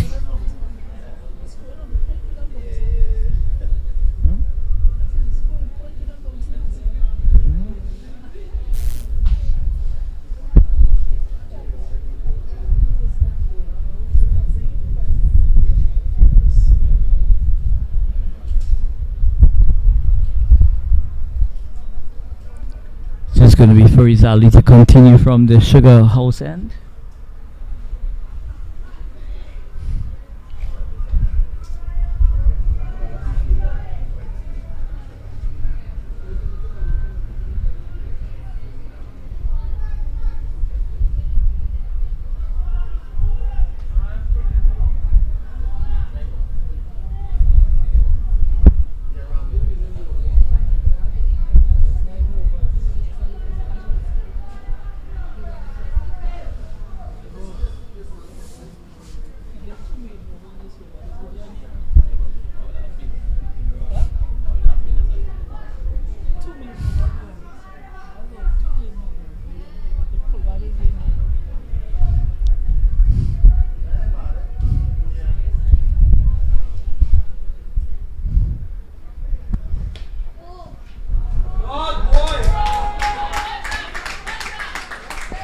So Ramnat hoiking that one through back with a square for a boundary.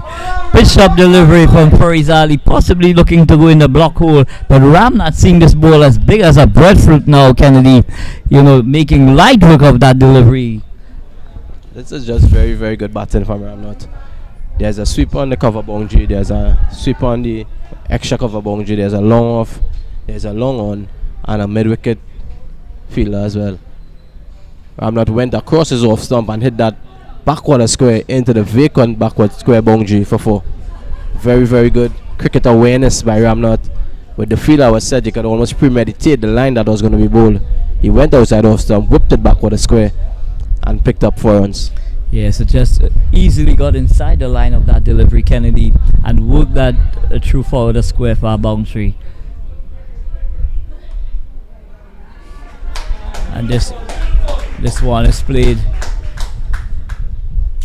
to cover. Easy single on offer. That takes Ramnat on to 86. And after taking a risk of the first delivery of the over, he went back into his normal mode, so to speak. Picked up the line, punched it into the vacant cover region, and got himself a single, got down to the non-strikers, and he's eyeing up 100 here. And a lakan.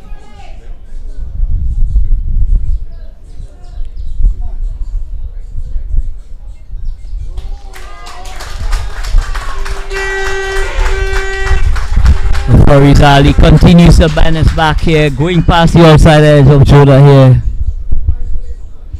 So Farizali not giving up at all, bending his back, giving every ounce of energy to try and affect a breakthrough here at Gilbert Park.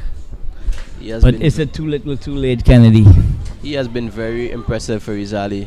Out of all the Trinidad and Tobago bowlers, I'm most impressed with his effort. A loud appeal from wicketkeeper Viren Bachu. Umpire Zaid Bassarat indicating that the ball did not touch.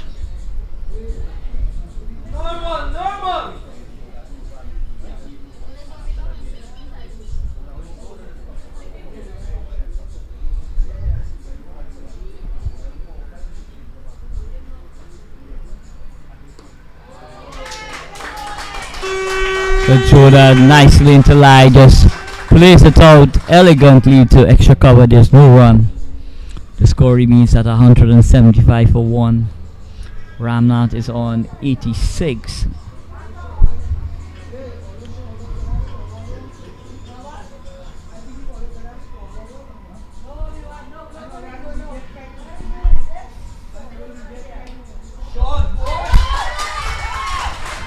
And excellent stop there at mid wicket there.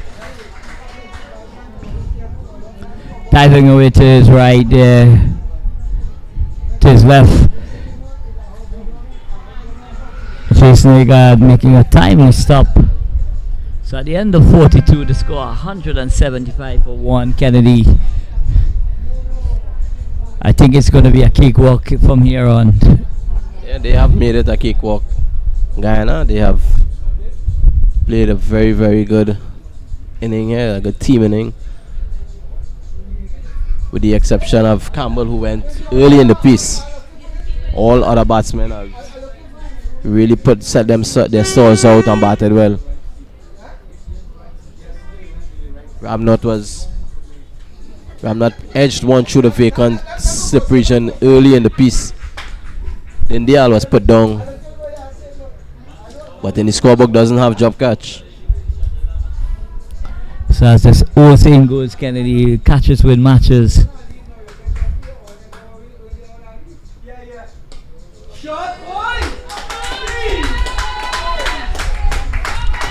So this one is hit inside out by Ramnath, showing his class and his maturity as well. Kennedy taking Jason Agard to the cleaners here with that shot.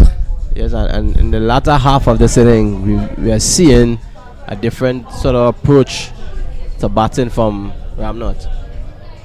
He was very contented with his singles early on. And you would have seen from their approach, Kennedy, that these two players are two quality players. You know, they're showing their maturity, but more importantly, they're showing that, you know, they are cut above this age group as well. Also, they are very aware of the match situation. Yeah, the maturity, they have shown a lot of maturity. Doesn't want to allow the balls and the runs to get too close together, taking a chance early on. And I'm almost sure he's going to look to get one here, Ramnath. And this one. So said, so done. This one is cut away to the extra cover boundary. Kyle Ramdu does the fielding. The score moves up by 1. Takes the score to 180 for 1. Ramnath, I'm sure it's close to 90 now. I think our score fell asleep on the individual. Bring it home! 20 something for! Any 24!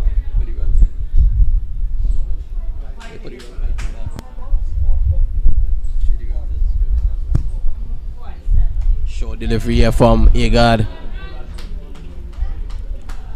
So Joda getting on top of that and just hitting it down to mid-on. So Jason Agard going for the slower bumper.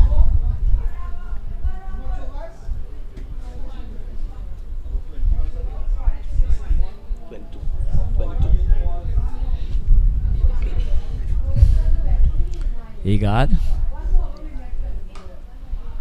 And this one is driven to long off. So the score goes up by 1.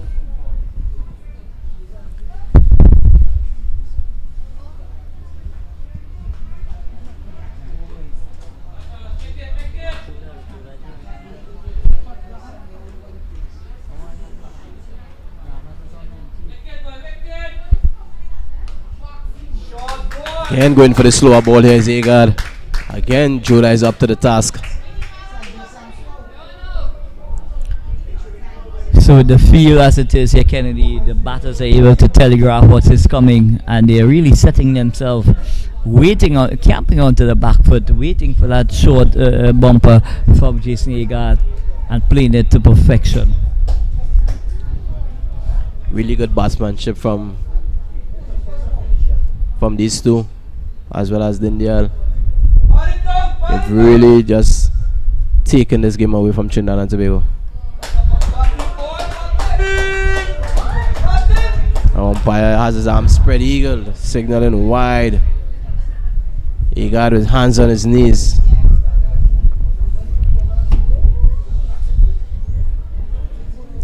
So it's Jason Agard bowling. 7 runs already in the over.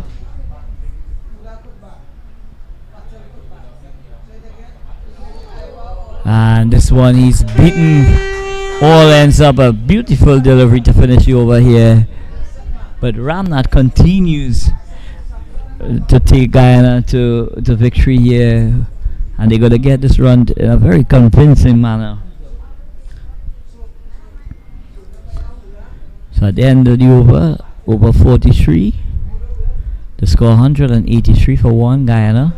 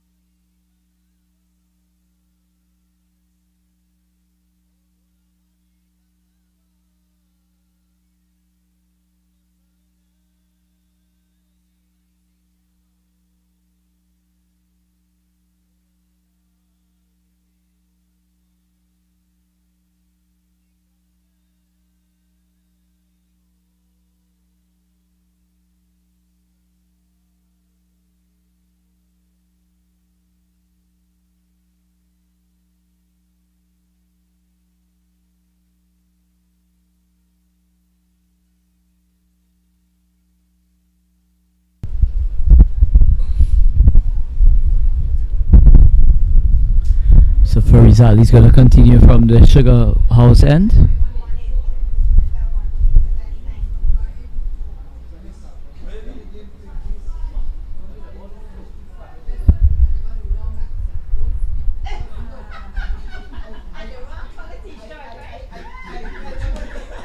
This one is stroked up the middle. It's a long off.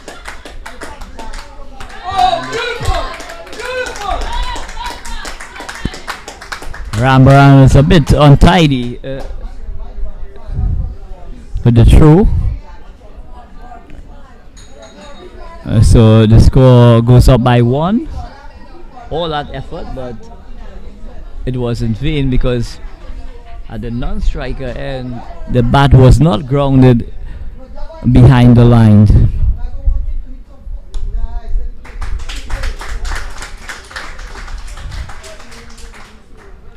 Rambaran was just caught stroll into the ball there. Batsman saw that and went back for his second. We need to see the umpire signal in one shot. So Joda is a culprit on this occasion.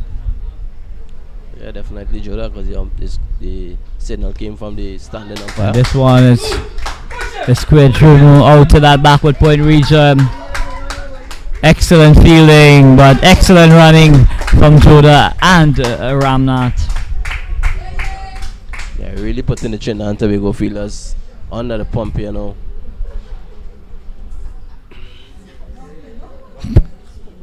Very good run in between the wickets.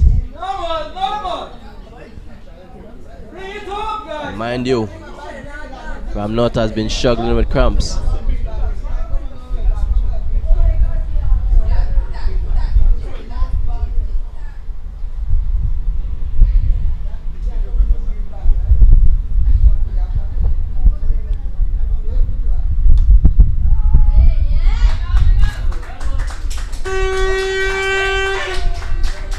The Trinidad and Tobago supporters, they still believe, they're still supporting.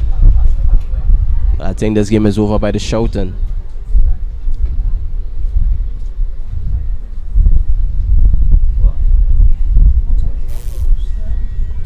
Further 17 runs required for victory.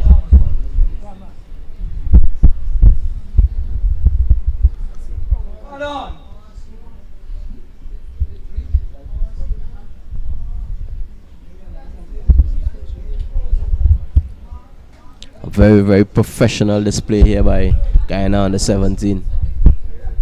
They limited Trinidad and Tobago to 202. And it has been a professional performance from this outfit here, the Guyanese. Oh, squat him, boy.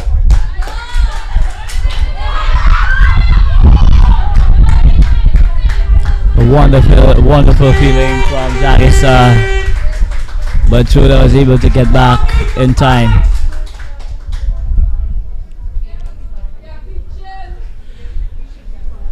Don't need to panic. Come on.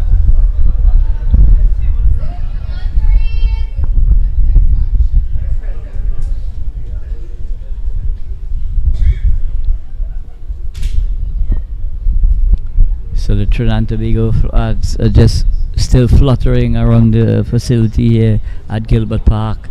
The spectators, they are not giving up. They are fighting down to the last ball until the fat lady sings, Kennedy. I think the fat lady is really strumming up already.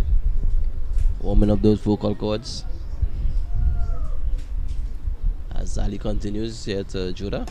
Judah is driving straight to the field area. Shot cover and Captain Jagisa.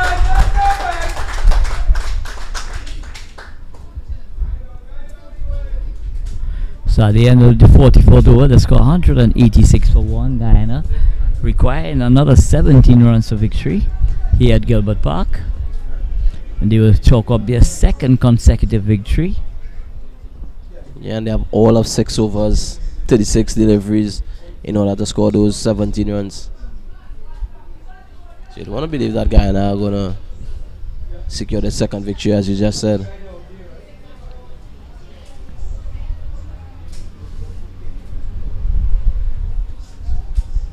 I think Captain Jagisa and his team lost a plot, especially in the field. It was always going to be hard to defend 202 runs, but I think towards the back end of the inning, when they sent all the fielders, well, 5 fielders out, and we just affording the Guyanese team to take the singles, and on top of that, they were still able to hit boundaries. Just made it that much easier. And we see another boundary being struck here by Guyana, and Ramnot beautifully hit back past the bowler. He got a hand to it, but he was unable to hold on into the long one boundary for 4 it went. Yeah, so Ramnat continues to dominate the Trinidad and Tobago attack here, drilling that one down to long one. The fielder coming across, Ratcha making a valiant attempt, but was unable to hold it in. It goes over the line. And the score moves up by 4. Guyana moves up to 190 for 1.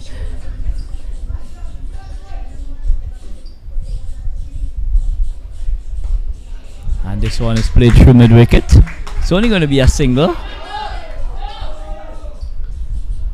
Very, very good batsmanship continued to be displayed here by Ramnat. Bonjour of the first delivery of the over. Next delivery just tucked it into the onside. And what you want to see, Kennedy, is when you get set, when you get in, you want to see these guys in them cash in. And Ramnat, is the classic example of getting in and not, giving anything away in terms of trying to be dismissed. He had a near miss, but other than that, he's been flawless during this innings. Yeah, very much so. And I think I'd have liked to see Luke Ali as well as Captain Jagisa play the sort of inning that Jagisa is playing here. Ramnat, is playing here. Because both of them got in. I think at a certain point in the game, they started to get a bit anxious and trying to hit boundaries instead of setting themselves out about 50 overs.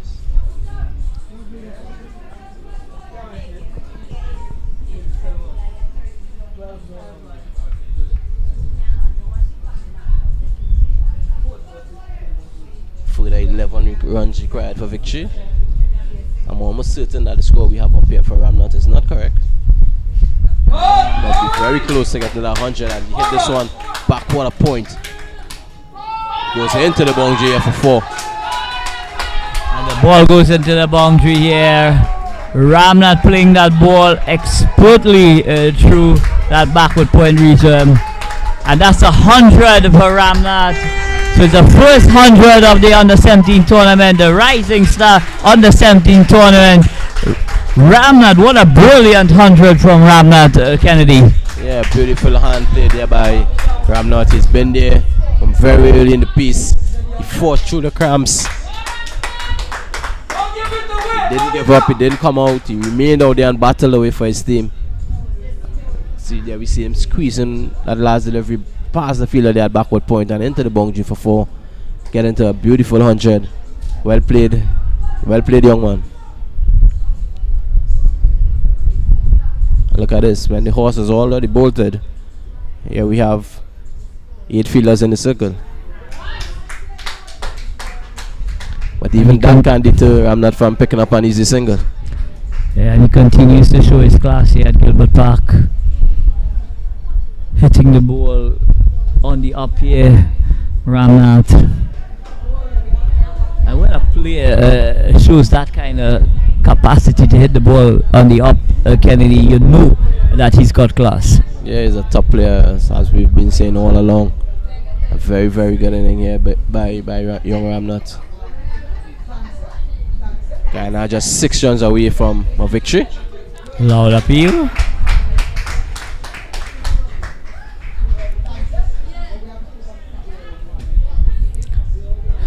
Been very impressed by the way they ran between the wickets, these Guyanese batsmen. But The way more they importantly, rotated the Kennedy, strike. the manner in which they assess the chase, is really, really something to savor. They didn't go hell for leather. They understood that the pitch was not a pitch that, we'd call a belter where you could just go there and belt the bowling around. What they did brilliantly, they stitched partnerships early on, even having lost the opener in the second ball of the innings. Both himself and Indial, they went about that repair job really excellently in running between the wickets, very aggressively. And when the bad deliveries came by, they executed to perfection. And that's been the hallmark of this Guyanese batting lineup here. They've done it very, very impressively indeed. Yeah, very much so. As I said earlier, they didn't go chasing boundary balls or going looking for ball side for boundary. They played on merit, they rotated the strike well, they ran well between the crease. They were able to hit gaps more consistently than not. And towards the latter part of the inning, you saw Ramnot stepping on the gas a bit, hitting a couple sixes. Then he started taking a chance of most of the fullest deliveries on the over where we'd get a boundary.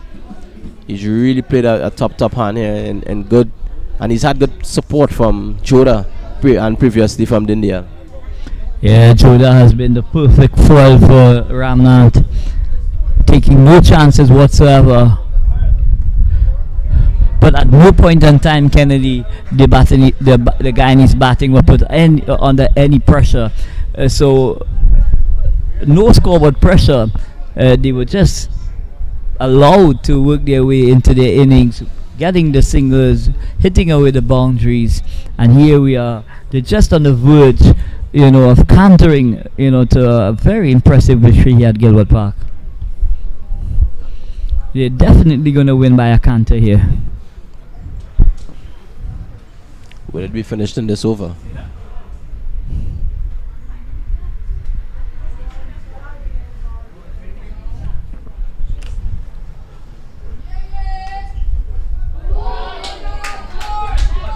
This one is driven through the cover area. They're back for a second. 10.2.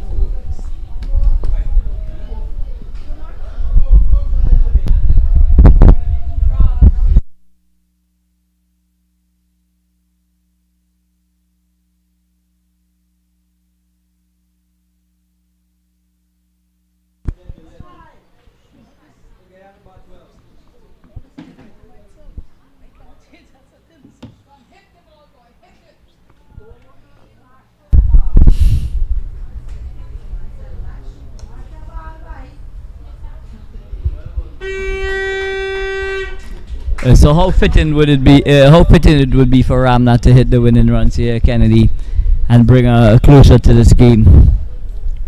I'm sure he would want to be the one to do that. But he has really played a top hand. He stood above everyone else here today. But on the flip side, I'm sure young Furious Ali would not want the winning run to be scored off his bowling. So he's always going to be running in. He's going to be giving up his best all the way to the end. Well, Furious Ali has been a pick of the Trinidad and Tobago bowlers, Kennedy. You know, he continues to give a wholehearted effort here for his skipper Justin Jagger. So even with just one run needed, he's still running in.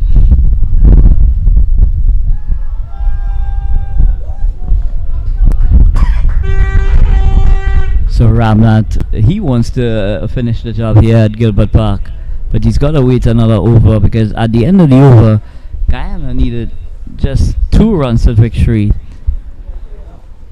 201 for 1.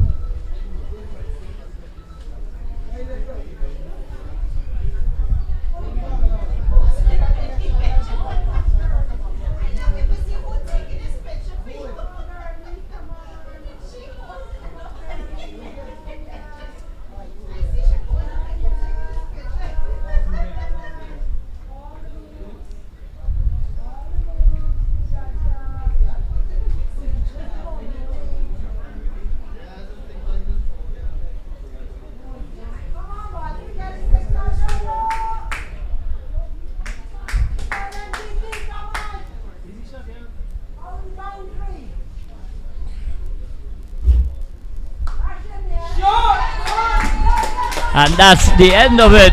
That's victory for Guyana here. They win by 9 wickets here, Kennedy. A very impressive victory here by Guyana. And what a way to secure victory. Short delivery there for Megad. Probably a slow delivery as well. Joe back and across. Banging it through the vacant mid-wicket area. Into the boundary, it went for 4. As you just said, victory to Guyana by 9 wickets. Very comprehensive. 100 to Ramnath. 50 out to Dindial, retired hurt. Very, very impressive stuff from this young Guyana under 17 team. So Guyana win by a canter here by 9 wickets here at the Gilbert Park. So congratulations to Guyana. Trinidad, having lost the toss this morning, being asked to bat by Guyana, they total 202 for 8 in their allocation of 50 overs. But the Guyana team, they went about their run chase, losing their first wicket in the second ball to Jason Agard. But after that, it was one-way traffic in this game.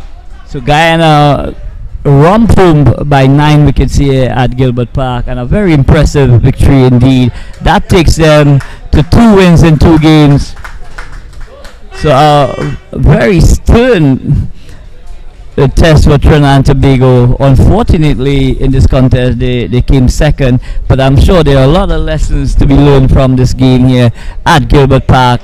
You know, and congratulations again to Guyana. So that's it from us here. On behalf of the entire crew from 360, we say goodbye from Gilbert Park.